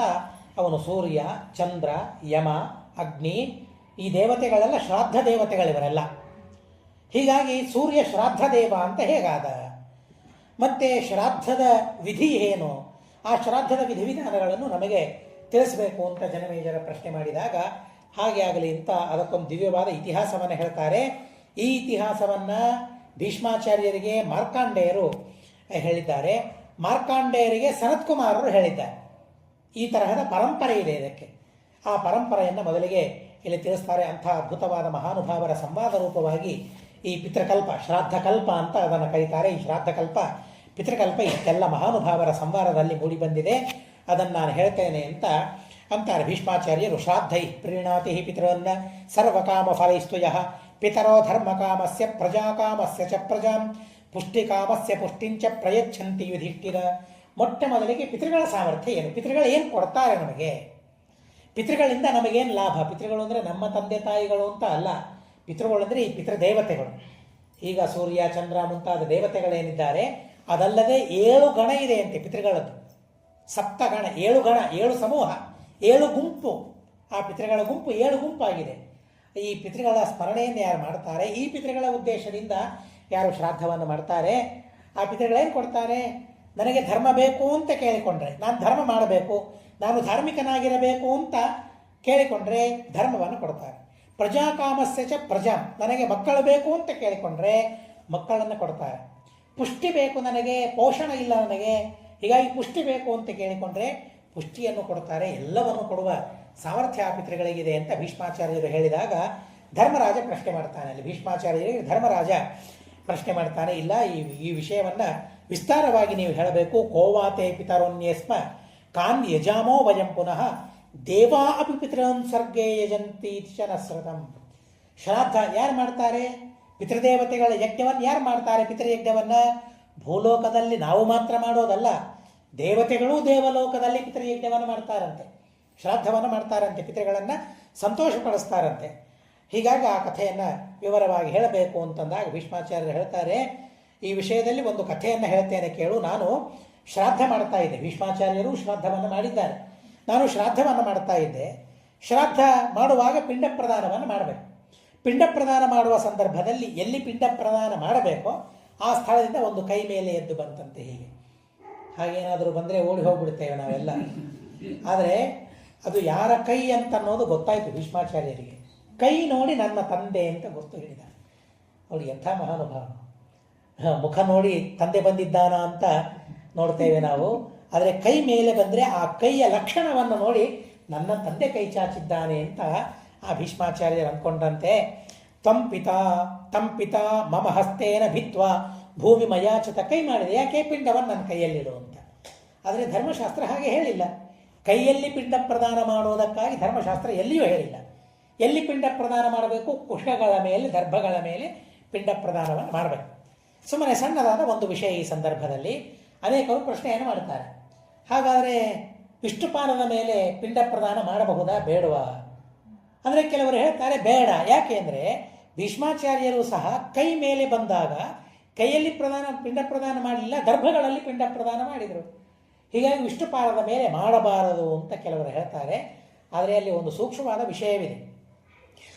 ನಾವು ಪಿಂಡ ಪ್ರದಾನ ಮಾಡುವಾಗಲೂ ಕೂಡ ವಿಷ್ಣುಪಾದೇಶು ದತ್ತಮಸ್ತು ಅಂತ ಸಂಕಲ್ಪ ಮಾಡ್ತೇವೆ. ಅಲ್ಲಿ ದರ್ಭದಗಳ ಮೇಲೆ ಇಡುವಾಗಲೂ ಕೂಡ ನಾನು ಕೇವಲ ದರ್ಭದ ಮೇಲೆ ಪಿಂಡಗಳನ್ನು ಇಡ್ತಾ ಇಲ್ಲ, ವಿಷ್ಣುಪಾದದಲ್ಲಿ ನಾನು ಪಿಂಡವನ್ನು ಇಡ್ತಾ ಇದ್ದೇನೆ ಅಂತ ಸಂಕಲ್ಪವನ್ನು ಮಾಡಿಕೊಳ್ಳಬೇಕು ಅಂತ ಹೇಳ್ತಾರೆ. ಹೀಗಾಗಿ ಅಲ್ಲಿ ಒಂದು ವಿಧಾನವನ್ನು ಹಿರಿಯರು ಅನುಸರಣೆ ಮಾಡ್ತಾರೆ. ಆ ವಿಧಿಗೆ ಅನುಗುಣವಾಗಿ ವಿಷ್ಣುಪಾದದ ಮೇಲೆ ಪಿಂಡ ಪ್ರದಾನ ಮಾಡಬೇಕು. ಏನು ಆ ವಿಧಿ ಅಂದರೆ, ನಾವು ಗಯಾಕ್ಕೆ ಹೋದಾಗ ಅಥವಾ ಎಲ್ಲಿಯೋ ಅಂತೂ ಆ ವಿಷ್ಣುಪಾದ ಏನಿರ್ತದಲ್ಲ, ಆ ವಿಷ್ಣುಪಾದವನ್ನು ತೆಗೆದುಕೊಳ್ಳಬೇಕು. ಅದು ತಾಮ್ರದ್ದೋ ಅಥವಾ ಬೆಳ್ಳಿಯದ್ದೋ ಅಥವಾ ಬಂಗಾರದ್ದೋ ಅವರವರ ಯೋಗ್ಯತೆಗೆ ತಕ್ಕಂತೆ ಆ ವಿಷ್ಣುಪಾದವನ್ನು ತೆಗೆದುಕೊಳ್ಳಬೇಕು. ಆ ಲಕ್ಷಣ ಎಲ್ಲ ಹೇಳಿದ್ದಾರೆ, ವಿಷ್ಣುಪಾದದ ಲಕ್ಷಣಗಳು. ಆ ಲಕ್ಷಣಗಳು ಅದರಲ್ಲಿ ಇರುವಂತೆ ಮಾಡಿಕೊಂಡು ಆ ಪ್ರತಿಮೆಯನ್ನು ತೆಗೆದುಕೊಂಡು ಹೋಗಬೇಕು ಗಯಾಕ್ಕೆ ತೆಗೆದುಕೊಂಡು ಹೋಗಿ ಅಲ್ಲಿ ಆ ವಿಷ್ಣುಪಾದದ ಮೇಲೆ ಅದನ್ನು ಇಡಬೇಕು. ಇಟ್ಟು ಅದರ ಅರ್ಚನೆಯನ್ನು ಮಾಡಿಸ್ಬೇಕು. ಅಲ್ಲಿ ಅರ್ಚಕರಿಂದ ಅರ್ಚನೆಯನ್ನು ಮಾಡಿಸಿ ಅದನ್ನು ಮಡಿಯಿಂದ ನಾವು ಮನೆಗೆ ತರಬೇಕು. ಅಂಥ ವಿಷ್ಣುಪಾದ ಮನೆಯಲ್ಲಿತ್ತು ಅಂತಂದರೆ ಅದು ವಿಷ್ಣುಪಾದದ ಪ್ರತೀಕ ಅಂತ ಅನುಸಂಧಾನ ಮಾಡಿ ಆ ವಿಷ್ಣುಪಾದದ ಮೇಲೆ ಪಿಂಡ ಪ್ರದಾನವನ್ನು ಅವಶ್ಯವಾಗಿ ಮಾಡಬಹುದು. ಆದರೆ ಇವತ್ತೇನಾಗಿದೆ ಅಂತಂದರೆ ಯಾವ ಪ್ರತಿಮೆ ಅಂತ ಸಂಬಂಧವೇ ಇಲ್ಲ, ಅಂಗಡಿಯಿಂದ ತರ್ತೇವೆ, ಇಡ್ತೇವೆ, ಪಿಂಡ ಪ್ರದಾನವನ್ನು ಮಾಡಿಬಿಡ್ತೇವೆ, ಅದು ಪ್ರತಿಮೆಯಾಗೋದಿಲ್ಲ. ಅಥವಾ ನಮಗೆ ಅಷ್ಟು ಸಾಮರ್ಥ್ಯ ಇತ್ತು ಅಂತಂದರೆ ಆ ಪ್ರತಿಮೆಯಲ್ಲಿ ವಿಷ್ಣುಪಾದದ ಆವಾಹನೆಯನ್ನು ಮಾಡಬೇಕು, ಮಾಡಬೇಕು. ಆದರೆ ಅನೇಕ ಕಡೆಗೆ ನಾವು ನೋಡ್ತೇವೆ, ಪಿಂಡ ಪ್ರದಾನ ಮಾಡ್ತಾರೆ, ಅದನ್ನು ಎಂಜಲಿನ ಜೊತೆಗೆ ಹಾಕಿಬಿಡ್ತಾರೆ, ಪಾತ್ರೆಯವರೆಗೆ ತಿಕ್ಕಲಿಕ್ಕೆ ಹಾಕಿಬಿಡ್ತಾರೆ. ಅಂಥ ವಿಷ್ಣುಪಾದದ ಮೇಲೆ ಸರ್ವಥಾ ಇಡುವ ಕಾರಣ ಇಲ್ಲ, ಅವಶ್ಯಕತೆ ಇಲ್ಲ. ಅದನ್ನು ಪ್ರತಿಮೆ ಅಂತ ನಾವು ಮನೆಯಲ್ಲಿ ಇಟ್ಟುಕೊಂಡಾಗ ಅಂಥ ವಿಷ್ಣುಪಾದದ ಮೇಲೆ ಇಡಬಹುದು. ಆದರೆ ಕೈಯಲ್ಲಿ ಸರ್ವಥಾ ಇಡೋ ಹಾಗಿಲ್ಲ, ಕೊಡೋ ಹಾಗಿಲ್ಲ. ಹೀಗಾಗಿ ಕುಶೇಶ್ವೇವ ತತಃ ಪಿಂಡಂ ದತ್ತವಾನ್ ಅವಿಚಾರಯನ್. ನಮ್ಮಪ್ಪ ಕೈ ಕೊಟ್ಟರೂ ಕೂಡ ಕೈಯಲ್ಲಿ ನಾನು ಪಿಂಡಗಳನ್ನು ಇಡಲಿಲ್ಲ, ನಾನು ದರ್ಭದ ಮೇಲೆ ಪಿಂಡಗಳನ್ನಿಟ್ಟೆ. ಅದನ್ನು ನೋಡಿ ನಮ್ಮ ತಂದೆ ಬಹಳ ಸಂತೋಷವಾಯಿತು. ನಮ್ಮ ತಂದೆಗಳಿಗೆ ಸಂತೋಷವಾಗಿ ನಮಗೆ ಆಶೀರ್ವಾದವನ್ನು ಮಾಡಿದ. ಸತ್ಪುತ್ರೇಣ ತ್ವಜಾಪುತ್ರ ಧರ್ಮಜ್ಞಾನ ವಿಪಶ್ಚಿತ. ಧರ್ಮಜ್ಞಾನಿಯಾಗಿದ್ದಿ, ಒಳ್ಳೆ ಪಂಡಿತನಾಗಿದ್ದಿ. ನೋಡ್ರಿ, ಶ್ರಾದ್ದ ಮಾಡಬೇಕಾದ್ರೆ ಎಷ್ಟೆಲ್ಲ ಪರಿಜ್ಞಾನ ಮನುಷ್ಯನಿಗಿರಬೇಕು, ಎಷ್ಟೆಲ್ಲ ಧರ್ಮಜ್ಞಾನ ಮನುಷ್ಯನಿಗಿರಬೇಕು. ಹೀಗಾಗಿ ಏನೇನೋ ಮಾಡಲಿಕ್ಕೆ ಹೋಗಬಾರ್ದು, ಸರಿಯಾಗಿ ಶಾಸ್ತ್ರವಿಹಿತವಾದ ಕರ್ಮಗಳನ್ನು ನಾವು ಮಾಡಬೇಕು, ಅದರ ಬಗ್ಗೆ ತಿಳಿದುಕೊಂಡಿರಬೇಕು. ಅದರಿಂದ ಪಿತೃಗಳಿಗೆ ತೃಪ್ತಿಯಾಗ್ತದೆ ಅಂತ ಹೇಳ್ತಾರೆ. ನಿನ್ನಂಥ ಮಗನನ್ನು ಪಡೆದು ನನ್ನ ಉದ್ಧಾರವಾಯಿತು ಅಂತ ಮಗನ ಪ್ರಶಂಸನೆಯನ್ನು ಅಲ್ಲಿ ಮಾಡ್ತಾರೆ. ಶಂತನಗಳು ಪಿತರಶ್ಚ ಯಥೋದ್ಭೂತ ಫಲಂ ದತ್ತಸ್ಯ ಚಾನಗ. ನನಗೆ ನಿಮಗೆ ವರ ಕೊಡ್ತೇನೆ, ಏನು ವರ ಬೇಕು ಕೇಳು ಅಂತ ಶಂತನು ಭೀಷ್ಮಾಚಾರ್ಯರಿಗೆ ಕೇಳ್ತಾರೆ. ಏನು ವರ? ನನಗೆ ಎಲ್ಲ ವರ ಇದೆ, ಏನು ಸ್ವಚ್ಛಂದ ಮೃತ್ಯುತ್ವ ವರವನ್ನೇ ನನಗೆ ಕೊಟ್ಟು ಬಿಟ್ಟಿದ್ದು, ಇನ್ನೇನು ನಾನು ವರ ಕೇಳಬೇಕು? ಏನೂ ಬೇಕಾಗಿಲ್ಲ. ಆದರೆ ವರ ಕೊಡೋದಾದರೆ ಈ ಶ್ರಾದ್ದದ ವಿವರವನ್ನು, ಪಿತೃಗಳ ಮಹಿಮೆಯನ್ನು ನೀನು ನಮಗೆ ತಿಳಿಸ್ಬೇಕು ಅಂತಂದಾಗ ಸಂಕ್ಷಿಪ್ತವಾಗಿ ಪಿತೃಗಳ ಮಹಿಮೆಯನ್ನು ಅವರಿಗೆ ತಿಳಿಸ್ತಾರೆ. ಈಗ ಈ ಶ್ರಾದ್ದದಲ್ಲಿ ಮಾರ್ಕಾಂಡೇಯರು ಬಂದಿದ್ದಾರೆ ಬ್ರಾಹ್ಮಣರಾಗಿ. ಭೀಷ್ಮಾಚಾರ್ಯರು ಶಂತನುವಿನ ಶ್ರಾದ್ದ ಮಾಡ್ತಾ ಇದ್ದಾರೆ. ಆ ಶ್ರಾದ್ದದಲ್ಲಿ ಬ್ರಾಹ್ಮಣರಾಗಿ ಬಂದದ್ದು ಯಾರು? ಮಾರ್ಕಾಂಡೇಯರು. ಯಾವ ಮಾರ್ಕಾಂಡೇಯರನ್ನು ಚಿರಂಜೀವಿಗಳು ಅಂತ ನಾವು ಕರಿತೇವೆ, ಅಂಥ ಮಾರ್ಕಾಂಡೇಯರನ್ನು ಬ್ರಾಹ್ಮಣರನ್ನ ಕರೆದಿದ್ದಾರಂತೆ, ನೀವು ನಮ್ಮ ಮನೆಗೆ ಬ್ರಾಹ್ಮಣರಾಗಿ ಬರಬೇಕು ಅಂತ. ಹೀಗಾಗಿ ಆ ಶಂತನು ಹೇಳ್ತಾರೆ, ಈ ಶ್ರಾದ್ದದಲ್ಲಿ ಮಾರ್ಕಾಂಡೇಯರು ಬಂದಿದ್ದಾರೆ, ಹೀಗಾಗಿ ಆ ಮಾರ್ಕಾಂಡೇಯರಿಂದ ಉಳಿದ ಎಲ್ಲ ವಿಚಾರವನ್ನು ನೀನು ತಿಳಿಬೇಕು ಅಂತ ಹೇಳ್ತಾರೆ. ಉಪಸ್ಥಿತಶ್ಚ ಶ್ರಾದ್ದೇದ್ಯ ಮಮೈವ ಅನುಗ್ರಹಾಯ ವೈ. ಬ್ರಾಹ್ಮಣರು ಯಾಕೆ ಬರ್ತಾರೆ ಶ್ರಾದ್ದಕ್ಕೆ? ಬ್ರಾಹ್ಮಣರನ್ನ ಯಾಕೆ ಕರೆಸಬೇಕು ಶ್ರಾದ್ದಕ್ಕೆ? ಭೋಜನೆ ಮಾಡಿಸೋದಕ್ಕಾಗಿ ಅಲ್ಲ, ದಾನ ಕೊಡೋದಕ್ಕಾಗಿ ಅಲ್ವೇ ಅಲ್ಲ. ಹಾಗಾದರೆ ಯಾಕೆ ಬ್ರಾಹ್ಮಣರನ್ನು ಕರೆಸೋದು? ಸ್ವಯಂ ಒಬ್ಬ ತಂದೆ ಹೇಳ್ತಾ ಇದ್ದಾನೆ. ಯಾವ ತಂದೆಯ ಹೆಸರಿನಲ್ಲಿ ಶ್ರಾದ್ದ ಮಾಡಿದ್ದಾರೆ ಭೀಷ್ಮಾಚಾರ್ಯರು, ಆ ತಂದೆ ಪ್ರೀತನಾಗಿ ಬಂದು ಅಲ್ಲಿ ಹೇಳ್ತಾರೆ, ಮಾರ್ಕಾಂಡೇಯ ಬ್ರಾಹ್ಮಣ ಈ ಶ್ರಾದ್ದಕ್ಕೆ ಯಾಕೆ ಬಂದಿದ್ದಾನೆ ಅಂತ ಅಂದರೆ, ಶ್ರಾದ್ದೆ ಅದ್ಯ ಮಮೈವ ಅನುಗ್ರಹಾಯ ವೈ, ಕೇವಲ ನನ್ನ ಮೇಲೆ ಅನುಗ್ರಹ ಮಾಡೋದಕ್ಕಾಗ ಆ ಬ್ರಾಹ್ಮಣರು ಬಂದಿದ್ದಾರೆ. ಎಲ್ಲರೂ ಶ್ರಾದ್ದ ಮಾಡಲೇಬೇಕು, ಶ್ರಾದ್ದ ಮಾಡಿಸುವವರು ಶ್ರಾದ್ದ ಮಾಡಲೇಬೇಕಲ್ಲ. ಏನವರು ಬರೀ ಶ್ರಾದ್ದ ಮಾಡಿಸೋದಿಷ್ಟೇ ಕೆಲಸನ? ಇಲ್ಲ. ಪ್ರಸಂಗ ಬಂದಾಗ ತಂದೆ ತಾಯಿಗಳು ತೀರಿಕೊಂಡ ಮೇಲೆ ಶ್ರಾದ್ದ ಮಾಡಿಸುವವರು ಶ್ರಾದ್ದ ಮಾಡಲೇಬೇಕಲ್ಲ. ಹೀಗಾಗಿ ಬ್ರಾಹ್ಮಣ ಬಂದಾಗ ಎಂಥ ಭಾವನೆ ಇರಬೇಕು, ಎಂಥ ಶ್ರದ್ಧೆ ಇರಬೇಕು, ಬ್ರಾಹ್ಮಣರ ಮೇಲೆ ಗೌರವ ಇರಬೇಕು. ಅದನ್ನು ಆ ಗೌರವವನ್ನು ತೋರಿಸ್ತಾರೆ. ಗೌರವ ಹೀಗಿರಬೇಕು ಅಂತ ತಿಳಿಸ್ತಾರೆ. ನನ್ನ ಮೇಲೆ ಕೇವಲ ಅನುಗ್ರಹ ಮಾಡೋದಕ್ಕಾಗಿ ಆ ಬ್ರಾಹ್ಮಣರು ಬಂದಿದ್ದಾರೆ, ಅವರಿಗೆ ಹೋಗು, ಅವರ ಹತ್ರ ಹೋಗು, ಅವರಿಗೆ ಕೇಳು, ಅವರು ನಿಮಗೆಲ್ಲವನ್ನು ತಿಳಿಸ್ಕೊಡ್ತಾರೆ ಅಂತ ಹೇಳಿ ಅಲ್ಲಿಂದಲ್ಲೇ ಅಂತರ್ಹಿತರಾಗಿದ್ದಾರೆ. ಮಾಯವಾಗಿ ಹೋಗ್ಬಿಟ್ಟಿದ್ದಾರೆ, ಕಾಣಿಸ್ತಾ ಇಲ್ಲ. ಇಷ್ಟೊತ್ತು ಕಾಣಿಸ್ಕೊಂಡ್ರೆ ಈಗ ಕಾಣಿಸ್ತಾ ಇಲ್ಲ ಶಂತನು. ಆಯಿತು ಅಂತ ಹೇಳಿ ಭೀಷ್ಮಾಚಾರ್ಯರು ಮಾರ್ಕಾಂಡೇಯರ ಹತ್ರ ಹೋಗ್ತಾರೆ. ಅಹಂ ಪಿತೃಪ್ರಸಾದಾದ್ವೈ ದೀರ್ಘಾಯುಷ್ಮವಾಪ್ತವಾನ್ ಪಿತೃಭಕ್ತಿಯೈವ ಲಬ್ಧಂಚ ಪ್ರಾಗ್ಲೋಕೆ ಪರಮಂ ಯಶಃ ಸೋಹಂ ಯುಗಸ್ಯ ಪರ್ಯಂತೆ ಬಹುವರ್ಷ ಸಹಸ್ರಿಕೆ. ತಂದೆ ತಾಯಿಯರ ಅನುಗ್ರಹದಿಂದ ನನಗೇನು ಸಿಕ್ಕಿದೆ? ಮಕ್ಕಳು ತಂದೆ ತಾಯಿಗಳ ಬಗ್ಗೆ ಯಾವ ರೀತಿಯಾಗಿ ವಿಚಾರವನ್ನು ಮಾಡಬೇಕು ಅಂತ ಒಬ್ಬ ಮಗನಾಗಿ ಭೀಷ್ಮಾಚಾರ್ಯರಲ್ಲಿ ತಿಳಿಸ್ತಾರೆ. ಅಹಂ ಪಿತೃಪ್ರಸಾದಾದ್ವೈ ದೀರ್ಘಾಯುಷ್ಮವಾಪ್ತವ. ನನಗೆ ದೀರ್ಘಾಯುಷ್ಯ ಬಂದಿದೆ. ಬಂದದ್ದು ಹೇಗೆ? ತಂದೆಯ ಅನುಗ್ರಹದಿಂದ ನಾನು ದೀರ್ಘಾಯುಷಿಯಾಗಿದ್ದೇನೆ. ತಂದೆ ಮೇಲೆ ನಾನು ಭಕ್ತಿ ಮಾಡಿದ್ದಕ್ಕಾಗಿ ಈ ಲೋಕದಲ್ಲಿ, ಮೇಲಿನ ಲೋಕಗಳಲ್ಲಿ ನನಗಿಷ್ಟು ಕೀರ್ತಿ ಇದೆ. ಭೀಷ್ಮ ಅಂತಂದರೆ ಎಲ್ಲರೂ ಗೌರವ ಕೊಡ್ತಾರೆ. ಅಂಥ ಗೌರವ ಈ ಲೋಕದಲ್ಲಿ ಪರಲೋಕದಲ್ಲಿ ನನಗಿದೆ. ಅಂಥ ಕೀರ್ತಿ ನನಗೆ ಬಂದಿದೆ ಅಂತಂದರೆ ಯಾಕೆ ಬಂದಿದೆ ನನಗೆ? ನಾನು ನನ್ನ ತಂದೆಯ ಮೇಲೆ ಅಷ್ಟು ಭಕ್ತಿಯನ್ನು ಮಾಡಿದ್ದೇನೆ ಅಂತನ್ನೋದಕ್ಕಾಗಿ ನನಗೆ ಕೀರ್ತಿ. ತಂದೆಯ ಮೇಲೆ ಭಕ್ತಿ ಮಾಡಿದರೆ ಏನಾಗ್ತದೆ ಅಂತನ್ನೋದನ್ನು ಅವನು ಹೇಳಿಕೊಡ್ತಾನೆ. ಹೀಗಾಗಿ ವಿದ್ಧಿಮಾಂ ಬ್ರಹ್ಮಣ ಪುತ್ರಂ ಮಾನಸಂ ಪೂರ್ವಜಂ ವಿಭೋ. ಹೀಗಾಗಿ ನನಗೆ ಆ ಪಿತೃಗಳ ಮಹಿಮೆಯನ್ನು ನೀವು ಹೇಳಬೇಕು ಅಂತ ಅಂದಾಗ ಅವರು ಹೇಳ್ತಾರೆ, ಮಾರ್ಕಾಂಡೇಯರು, ನೋಡಪ್ಪ, ನಾನು ಪ್ರತ್ಯೇಕವಾಗಿ ಸ್ವತಂತ್ರವಾಗಿ ಏನು ಹೇಳೋದಿಲ್ಲ, ಸನತ್ಕುಮಾರರು ನನಗೆ ಹೇಳಿದ್ದನ್ನೇ ನಾನು ನಿನಗೆ ಹೇಳ್ತೇನೆ ಅಂತ ಹೇಳ್ತಾರೆ. ಸನತ್ಕುಮಾರರು ಮಾರ್ಕಾಂಡೇಯರ ಹತ್ತಿರ ಬಂದಾಗ ಮಾರ್ಕಾಂಡೇಯರು ಇದೇ ಪ್ರಶ್ನೆಯನ್ನು ಮಾಡಿದಾಗ ಮೊದಲಿಗೆ ನಾನು ಯಾರು ಹೇಳ್ತೇನೆ, ನಾನು ಸನತ್ಕುಮಾರ, ಬ್ರಹ್ಮದೇವರ ಮಾನಸ ಪುತ್ರ ನಾನು ಅಂತ ಹೇಳ್ತಾರೆ. ಸನತ್ಕುಮಾರ ಇತಿಯ ಶ್ರುತೋ ದೇವೇಶು ವೈಪುರ, ದೇವತೆಗಳಲ್ಲೂ ನಾನು ಪ್ರಸಿದ್ಧನಾಗಿದ್ದೇನೆ. ಯಥೋತ್ಪನ್ನ ತಥೈವಾಹಂ ಕುಮಾರ ಇತಿ ವಿದ್ಧಿಮಾನ್. ಸನತ್ ಕುಮಾರ ಅಂತ. ಸನತ್ ಅಂದರೆ ಏನು? ನಾನು ಹುಟ್ಟಿದಾಗ ಹೇಗಿದ್ದೇನೆ ಯಾವಾಗಲೂ ಹಾಗೇನೇ ಇರ್ತೇನೆ. ಆದ್ದರಿಂದ ನನ್ನನ್ನು ಸನತ್ ಕುಮಾರ ಅಂತ ಕರೀತಾರೆ. ಏರುಪೇರು ಆಗೋದಿಲ್ಲ, ನನ್ನ ದೇಹದಲ್ಲಿ ವೃದ್ಧನಾಗೋದಿಲ್ಲ. ನಾನು ಹೇಗೆ ಹುಟ್ಟಿದ್ದೇನೆ ಹಾಗೇನೇ ಇರ್ತೇನೆ. ಆ ಒಂದು ಅವಸ್ಥೆಯಲ್ಲಿ ಹಾಗೇನೆ ನಾನು ಇರ್ತೇನೆ. ಸಣ್ಣ ಕೂಸಾಗಿ ಹುಟ್ಟಲಿಲ್ಲ, ಅವರು ಯುವಕರಾಗೇನೆ ಹುಟ್ಟಿದರು, ಆದರೆ ಸಣ್ಣ ಮಕ್ಕಳಂತೆ ಕಾಣ್ತಾರೆ ಅವರು. ಹೀಗಾಗಿ ನಾನು ಹುಟ್ಟಿದಾಗ ಹೇಗಿದ್ನೋ ಅದೇ ರೀತಿಯಾಗಿ ಇರ್ತೇನೆ. ಕೌಮಾರಾವಸ್ಥೆಯಲ್ಲೇನೆ ನಾನಿರ್ತೇನೆ. ಸನತ್, ಯಾವಾಗಲೂ ಕುಮಾರನಾಗಿಯೇ ನಾನಿರ್ತೇನೆ, ನನ್ನ ದೇಹಕ್ಕೆ ವಿಕಾರವಾಗೋದಿಲ್ಲ. ಅದಕ್ಕಾಗಿ ನನ್ನನ್ನು ಸನತ್ಕುಮಾರ ಅಂತ ಕರೀತಾರೆ ಅಂತ ಹೇಳ್ತಾರೆ. ಬ್ರಹ್ಮದೇವರು ಮೊದಲಿಗೆ ಸೃಷ್ಟಿಯನ್ನು ಮಾಡಲಿಕ್ಕೆ ಪ್ರಾರಂಭ ಮಾಡಿದರು. ದೇವತೆಗಳ ಸೃಷ್ಟಿಯನ್ನು ಮೊದಲಿಗೆ ಮಾಡಿದರು. ಆ ದೇವತೆಗಳಿಗೂ ಮಕ್ಕಳಾದರು. ದೇವತೆಗಳ ಸೃಷ್ಟಿಯನ್ನು ಮಾಡಿದ ಮೇಲೆ ದೇವತೆಗಳೇನು ಮಾಡಿದರು? ಬ್ರಹ್ಮದೇವರ ಪೂಜೆಯನ್ನು, ದೇವರ ಪೂಜೆಯನ್ನು ಮಾಡಬೇಕು. ದೇವರ ಪೂಜೆ ಮಾಡೋದು ಬಿಟ್ಟು ತಮ್ಮ ಪೂಜೆಯನ್ನು ತಾವು ಮಾಡಲಿಕ್ಕೆ ಶುರು ಮಾಡಿಕೊಂಡ್ರು. ಅದು ಹೇಗೆ ಮಾಡಿಕೊಂಡ್ರು ಗೊತ್ತಿಲ್ಲ. ತಮ್ಮ ಕಾಲಿಗೆ ತಾವೇ ನೀರು ಹಾಕ್ಕೊಳ್ಳೋದು, ತಮ್ಮ ತಲೆ ಮೇಲೆ ತಾವೇ ನೀರು ಹಾಕ್ಕೊಳ್ಳೋದು, ನೈವೇದ್ಯ ಇಟ್ಕೊಳ್ಳೋದು, ತಾವೇ ತಿನ್ಬಿಡೋದು. ದೇವರ ಪೂಜೆಯೇ ಇಲ್ಲ. ಬಹಳ ವಿಚಿತ್ರ ಅಂತ ಅನ್ನಿಸ್ತದೆ. ದೇವತೆಗಳು ಹೀಗಿದ್ರು ಮೊದಲಿಗೆ. ಆದರೆ ನಮ್ಮಂತೆ ಯಾವಾಗಲೂ ಹಾಗಿರ್ತಾರೆ ಅಂತ ಅಲ್ಲ. ಅವರವರ ಪ್ರಾರಬ್ಧ ತಾರತಮ್ಯಕ್ಕೆ ಅನುಗುಣವಾಗಿ ಮತ್ತು ದೇವರ ಪೂಜೆಯ ಮಹಿಮೆಯನ್ನು ತಿಳಿಸೋದಕ್ಕಾಗಿ. ಬರೀ ಇಷ್ಟೇ ಅಲ್ಲ, ದೇವರ ಪೂಜೆ ಮಾಡದೆ ಆತ್ಮ ಪೂಜೆಯನ್ನು ಮಾಡಿಕೊಂಡ್ರೆ ಏನನರ್ಥ? ಅದು ತಿಳಿಸ್ಬೇಕು ಅಂತಂದರೆ ಅದು ಮಾಡಬಾರ್ದಲ್ಲ. ಮೊದಲಿಗೆ ಮಾಡದೇ ಇದ್ದರೆ ಅದು ಲೆಸ್, ಅದು ಇಲ್ಲ ಅಂತಾದರೆ, ಒಂದು ವಸ್ತು ಮೈನಸ್ ಆದಾಗ, ಆ ವಸ್ತು ಇಲ್ಲದೇ ಇದ್ದಾಗ ಆ ವಸ್ತುವಿನ ಮಹಿಮೆ ಬೆಲೆ ಏನು ಅಂತ ನಮಗೆ ಗೊತ್ತಾಗ್ತದೆ. ಹೀಗಾಗಿ ದೇವರ ಪೂಜೆ ಇಲ್ಲ, ನನ್ನ ಪೂಜೆ ನಾನು ಮಾಡಿಕೊಂಡೆ ಅಂತಾದರೆ ನಮಗಾಗುವ ಅನರ್ಥ ಏನು, ಅದನ್ನು ಲೋಕಕ್ಕೆ ತಿಳಿಸ್ಬೇಕು. ಹೀಗಾಗಿ ಲೋಕಕ್ಕೆ ತಿಳಿಸ್ಬೇಕು ಅಂತ ಅನ್ನೋ ಉದ್ದೇಶ ಅವರದ್ದಿರ್ತದೆ. ಹೀಗಾಗಿ ತಮ್ಮ ಪೂಜೆಯನ್ನೇ ಮಾಡಿಕೊಳ್ತಾ ಇದ್ದಾರೆ, ದೇವರ ಪೂಜೆ ಮಾಡಿಕೊಳ್ತಾನೇ ಇಲ್ಲ. ಬ್ರಹ್ಮದೇವರು ಶಾಪ ಕೊಟ್ಟು ಬಿಟ್ಟರು ಅವರಿಗೆ. ಬ್ರಹ್ಮದೇವರು ಶಾಪ ಕೊಟ್ಟಾಗ ಬಹಳ ಗಾಬರಿ ಆಯ್ತು ಅವರಿಗೆ. ಅನುಗ್ರಹಾಯ ಲೋಕಾನಾಂ ತತಸ್ಥಾನ ಬ್ರವೀದಿದಂ ಪ್ರಾಯಶ್ಚಿತ್ತಂ ಚರದ್ಧಂ ವೈ ವ್ಯಭಿಚಾರೋ ಹಿ ವಕ್ರತಃ. ಬ್ರಹ್ಮದೇವರಿಗೆ ಹೇಳ್ತಾರೆ, ಇಲ್ಲ ನೀವು ಶಾಪ ಕೊಟ್ಟಿದ್ದೀರಿ, ಪರಿಹಾರ ಮಾಡಿರಿ. ಇಲ್ಲ ನೀವು ತಪ್ಪು ಮಾಡಿದ್ದೀರಿ, ಶಾಪವನ್ನು ಕೊಟ್ಟಿದ್ದೇನೆ, ಆ ತಪ್ಪು ಪರಿಹಾರ ಆಗಬೇಕು. ನಾನು ಶಾಪ ಪರಿಹಾರ ಮಾಡಬೇಕಾದ್ರೆ ತಪ್ಪು ಪರಿಹಾರ ಆಗಬೇಕು, ಪಾಪ ಪರಿಹಾರ ಆಗಬೇಕು. ಪಾಪ ಪರಿಹಾರವಾಗಬೇಕಾದ್ರೆ ಪ್ರಾಯಶ್ಚಿತ್ತ ಆಗಬೇಕು, ಪ್ರಾಯಶ್ಚಿತ್ತವನ್ನು ಅನುಷ್ಠಾನ ಮಾಡಬೇಕು. ಪಶ್ಚಾತ್ತಾಪಪೂರ್ವಕವಾಗಿ ಪ್ರಾಯಶ್ಚಿತ್ತವನ್ನು ಅನುಷ್ಠಾನ ಮಾಡಿದಾಗ ಮಾತ್ರ ಪಾಪ ಪರಿಹಾರ ಆಗ್ತದೆ. ನಾನು ಶಾಪ ಪರಿಹಾರ ಮಾಡಲಿಕ್ಕೆ ಆಗೋದಿಲ್ಲ ಅಂತ ಬ್ರಹ್ಮದೇವರು ಹೇಳಿಬಿಡ್ತಾರೆ. ಆಯಿತು, ಪ್ರಾಯಶ್ಚಿತ್ತವನ್ನು ಮಾಡ್ತೇವೆ. ಯಾರು ಹೇಳೋರು ಹೇಳ್ರಿ, ಏನು ಪ್ರಾಯಶ್ಚಿತ್ತ, ಏನು ಮಾಡಬೇಕು ನಾವು ಪ್ರಾಯಶ್ಚಿತ್ತವಾಗಿ? ನೀವು ಹೇಳಿದ್ರೆ ಮಾಡ್ತೇವೆ, ನಾನು ಹೇಳೋದಿಲ್ಲ, ನಿಮ್ಮ ಮಕ್ಕಳಿಗೆ ಕೇಳ್ರಿ ಅಂತ ಹೇಳ್ತಾರೆ ಅವರು. ದೇವತೆಗಳಿಗೂ ಮಕ್ಕಳಾಗಿರ್ತಾರೆ, ನಿಮ್ಮ ಮಕ್ಕಳಿಗೆ ಕೇಳ್ರಿ ಏನು ಪ್ರಾಯಶ್ಚಿತ್ತ ಮಾಡಬೇಕು ಅಂತ.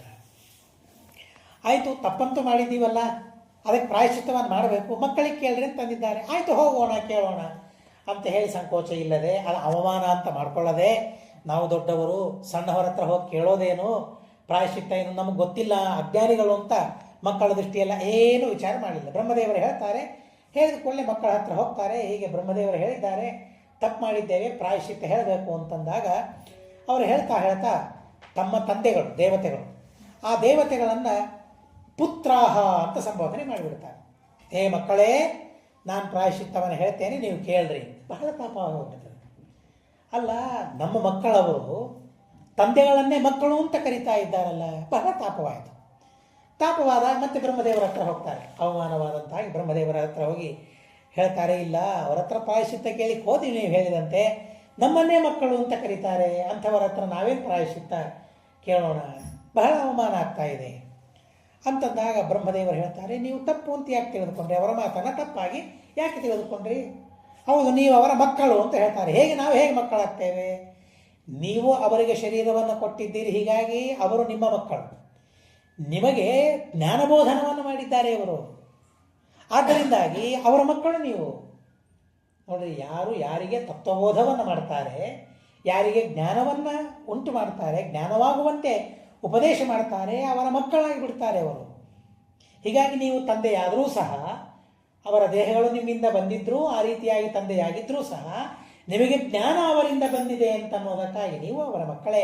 ಸಪಿತುಷ್ಪಿತಾಸತ ಯಸ್ತಾವಿಜಾನ ಸಪಿತುಷ್ಪಿತಾಸತ ಅಂತ ಹೇಳ್ತಾರೆ. ಯಾರು ಪರಮಾತ್ಮನನ್ನು ಉಪದೇಶ ಮಾಡ್ತಾರಲ್ಲ ಅವರು ನಿಜವಾಗಿ ತಂದೆ ಅಂತ ಹೇಳ್ತಾರೆ.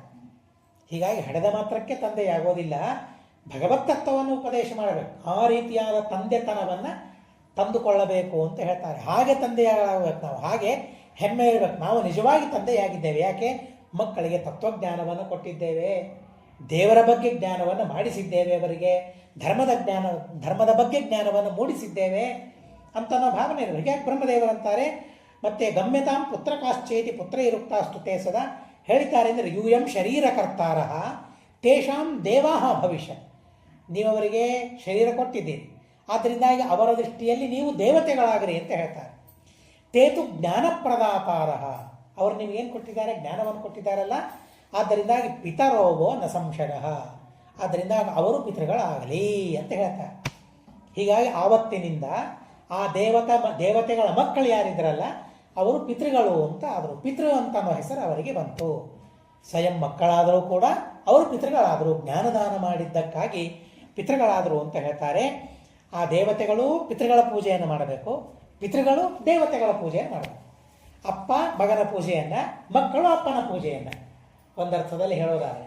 ಹೀಗೆ ಪರಸ್ಪರ ನಿಮ್ಮ ಪೂಜೆಯನ್ನು ನೀವು ಮಾಡಿಕೊಂಡು ಈ ಧರ್ಮವನ್ನು ಹೀಗೆ ಅಭಿವೃದ್ಧಿ ಮಾಡಿದರೆ ನಿಮ್ಮನ್ನು ನೋಡಿ ಅದನ್ನು ಮನುಷ್ಯರು ಕೂಡ ಕಲಿಬೇಕು.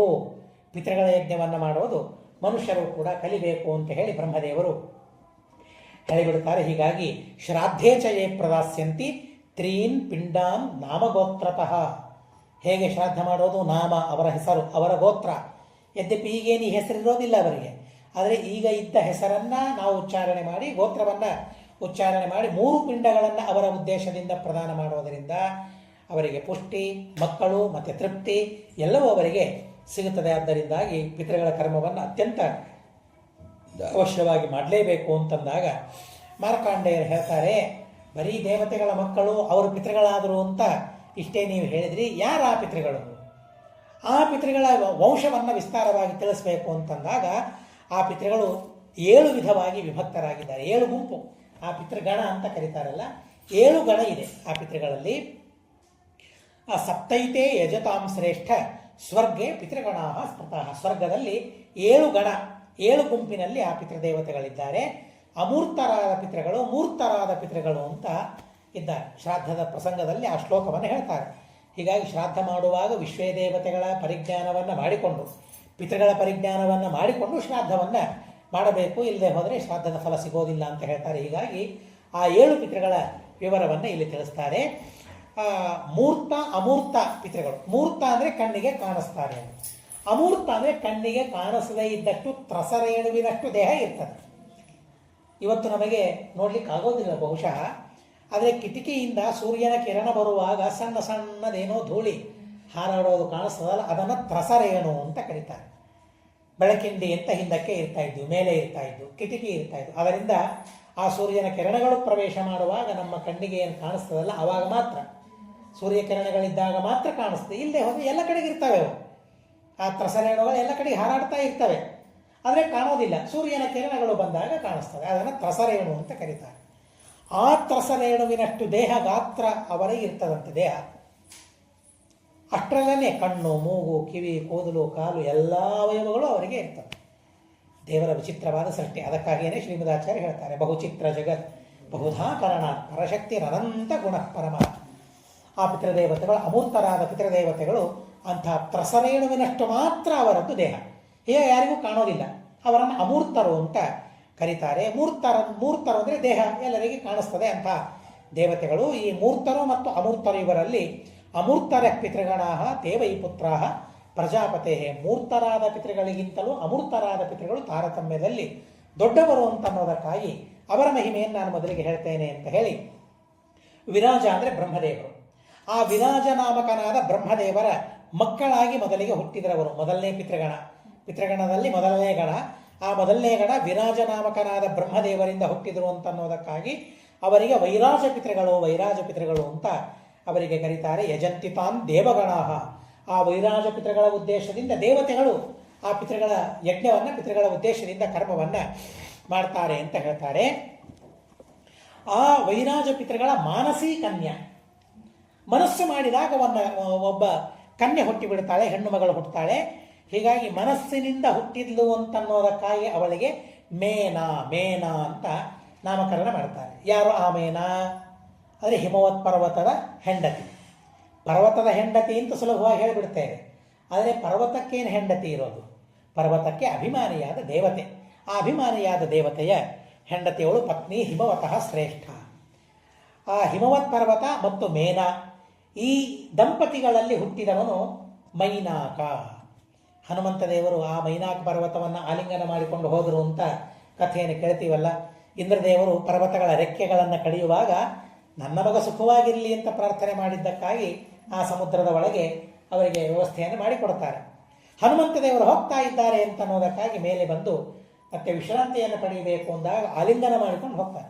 ಹನುಮಂತ ದೇವರ ಆಲಿಂಗನವನ್ನು ಪಡೆದ ಅತಿ ದೊಡ್ಡದಾದ ದೇವತೆ ಅವನು, ಮಹಾನುಭಾವ ಮೈನಾಕ. ಅಂಥ ಮೈನಾಕ ಹಿಮವತ್ ಪರ್ವತ ಮತ್ತು ಮೇನಾ ಇವರಿಬ್ಬರ ಮಗ ಅಂತ ಹೇಳ್ತಾರೆ. ಮತ್ತು ಆ ಇಬ್ಬರಿಗೆ, ಹಿಮವತ್ ಪರ್ವತ ಮತ್ತು ಮೇನಾ ಇವರಿಬ್ಬರಲ್ಲಿ 3 ಜನ ಹೆಣ್ಣು ಮಕ್ಕಳಾಗ್ತಾರೆ. ಅಪರ್ಣ, ಏಕಪರ್ಣ, ಏಕಪಾಟಲ ಅಂತ 3 ಹೆಸರು. ಅಪರ್ಣ ನಮಗೆಲ್ಲರಿಗೆ ಗೊತ್ತು, ಅವಳೇ ಪಾರ್ವತೀ ದೇವಿ. ಅವರ ಹೆಸರುಗಳು ಹೇಗಿವೆ ಅಂದರೆ ತಕ್ಕಂತೆ ಹೆಸರುಗಳು ಇಟ್ಟಿದ್ದಾರೆ. ಏಕಪರ್ಣ ಅಂದರೆ ಅವಳು ಒಂದೇ ಎಲೆ ತಿನ್ನೋ ದಿವಸ. ಆಹಾರ ಏನು ತಿನ್ನೋದಕ್ಕಾಗಿ ತಂದೆ ತಾಯಿಗಳು ಎಷ್ಟು ಆರಾಮ ನೋಡಿ, ಏನೂ ಮಾಡಬೇಕಾಗಿಲ್ಲ, ಅನ್ನ ಇಲ್ಲ, ಹೊಳಿ ಇಲ್ಲ, ಮನೆಯಲ್ಲಿ ಒಲೆ ಹೊತ್ಸೋ ಪ್ರಸಂಗವೇ ಇಲ್ಲ ಅವರಿಗೆ. ಏಕಪರ್ಣ, ಕೆಳಗೆ ಬಿದ್ದ ಒಂದು ಎಲೆಯನ್ನು ತಿನ್ನೋದು, ಮುಗಿದೋಯ್ತು ಅವತ್ತಿನ ಊಟ. ಏನೇನೇನೇನೂ ಇಲ್ಲ, ಮತ್ತೆ ಆಹಾರ ಏನೂ ಇಲ್ಲ. ಹೀಗೆ ಅವಳಿಗೆ ಏಕಪರ್ಣ ಅಂತ ಅವಳಿಗೆ ಹೆಸರು. ಏಕಪಾಟಲ ಅಂತ ಮತ್ತೊಬ್ಬಳು. ಪಾಟಲ ಪುಷ್ಪ ಅಂತ ಹೂವು, ಅದು ಪಾಟಲ ಅಂತ ಅನ್ನೋದು ಒಂದು ಹೆಸರಿನ ಹೂವು. ಆ ಒಂದು ಹೂವನ್ನು ಮಾತ್ರ ಅವಳು ತಿಂತಾಳೆ, ಮತ್ತೇನೂ ತಿನ್ನೋದಿಲ್ಲ. ಹೀಗಾಗಿ ಏಕಪಾಟಲ. ಇವಳ ಅಪರ್ಣ ಏನೂ ಇಲ್ಲ, ಏನೂ ತಿನ್ನೋದಿಲ್ಲ. ಹೀಗಾಗಿ ಅವಳಿಗೆ ಅಪರ್ಣ ಅಂತ ಹೆಸರು. 3 ಜನ ಕನ್ಯೆಯರು ಹುಟ್ಟುತ್ತಾರೆ. ತಪಶ್ಚರಂತ್ಯ ಸುಮಹದ್ ದುಶ್ಚರಂ ದೇವದಾನವೈ ಲೋಕಾನ್ ಸಂತಾಪಯಾಮಾಸುಹು ತಾಸ್ತಿಸ್ರಃ ಸ್ಥಾಣುಜಂಗಮಾನ್. ಆ 3 ಜನ ಅತಿ ವಿಚಿತ್ರವಾದ ತಪಸ್ಸನ್ನು ಮಾಡ್ತಾ ಇದ್ದಾರೆ. ಅದನ್ನಲ್ಲಿ ಆಹಾರಮೇಕಪರ್ಣೇನ ಏಕಪರ್ಣಾ ಸಮಾಚರತ ಪಾಟಲ ಪುಷ್ಪಮೇಕಂಚ ಅದಧಾವೇಕಪಾಟಲ ಏಕಾ ತತ್ರ ನಿರಾಹಾರ. ಇನ್ನೊಬ್ಬಳು ಆಹಾರವಿಲ್ಲದೇನೆ, ಮತ್ತೆ ಅಪರ್ಣಾದೇವಿ ಆಹಾರವಿಲ್ಲದೇನೆ ತಪಸ್ಸು ಮಾಡಬೇಕು ಅಂತ ಸಂಕಲ್ಪ ಮಾಡಿ ತಪಸ್ಸು ಮಾಡೋದಕ್ಕೆ ಹೊರಡ್ತಾರೆ. ಹೊರಡುವಾಗ ತಾಯಿ ಮೇನಾ ಅವಳು ಈ ಅಪರ್ಣ ಯಾರಿದ್ದಾಳೆ ಆ ಅಪರ್ಣಾಗಿ ಹೇಳ್ತಾರೆ, ಕೋಮಲವಾದ ಶರೀರ ಅಂತೆ ಅವಳದ್ದು. ಹೀಗಾಗಿ ಈ ಕೋಮಲವಾದ ಶರೀರದಿಂದ ನೀನೇನು ತಪಸ್ಸು ಮಾಡ್ತಿ, ತಪಸ್ಸು ಮಾಡಬೇಡ ಅಂತ ಹೇಳ್ತಾಳೆ. ಮಾ ಅಂತ ಹೇಳಿಬಿಡ್ತಾಳೆ. ಮಾ ಅಂದರೆ ಬೇಡ ಅಂತ ಅರ್ಥ. ಏನು ಮಾ ಅಂದರೆ ಊಟ ಬೇಡ ಅಂತ ಅರ್ಥ ಅಲ್ಲ. ಅಂದರೆ ಸಂಬೋಧನೆ. ಮಗಳೇ ಬೇಡ, ತಪಸ್ಸು ಮಾಡಬೇಡ ಅಂತ ಹೇಳಿದಾಗ ಅವಳ ಹೆಸರು ಉಮಾ ಅಂತ ಆಯಿತು. ತಪಸ್ಸು ಮಾಡಬೇಡ ಅಂತ ತಾಯಿ ಹೇಳಿದ್ದು, ಹೀಗಾಗಿ ಅವಳ ಹೆಸರೇ ಉಮಾ ಅಂತ ಆಯಿತು. ತಾಯಿ ಬೇಡ ಅಂದರೆ ಬಿಟ್ಬಿಟ್ಲಾ? ಬಿಡಲಿಲ್ಲ. ಅತಿ ವಿಚಿತ್ರವಾದ ತಪಸ್ಸನ್ನು. ಯಾಕೆ? ರುದ್ರದೇವರು ಪತಿಯಾಗಿ ಸಿಗಬೇಕಲ್ಲ.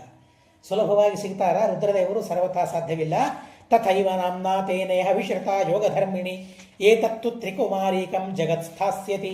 ಭಾರ್ಗವ ಈ 3 ಜನರಿಂದಲೇ ಈ ಇಡೀ ಜಗತ್ತು ಪ್ರಸಿದ್ಧವಾಗಿದೆ, ಇಡೀ ಜಗತ್ತು ಇರ್ತದೆ ಅಂತ ಹೇಳ್ತಾರೆ. ಈ 3ರಲ್ಲಿ ಉಮಾ ಶ್ರೇಷ್ಠಳು, ವರಿಷ್ಠಳು, ಗುಣಗಳಿಂದ ಹಿರಿಯರಾಗಿದ್ದಾಳೆ. ತಪಸ್ಸು ಮಾಡಿ ಮಹಾದೇವರನ್ನು, ರುದ್ರದೇವರನ್ನು ತನ್ನ ಪತಿಯನ್ನಾಗಿ ಪಡೆದಿದ್ದಾಳೆ. ಏಕಪರ್ಣಾಳನ್ನು ಅಸಿತ ಮುನಿಗಳಿಗೆ ಕೊಟ್ಟು ವಿವಾಹ ಮಾಡ್ತಾಳೆ. ಆಮೇಲೆ ಏಕಪಾಟಲ ಅವಳನ್ನು ಜೈಗೀಷವ್ಯ ಮುನಿಗಳಿಗೆ ವಿವಾಹ ಮಾಡಿ ಕೊಟ್ಟು ಬಿಡ್ತಾರೆ. ಇನ್ನು 2ನೇ ಗಣ ಅಗ್ನಿಶ್ವಾತ್ತ ಅಂತ ಅವರಿಗೆ ಹೆಸರು. ವೈರಾಜ 1ನೇ ಗಣ, ಅಮೂರ್ತರಾದ ಪಿತೃಗಳು. ಅಮೂರ್ತರಾದ 2ನೇ ಪಿತೃಗಣ ಅವರದ್ದು ಅಗ್ನಿಶ್ವಾತ್ತ ಅಂತ ಅವರಿಗೆ ಹೆಸರು. ಅವಳ ಮಾನಸಿ ಕನ್ಯಾ ಅಚ್ಚೋದ ಅಂತ. ಇವಳ ಕಥೆ ಬಹಳ ಅದ್ಭುತವಾದ ಕಥೆ ಇದೆ. ಅಚ್ಚೋದ ಅಂತ ಅವಳಿಗೆ ಹೆಸರು. ಅವಳ ಹೆಸರಿನಿಂದಲೇ ಹಿಮವತ್ ಪರ್ವತದಲ್ಲಿ ಒಂದು ಸರೋವರ ನಿರ್ಮಾಣವಾಗಿದೆ. ಅದನ್ನು ಅಚ್ಚೋದ ಸರೋವರ ಅಂತ ಅದನ್ನು ಕರೀತಾರೆ. ದೇವತೆಗಳೆಲ್ಲ ಆ ಸರೋವರದಲ್ಲಿ ಸ್ನಾನ ಮಾಡಿ ಪುಣ್ಯವನ್ನು ಸಂಪಾದನೆ ಮಾಡ್ತಾರೆ ಅಂತ ಹೇಳ್ತಾರೆ. ಇವಳು ಸಂಭೂತ ಮನಸ ತೇಷಾಂ ಪಿತೃನ್ ಸ್ವಾಂ ನಾಭಿಜಾನತಿ. ಪಿತೃಗಳ ಮನಸ್ಸಿನಿಂದ ಹುಟ್ಟಿದ್ದಾಳೆ ಅವಳು. ಹೀಗಾಗಿ ಈ ಅಗ್ನಿಶ್ವಾತ್ತ ಪಿತೃಗಳ ಮಗಳವಳು ಅಚ್ಚೋದ. ಆದರೆ ತನ್ನ ತಂದೆ ಗೊತ್ತಾಗಲಿಲ್ಲ, ಯಾರು ಅಂತ ಗೊತ್ತಾಗಲಿಲ್ಲ, ನೋಡ್ಲಿಕ್ಕಾಗ್ತಾ ಇಲ್ಲ ತನ್ನ ತಂದೆಯನ್ನು. ಅದೇ ಸಂದರ್ಭದಲ್ಲಿ ಆಕಾಶದಲ್ಲಿ ಒಂದು ವಿಮಾನದಲ್ಲಿ ಅಮಾವಸು ಅಂತ, ಉಪರಿಚರ ವಸು ಅಂತ ಮಹಾಭಾರತ ಮೂಲದಲ್ಲಿ ಬಂದಿದೆ. ಇಲ್ಲಿ ಹರಿವಂಶದಲ್ಲಿ ಅವನ ಹೆಸರು ಅಮಾವಸು ಅಂತ. ಆ ಅಮಾವಸು ಅಂತನ್ನೋ ರಾಜ ಅದ್ರಿಕಾ ಎಂಬ ಅಪ್ಸರಾ ಸ್ತ್ರೀಯರ ಜೊತೆಗೆ ವಿಹಾರವನ್ನು ಮಾಡ್ತಾ ಇದ್ದಾನೆ. ವಿಹಾರ ಮಾಡುವಾಗ ಅವನನ್ನು ನೋಡ್ತಾಳೆ. ಅಲ್ಲೇ ಹುಟ್ಟಿದ್ದಾಳಲ್ಲ, ಅಲ್ಲಿ ಹುಟ್ಟಿದ್ದಾಳೆ. ಅವನು ಕಾಣಿಸಿದ. ಹಾಗಾದರೆ ಅವನೇ ನನ್ನ ತಂದೆ ಅಂತ ತಿಳಿದು. ಇದು ವ್ಯಭಿಚಾರ ಅಂತ ಹರಿವಂಶ ಉಲ್ಲೇಖ ಮಾಡ್ತದೆ. ತನ್ನ ತಂದೆಯನ್ನು ತಂದೆ ಅಂತ ತಿಳಿಯದೆ ತನ್ನ ತಂದೆ ಅಲ್ಲದೇ ಇದ್ದವರನ್ನು ತನ್ನ ತಂದೆ ಅಂತ ತಿಳಿದ್ಲು. ಎಂಥ ದೊಡ್ಡದಾದ ಅಪರಾಧ ಅಂತ ಹೇಳ್ತಾರೆ ಮಹಾಭಾರತ. ಭಾರಿ ದೊಡ್ಡ ಅಪರಾಧ ಅಂತ ಹೇಳ್ತಾರೆ. ಇದೆಲ್ಲ ಕಡೆಗೆ ಹೀಗೇನೆ. ನಮ್ಮ ತಂದೆ ತಾಯಿಗಳಿರಬಹುದು, ನಮ್ಮ ವಂಶ ಇರಬಹುದು, ನಮ್ಮ ಕುಲ ಗುರುಗಳಿರಬಹುದು, ನಮ್ಮ ಕುಲ ದೇವರಿರಬಹುದು. ವ್ಯತ್ಯಾಸ ಮಾಡಬಾರ್ದು. ನಾವೀಗ ಅಂದುಬಿಡ್ತೇವೆ. ನಾವು ಯಾರಾದರೂ ನಿಮ್ಮ ಮಠ ಯಾವುದು ಅಂತ ಕೇಳಿದರೆ ನಮ್ಮದು ಮಾಧ್ವ ಮತ ಅಂತ ಅಂದುಬಿಡ್ತೇವೆ. ಹೌದು, ನಿಜ, ಇಲ್ಲ ಅಂತಂದಿಲ್ಲ. ಆದರೆ ಮಠವೂ ಒಂದಿದೆಯಲ್ಲ. ನಮ್ಮ ತಂದೆ ಯಾರು ಅಂತ ಕೇಳಿದಾಗ ನಮ್ಮ ತಂದೆಯ ಹೆಸರನ್ನು ಹೇಳ್ತೀವೋ ಇಲ್ಲ ಹೆಮ್ಮೆಯಿಂದ, ತಾಯಿಯ ಹೆಸರನ್ನು ಹೇಳ್ತೀವಲ್ಲ, ಅದೇ ರೀತಿಯಾಗಿ ಮಠದ ಮೇಲೆ ಅಭಿಮಾನ ಇರಬೇಕು. ದುರಭಿಮಾನ ಬೇಡ, ಸರ್ವಥಾ ಬೇಡ. ಅದು ಎಲ್ಲರೂ ಒಂದೇ, ಇಲ್ಲ ಅಂತ ಅನ್ನೋದಿಲ್ಲ. ಆದರೆ ನಮ್ಮ ಮಠ ಅನ್ನೋ ಹೆಮ್ಮೆ ನಮಗಿರ್ಲಿಕ್ಕೆ ಏನು ತಪ್ಪಿದೆ? ಏನೂ ತಪ್ಪಿಲ್ಲ. ನಮ್ಮ ತಂದೆ, ತಪ್ಪೇನಿದೆ? ಹೀಗಾಗಿ ತಂದೆ ಅಲ್ಲದೇ ಇದ್ದವರನ್ನು ತಂದೆ ಅಂತ ತಿಳಿದರೆ, ಗುರುಗಳಲ್ಲದೇ ಇದ್ದವರನ್ನು ಗುರುಗಳು ಅಂತ ತಿಳಿದರೆ, ಎಲ್ಲರೂ ಕುಲಗುರುಗಳ ನಮಗೆ ಅಲ್ಲ. ನಮ್ಮ ಪರಂಪರೆಗೆ ಒಬ್ಬರು ಗುರುಗಳು ಅಂತ ಇರ್ತಾರೆ, ಅವರು ನಮಗೆ ಕುಲಗುರುಗಳು. ಅವರನ್ನು ಬಿಟ್ಟು ಎಲ್ಲರೂ ನನ್ನ ಗುರುಗಳು ಅಂತ ತಿಳಿದರೆ ಏನಾಗ್ತದೆ? ಅದಕ್ಕೊಂದು ದೀರ್ಘವಾದ ಇತಿಹಾಸವನ್ನು ಇಲ್ಲಿ ಹೇಳ್ತಾರೆ. ಆ ಅಮಾವಸುವನ್ನೇ ತನ್ನ ತಂದೆ ಅಂತ ಅವಳು ತಿಳಿದು. ತಿಳಿದಾಗ ಅವಾಗ ಈ ತಂದೆಗಳಿಗೆ ಬಹಳ ಸಿಟ್ಟು ಬಂತಂತೆ. ಆಹಾ, ಹಡದದ್ದು ನಾವು, ಇನ್ನೊಬ್ಬರನ್ನ ತಂದೆ ಅಂತ ಹೇಳ್ತಾರೆ ಅಂತ ಹೇಳಿ ಶಾಪವನ್ನು ಕೊಟ್ಟು ಬಿಡ್ತಾರೆ. ಆ ಶಾಪದಿಂದ ಅವಳು ತಲೆ ಕೆಳಗೆ ಬೀಳ್ತಾ ಇದ್ದಾಳೆ. ಬೀಳುವಾಗ ಆವಾಗ ಇವರು ಕಾಣಿಸಿದರು, ಅಗ್ನಿಶ್ವಾತ್ತರು ಕಾಣಿಸಿದರು, ಪಿತೃಗಳು ಅವರಿಗೆ. ಏನು ಪೂರ್ವಜನ್ಮ ಪ್ರಾರಬ್ಧ ಇತ್ತು ಈಗ ಕಾಣಿಸಿದರು. ಕಾಣಿಸಿದಾಗ ನನ್ನನ್ನು ಉದ್ಧಾರ ಮಾಡಿರಿ ಅಂತ ಅವಳು ಕೇಳ್ತಾಳೆ. ನಮ್ಮನ್ನು ಉದ್ಧಾರ ಮಾಡಿ, ನಾನು ಕೆಳಗೆ ಬೀಳ್ತಾ ಇದ್ದೇನೆ ಅಂತ ಹೇಳ್ತಾರೆ. ಹೇಳಿದಾಗ ಆ ತಂದೆಯ ಕರುಳು ಕಿವಿಸಿಬಿಡುತ್ತದೆ, ಕನಿಕರ ಬಂದ್ಬಿಡ್ತದೆ, ಕರುಣೆ ಬಂದ್ಬಿಡ್ತದೆ. ಅಯ್ಯೋ ಶಾಪ ಕೊಟ್ಬಿಟ್ವಲ್ಲ ನಮ್ಮ ಮಕ್ಕಳಿಗೆ ಅಂತ ಹೇಳಿ, ನೀನೇನೂ ತೊಂದರೆ ಮಾಡ್ಕೊಳ್ಳಬೇಡ, ನಿನಗೆ ಯಾವ ದುಃಖವೂ ಆಗೋದಿಲ್ಲ, ನಿನಗೆ ಎಲ್ಲ ಒಳ್ಳೆಯದೇ ಆಗ್ತದೆ. ಆದರೆ ಶಾಪದಿಂದ ನೀನು ಭೂಮಿಗೆ ಬೀಳ್ತಿ. ಆದರೆ ಅಲ್ಲಿಯೂ ಸಹ ನೀನು ಹುಟ್ಟಿದಾಗ ಮತ್ತೆ ನಿನ್ನಲ್ಲಿ ವೇದವ್ಯಾಸ ದೇವರೇ ಅವತಾರವನ್ನು ತಾಳ್ತಾರೆ, ಮಹಾಸಾಧನೆಯನ್ನು ನೀನು ಮಾಡ್ತಿ ಅಂತ ಅವರಿಗೆ ಆಶೀರ್ವಾದವನ್ನು ಮಾಡ್ತಾರೆ. ಅದ್ರಿಕಾಪ್ಸರಸಾಯುಕ್ತಂ ವಿಮಾನೇಧಿಷ್ಠಿತಂ ದಿವಿ ಸಾತೇನ ವ್ಯಭಿಚಾರೇಣ ಮನಸಃ ಕಾಮರೂಪಿಣಿ ಪಿತರಂ ಪ್ರಾರ್ಥಯಿತ್ವಾನ್ಯಂ ಯೋಗಭ್ರಷ್ಟ ಪಪಾತಃ. ಯೋಗದಿಂದ ಭ್ರಷ್ಟರಾಗಿ ಅವಳು ತೆಳಗೆ ಬೀಳುವಾಗ ಪ್ರಾಯಧ್ವಂ ಸಂರಕ್ಷಣೆ ಮಾಡಿರಿ ಎಂದಾಗ ಪಿತೃಗಳು ಮತ್ತೆ ಅವರನ್ನು ಸಂರಕ್ಷಣೆ ಮಾಡ್ತಾರೆ. ಪರಾಶರಸ್ಯ ದಾಯಾದಂ ತ್ವಂ ಪುತ್ರಂ ಜನಯಿಷ್ಯಸಿ ಸ ವೇದಮೇಕಂ ಬ್ರಹ್ಮರ್ಷಿ ಚತುರ್ಧ ವಿಭಜಿಷ್ಯತಿ. ನಿನ್ನಲ್ಲಿ ವೇದವ್ಯಾಸ ದೇವರೇ ಸ್ವಯಂ ಪರಮಾತ್ಮ ನಿನ್ನಲ್ಲಿ ಅವತಾರವನ್ನು ತಾಳ್ತಾರೆ. ಆಮೇಲೆ ಶಂತನುವನ್ನು ವಿವಾಹ ಮಾಡಿಕೊಡ್ತಿ. ವಿಚಿತ್ರ ವೀರ್ಯ ಚಿತ್ರಾಂಗದ ಅವರು ನಿನಗೆ ಮಕ್ಕಳಾಗ್ತಾರೆ ಅಂತ ಈ ರೀತಿಯಾಗಿ ಅವರ ಇತಿಹಾಸವನ್ನೆಲ್ಲ ಹೇಳ್ತಾರೆ. ಅಸ್ಸೈವ ರಾಜ್ಞ ಕನ್ಯಾತ್ವಂ ಅದ್ರಿಕಾಯಂ ಭವಿಷ್ಯಸಿ. ತಂದೆ ಅಂತ ಅಂದೆಲ್ಲ ಅಮಾವಸುವನ್ನು ಇವಳಲ್ಲೇ ಈ ಉಪರಿಚರ ವಸುವಿಗೇನೆ ನೀನು ಮಗಳಾಗಿ ಹುಟ್ಟುತ್ತಿ ಅಂತ ಹೇಳ್ತಾಳೆ. ಮತ್ತೆ ಅಪ್ಸರಾಸ್ತ್ರೀ ಅದ್ರಿಕಾ ಇದ್ದಾಳಲ್ಲ, ಅವಳಲ್ಲೇನೆ ನೀನು ಅವತಾರವನ್ನು ತಾಳ್ತಿ ಹುಟ್ಟಿ ಅಂತ ಇಷ್ಟೆಲ್ಲ ಹೇಳಿ ಕಳಿಸ್ತಾರೆ. 28ನೇ ದ್ವಾಪರ ಯುಗದಲ್ಲಿ ಉಪರಿಚರ ವಸುವಿನ ಮಗಳಾಗಿ ಸತ್ಯವತಿ ದೇವಿಯಾಗಿ ಅವಳು ಹುಟ್ಟುತ್ತಾಳೆ, ಅಚ್ಚೋದ ಹುಟ್ಟುತ್ತಾಳೆ ಅಂತನ್ನೋ ಕಥೆಯನ್ನು ಹೇಳ್ತಾರೆ. ಇದು ಅಗ್ನಿಶ್ವಾತ್ತ ಪಿತೃಗಳ ವಂಶವನ್ನು ಹೇಳ್ತಾರೆ. ಆಮೇಲೆ ಬರ್ಹಿಷದ ಅಂತ 3ನೇ ಪಿತೃಗಳ ಗಣ. ಅವರು ವೈಭ್ರಾಜ ಅಂತನ್ನೋ ಲೋಕದಲ್ಲಿ ಇರ್ತಾರಂತೆ. ಲೋಕಗಳು ಒಂದೊಂದು ಲೋಕಗಳು ವೈಭ್ರಾಜ ಅಂತನ್ನೋ ಲೋಕಗಳಲ್ಲಿ ಅವರಿರ್ತಾರೆ. ಬರ್ಹಿಷದ ಅಂತ ಅವರ ಹೆಸರು. ಅವರ ಮಾನಸಿ ಕನ್ಯಾ ಪೀವರಿ ಅಂತ ಅವರ ಹೆಸರು. ಪಿತೃಕನ್ಯಾ ಇವೆಲ್ಲವೂ ಕೂಡ ಗೊಂದಲ ಆಗಿಬಿಡುತ್ತದೆ. ಅಚ್ಚೋದ ಅಂತ ಅಂತೀರಿ, ಪೀವರಿ ಅಂತ ಅಂತೀರಿ, ಕರ್ತ್ವಿ ಅಂತ ಮತ್ತೆ ಮುಂದೆ ಬರ್ತದೆ. ಹೀಗೆ 7 ಜನರಿದ್ದಾರೆ ಪಿತೃಗಳು. ಒಬ್ಬೊಬ್ಬರ ಮಕ್ಕಳನ್ನು ಇಲ್ಲಿ ಹೇಳ್ತಾ ಇದ್ದಾರೆ. ಪೀವರಿ ಅಂತ ಮಾನಸಿ ಕನ್ಯಾ.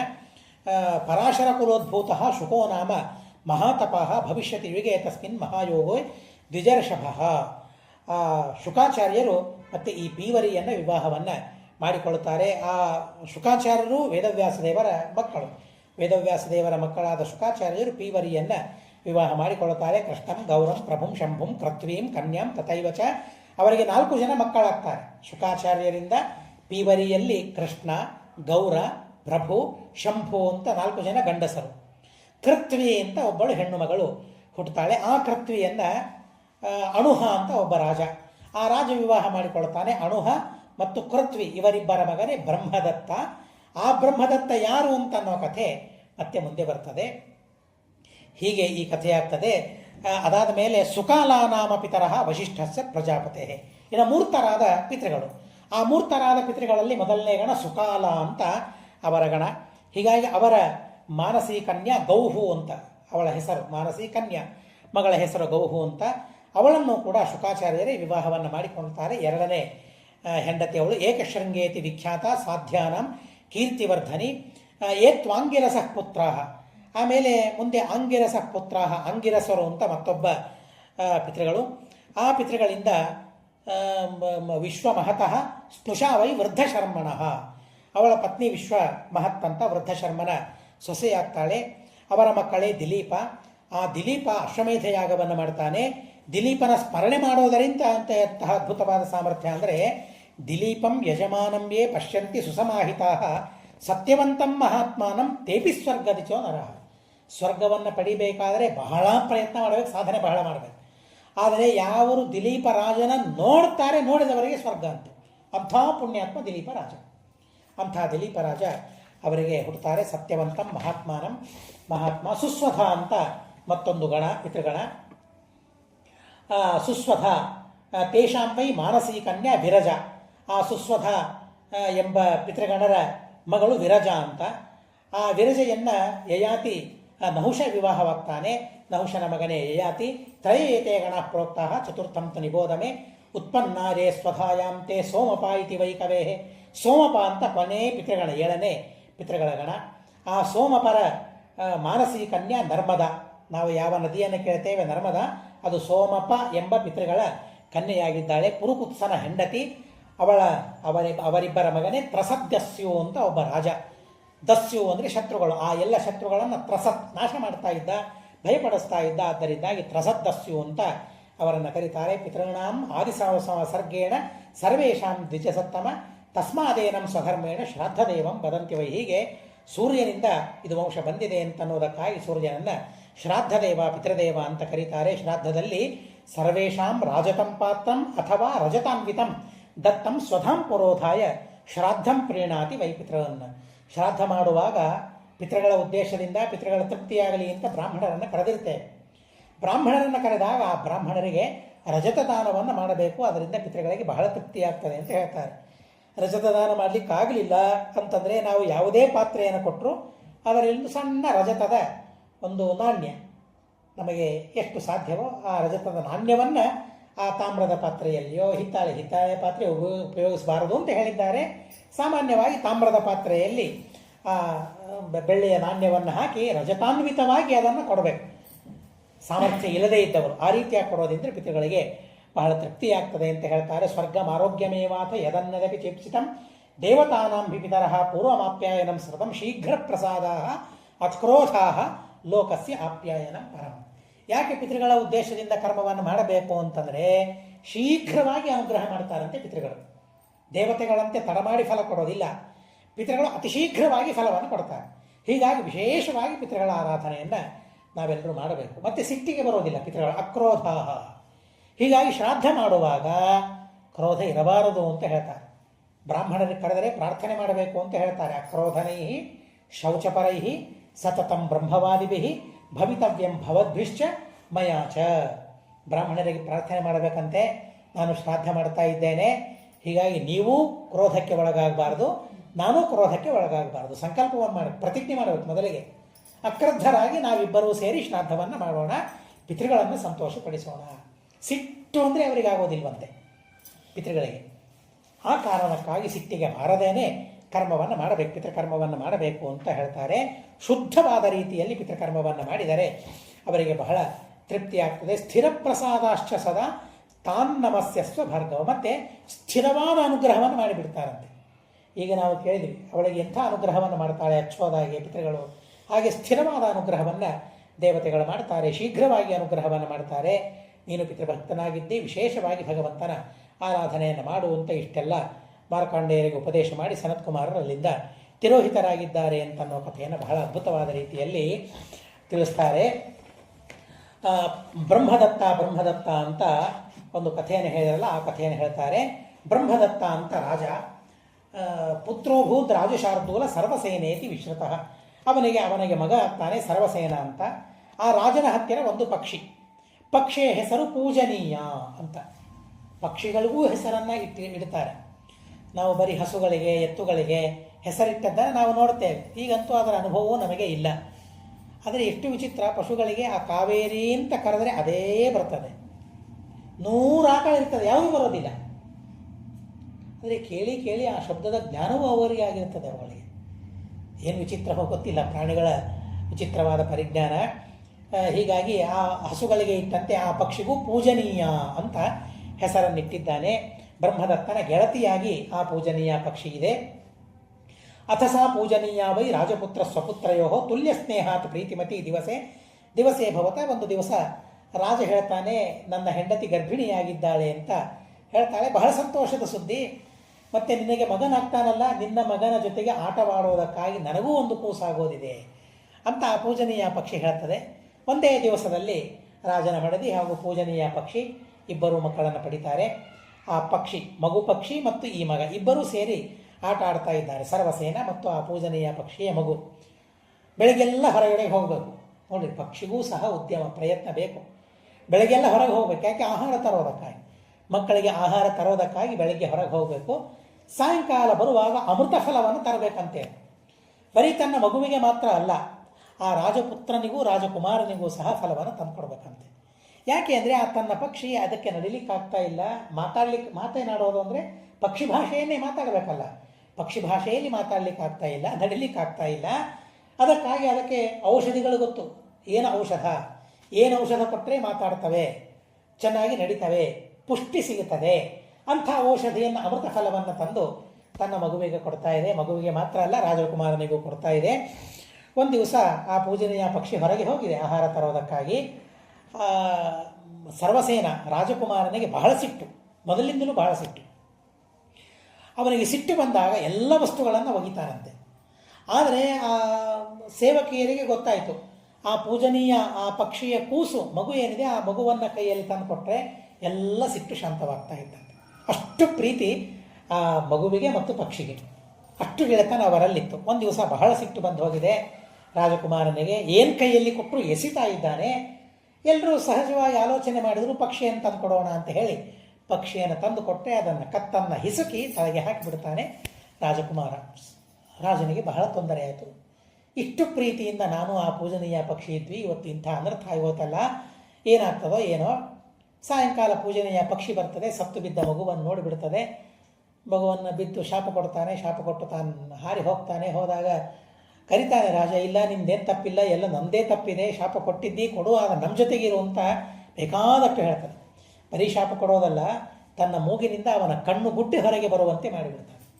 ಕಣ್ಣು ಗುಡ್ಡೆ ಹೊರಗೆ ಬಂದುಬಿಡ್ತದೆ. ರಾಜ್ಯಕ್ಕೆ ಅನರ್ಹನಾಗಿಬಿಡ್ತಾನೆ. ಆಮೇಲೆ ಅವನ ತಮ್ಮ ರಾಜನಾಗ್ತಾನೆ. ಎಷ್ಟು ಕರೆದರೂ ರಾಜ ಕರೆದರೂ ಬರೋದಿಲ್ಲ. ಇವತ್ತು ನೀನು ಪ್ರೀತಿಯಿಂದ ಕರೀತಾ ಇದ್ದಿ, ನಾಳೆ ನಿನಗೇ ನನ್ನ ಮೇಲೆ ಸಿಟ್ಟು ಬರೋದಿಲ್ಲ ಅಂತೆ, ನನ್ನನ್ನು ನಾಶ ಮಾಡೋದಿಲ್ಲ ಅಂತೆ.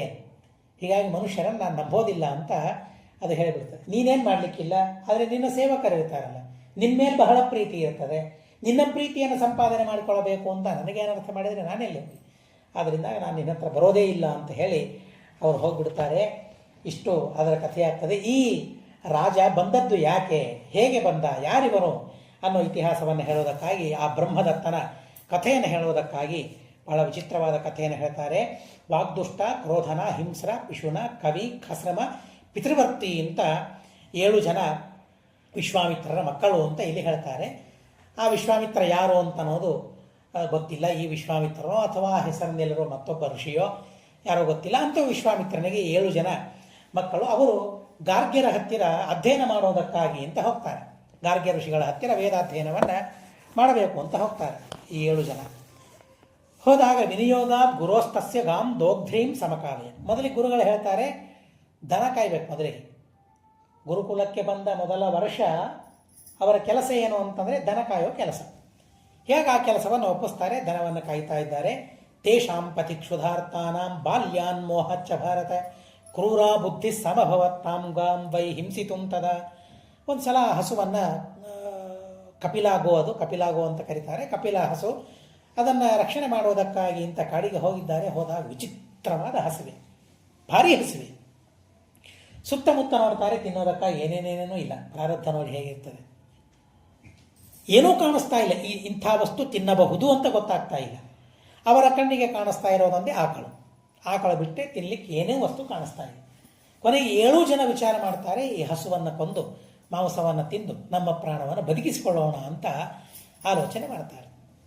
ಮಾಡಿದಾಗ ಅಲ್ಲಿ ಇಬ್ಬರು ಹೇಳ್ತಾರೆ, ಬೇಡ ಬೇಡ, ಹಸುವನ್ನು ಸಂಹಾರ ಮಾಡಬಾರದು, ಗೋಹತ್ಯ ಮಹಾಪಾಪ, ಅದು ಗುರುಗಳಿಗೂ ಅದು ನಮ್ಮದಲ್ಲ, ಮಹಾಪಾಪ, ಆ ಪಾಪದ ಕೃತ್ಯವನ್ನು ನಾವು ಮಾಡಬಾರದು ಅಂತ ಅನೇಕ ಹೇಳಿ ಎಷ್ಟೋ ಮಾತುಗಳನ್ನು ಹೇಳುತ್ತಾ ಯಾರೂ ಕೇಳೋದಿಲ್ಲ.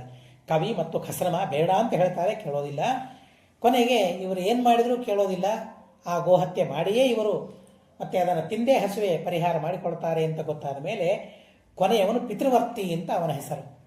ಪಿತೃವರ್ತಿ ಹೇಳ್ತಾನೆ, ಹೇಗೂ ಹಸುವನ್ನು ಕೊಂದು ನಾವು ಹಸುವೆಯಿಂದ ದೂರವಾಗಬೇಕು, ಹಸುವೆ ಪರಿಹಾರ ಮಾಡ್ಕೊಳ್ಬೇಕು, ಒಂದು ಕೆಲಸ ಮಾಡೋಣ, ಪಿತೃಗಳಿಗೆ ಸಮರ್ಪಣೆ ಮಾಡಿ ಅದನ್ನು ಸ್ವೀಕಾರ ಮಾಡೋಣ ಅಂತ. ಈ ಕೆಲವರು ಹೇಳ್ತಾರಲ್ಲ, ನಿಷಿದ್ಧ ಪದಾರ್ಥ ಇದ್ದರೆ ಆಯಿತು, ದೇವರಿಗೆ ನೈವೇದ್ಯ ಮಾಡಿ ತೊಗೊಂಡ್ರೆ ಆಯಿತು, ಎಲ್ಲ ಬರ್ತದೆ ಅಂತ. ಹಾಗೆ ದೇವರಿಗೆ ಸಮರ್ಪಣೆ ಮಾಡೋಣ. ಆದರೆ ಅವರ ಪರಿಸ್ಥಿತಿಯೇ ಬೇರೆಯಾಗಿತ್ತು. ಪ್ರಾಣ ಹೋಗುವಂತಹ ಹಸಿವೆ. ಬಹುಶಃ ಪ್ರಸಂಗ ನಮಗೆಂದೂ ಬಂದಿಲ್ಲ ಅಂತ ಅನ್ನಿಸ್ತದೆ. ಬರೋದೂ ಇಲ್ಲ, ಅಂತಹ ಪ್ರಸಂಗವೂ ಬರೋದಿಲ್ಲ.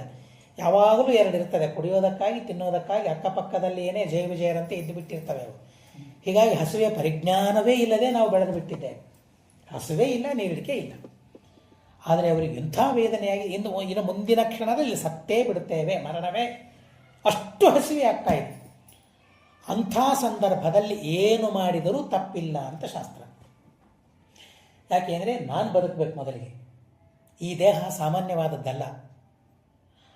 ಹಾಗಾದರೆ ಒಂದು ಸಲ ತಿಂದಿದ್ದಾನೆ ಅಂತ ಹೇಳಿ ಇನ್ನು ಒಂದು ಸಲ ತಿಂದು ಎಲ್ಲ ಮುಗಿದೋಯ್ತು, ಈ ವ್ರತದಲ್ಲಿ ಕೆಲವರು ಹಾಗೆ ಮಾಡ್ತಾ ಇರ್ತಾರೆ.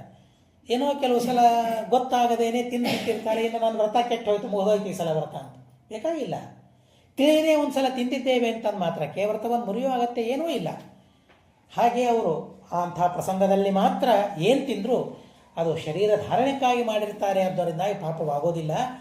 ಹೀಗಾಗಿ ಹೊರತಾರೆ ಪಿತೃಗಳಿಗೆ ಸಮರ್ಪಣೆ ಮಾಡಿ ಸ್ವೀಕಾರ ಮಾಡೋಣ ಅಂತ ಆಲೋಚನೆ ಮಾಡಿ ಹಾಗೆ ಆಗಲಿ ಅಂತ ಹೇಳಿ ಯದ್ಯವಶ್ಯಂ ಪ್ರಹಂತವ್ಯ ಪಿತೃನುದ್ದೇಶ್ಯ ಸಾಧ್ವೀಯಮಾನ್ ಪ್ರಕುರ್ವೀಮಹಿಗಾಂ ಸಮ್ಯಕ್ ಸರ್ವ ಏವ ಸಮಾಹಿತ ಅಂತಂದಾಗ ಅದನ್ನು ಪಿತೃಗಳಿಗೆ ಸಮರ್ಪಣೆ ಮಾಡಿ ಅವರೆಲ್ಲರೂ ತಿಂದುಬಿಟ್ಟಿದ್ದಾರೆ.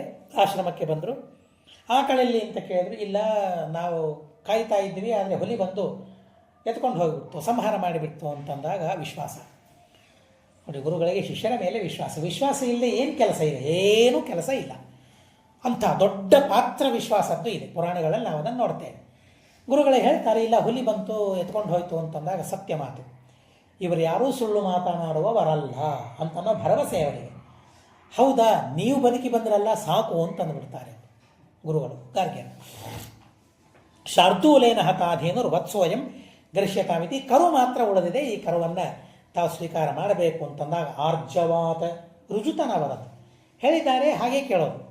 ಎರಡನೇ ವಿಚಾರ ಮಾಡೋದಿಲ್ಲೇ ಇಲ್ಲ. ಯಾಕೆ ಹೀಗಿರಬಾರ್ದು, ಯಾಕೆ ಆಕಳನ್ನು ಇವರೇ ಕೊಂದಿರಬಾರ್ದು, ಏನೂ ವಿಚಾರ ಮಾಡಲಿಲ್ಲ. ರುಜು ಸ್ವಭಾವದವರು ಆ ಗುರುಗಳು. ಹೀಗಾಗಿ ಮತ್ತೆ ಆ ಕರುವನ್ನು ಮಾತ್ರ ತಾವು ಸ್ವೀಕಾರ ಮಾಡಿಬಿಡ್ತಾರೆ. ಆದರೆ ಇವರು ಮಾತ್ರ ಎರಡು ತಪ್ಪು ಮಾಡಿಬಿಟ್ಟು, ಗೋಹತ್ಯೆ ಮಾಡಿದ್ದೊಂದು ತಪ್ಪು, ಗುರುಗಳ ಹತ್ರ ಸುಳ್ಳು ಹೇಳಿದ್ದು ಮತ್ತೊಂದು ದೊಡ್ಡದಾದ ತಪ್ಪು, ಅತಿ ದೊಡ್ಡದಾದ ತಪ್ಪು.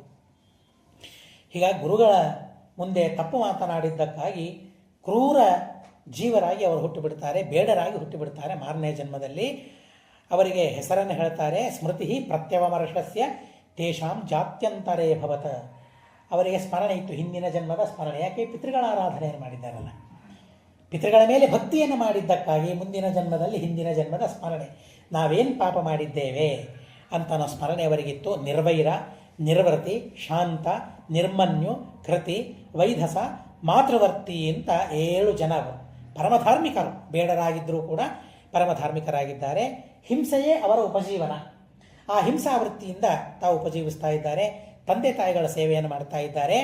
ತಂದೆ ತಾಯಿಗಳು ತೀರ್ಕೊಂಡ ಮೇಲೆ ಇನ್ನು ನಾವು ಯಾರಿಗಾಗಿ ಆಹಾರ ತರಬೇಕು? ಯಾರೂ ಇಲ್ಲ.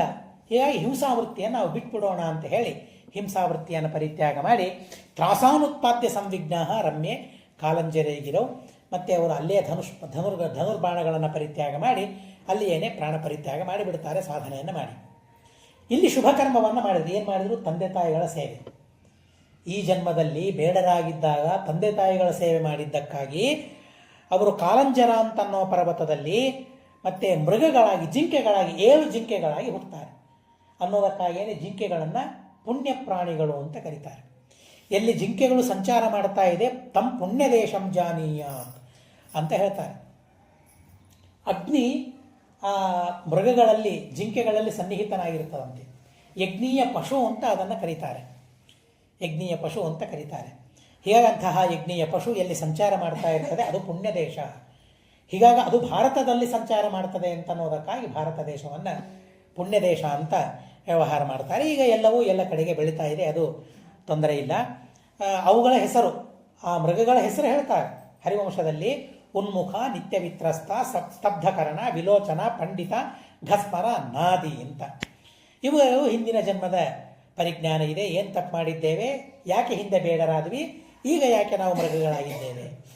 ಅವು ಕೂಡ ಜಹು ಪ್ರಾಣಾನ್ ಮರುಂ ಸಾಧ್ಯ ಲಬ್ಧಾಹಾರ ತಪಸ್ವಿನಃ ತೇಷಾಂ ಮರುಂ ಸಾಧಯತಾಂ ಪದಸ್ಥಾನಾನಿ ಭಾರತ ತಥೈವಾದ್ಯಾಪಿ ದೃಶ್ಯಂತೆ ಗಿರವು ಕಾಲಂಜರೇ ಎಂಬ. ಕಾಲಂಜರ ಅಂತನ್ನೋ ಪರ್ವತದಲ್ಲಿ ಇದ್ದಲ್ಲಿಯೇ ನಿಂತಲ್ಲಿಯೇ ನಿಂತು ಆಚೆ ಈಚೆ ಹೋಗದೆ ನೀರನ್ನೂ ಕುಡಿಯದೆ ತಪಸ್ಸು ಮಾಡಿರುವಂತೆ ಪ್ರಾಣಿಗಳಾಗಿದ್ದುಕೊಂಡು. ಮನುಷ್ಯರಾಗಿದ್ದಾಗ, ಋಷಿಗಳ ಮಕ್ಕಳಾಗಿದ್ದಾಗ ಅಪರಾಧ ಮಾಡಿವೆ. ಆ ಅಪರಾಧ ನೆನಪಿದೆ. ಆದ್ದರಿಂದಾಗಿ ಪಶುಗಳಾದಾಗಲೂ ಕೂಡ ಯಾವ ತಪ್ಪನ್ನು ಮಾಡದೆ, ಯಾರ ಸಂಘವನ್ನು ಮಾಡದೆ ಅಲ್ಲಿಯೇ ಇದ್ದು ಅಲ್ಲಿಯೇ ದೇಹತ್ಯಾಗವನ್ನು ಮಾಡ್ತಾರಂತೆ. ಹರಿವಂಶ ಹೇಳ್ತದೆ, ಕಾಲಂಜರ ಪರ್ವತದಲ್ಲಿ ಆ ಸ್ಥಾನಕ್ಕೆ ಹೋದರೆ ಇವತ್ತು ಆ ಜಿಂಕೆಗಳ ಹೆಜ್ಜೆ ಗುರುತು, ಪಾದದ ಗುರುತುಗಳು ಕಾಣಿಸ್ತವೆ ಅಂತ ಹೇಳ್ತಾರೆ. ನಮಗೆ ಹೋಗ್ಲಿಕ್ಕೆ ಆಗ್ತದೆ, ಅಲ್ಲೆಲ್ಲ ಆಗೋದಿಲ್ಲ. ದೃಶ್ಯಂತೆ ಗಿರವು ಕಾಲಂಜರೆ ಎಂದಪ್ಪ. ಅಲ್ಲಿಯೂ ವಿಚಿತ್ರವಾದ ತಪಸ್ಸು ಮಾಡಿವೆ ಅಂತ ಅನ್ನೋದಕ್ಕಾಗಿ ಮುಂದಿನ ಜನ್ಮದಲ್ಲಿ ಚಕ್ರವಾಕ ಪಕ್ಷಿಗಳಾಗಿ ಹುಟ್ಟುತ್ತಾರೆ. ಶರದ್ವೀಪ ಅಂತನ್ನೋ ದೇಶದಲ್ಲಿ, ದ್ವೀಪದಲ್ಲಿ ಚಕ್ರವಾಕ ಪಕ್ಷಿಗಳಾಗಿ ಹುಟ್ಟುತ್ತಾರೆ. ಚಕ್ರವಾಕ ಪಕ್ಷಿಗಳು ಅಂತ ಅಂದರೆ ಯಾವಾಗಲೂ ಹೆಣ್ಣು ಪಕ್ಷಿಯ ಜೊತೆಗೆ ಇರ್ತದೆ.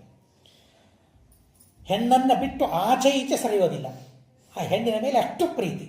ಆದರೂ ಕೂಡ ಆ ಪಕ್ಷಿಗಳಾಗಿ ಹುಟ್ಟಿದಾಗ ಹೆಣ್ಣನ್ನೂ ಪರಿತ್ಯಾಗ ಮಾಡಿ ವಿಶಿಷ್ಟವಾದ ತಪಸ್ಸನ್ನು ಮಾಡ್ತವೆ. ನಿಸ್ಪೃಹ, ನಿರ್ಮಮ, ಕ್ಷಾಂತ, ನಿರ್ದ್ವಂದ್ವ, ನಿಷ್ಪ್ರತಿಗ್ರಹ, ನಿರ್ವೃತಿ, ನಿಭೃತ ಅಂತ ಆ 7 ಪಕ್ಷಿಗಳ ಹೆಸರುಗಳು.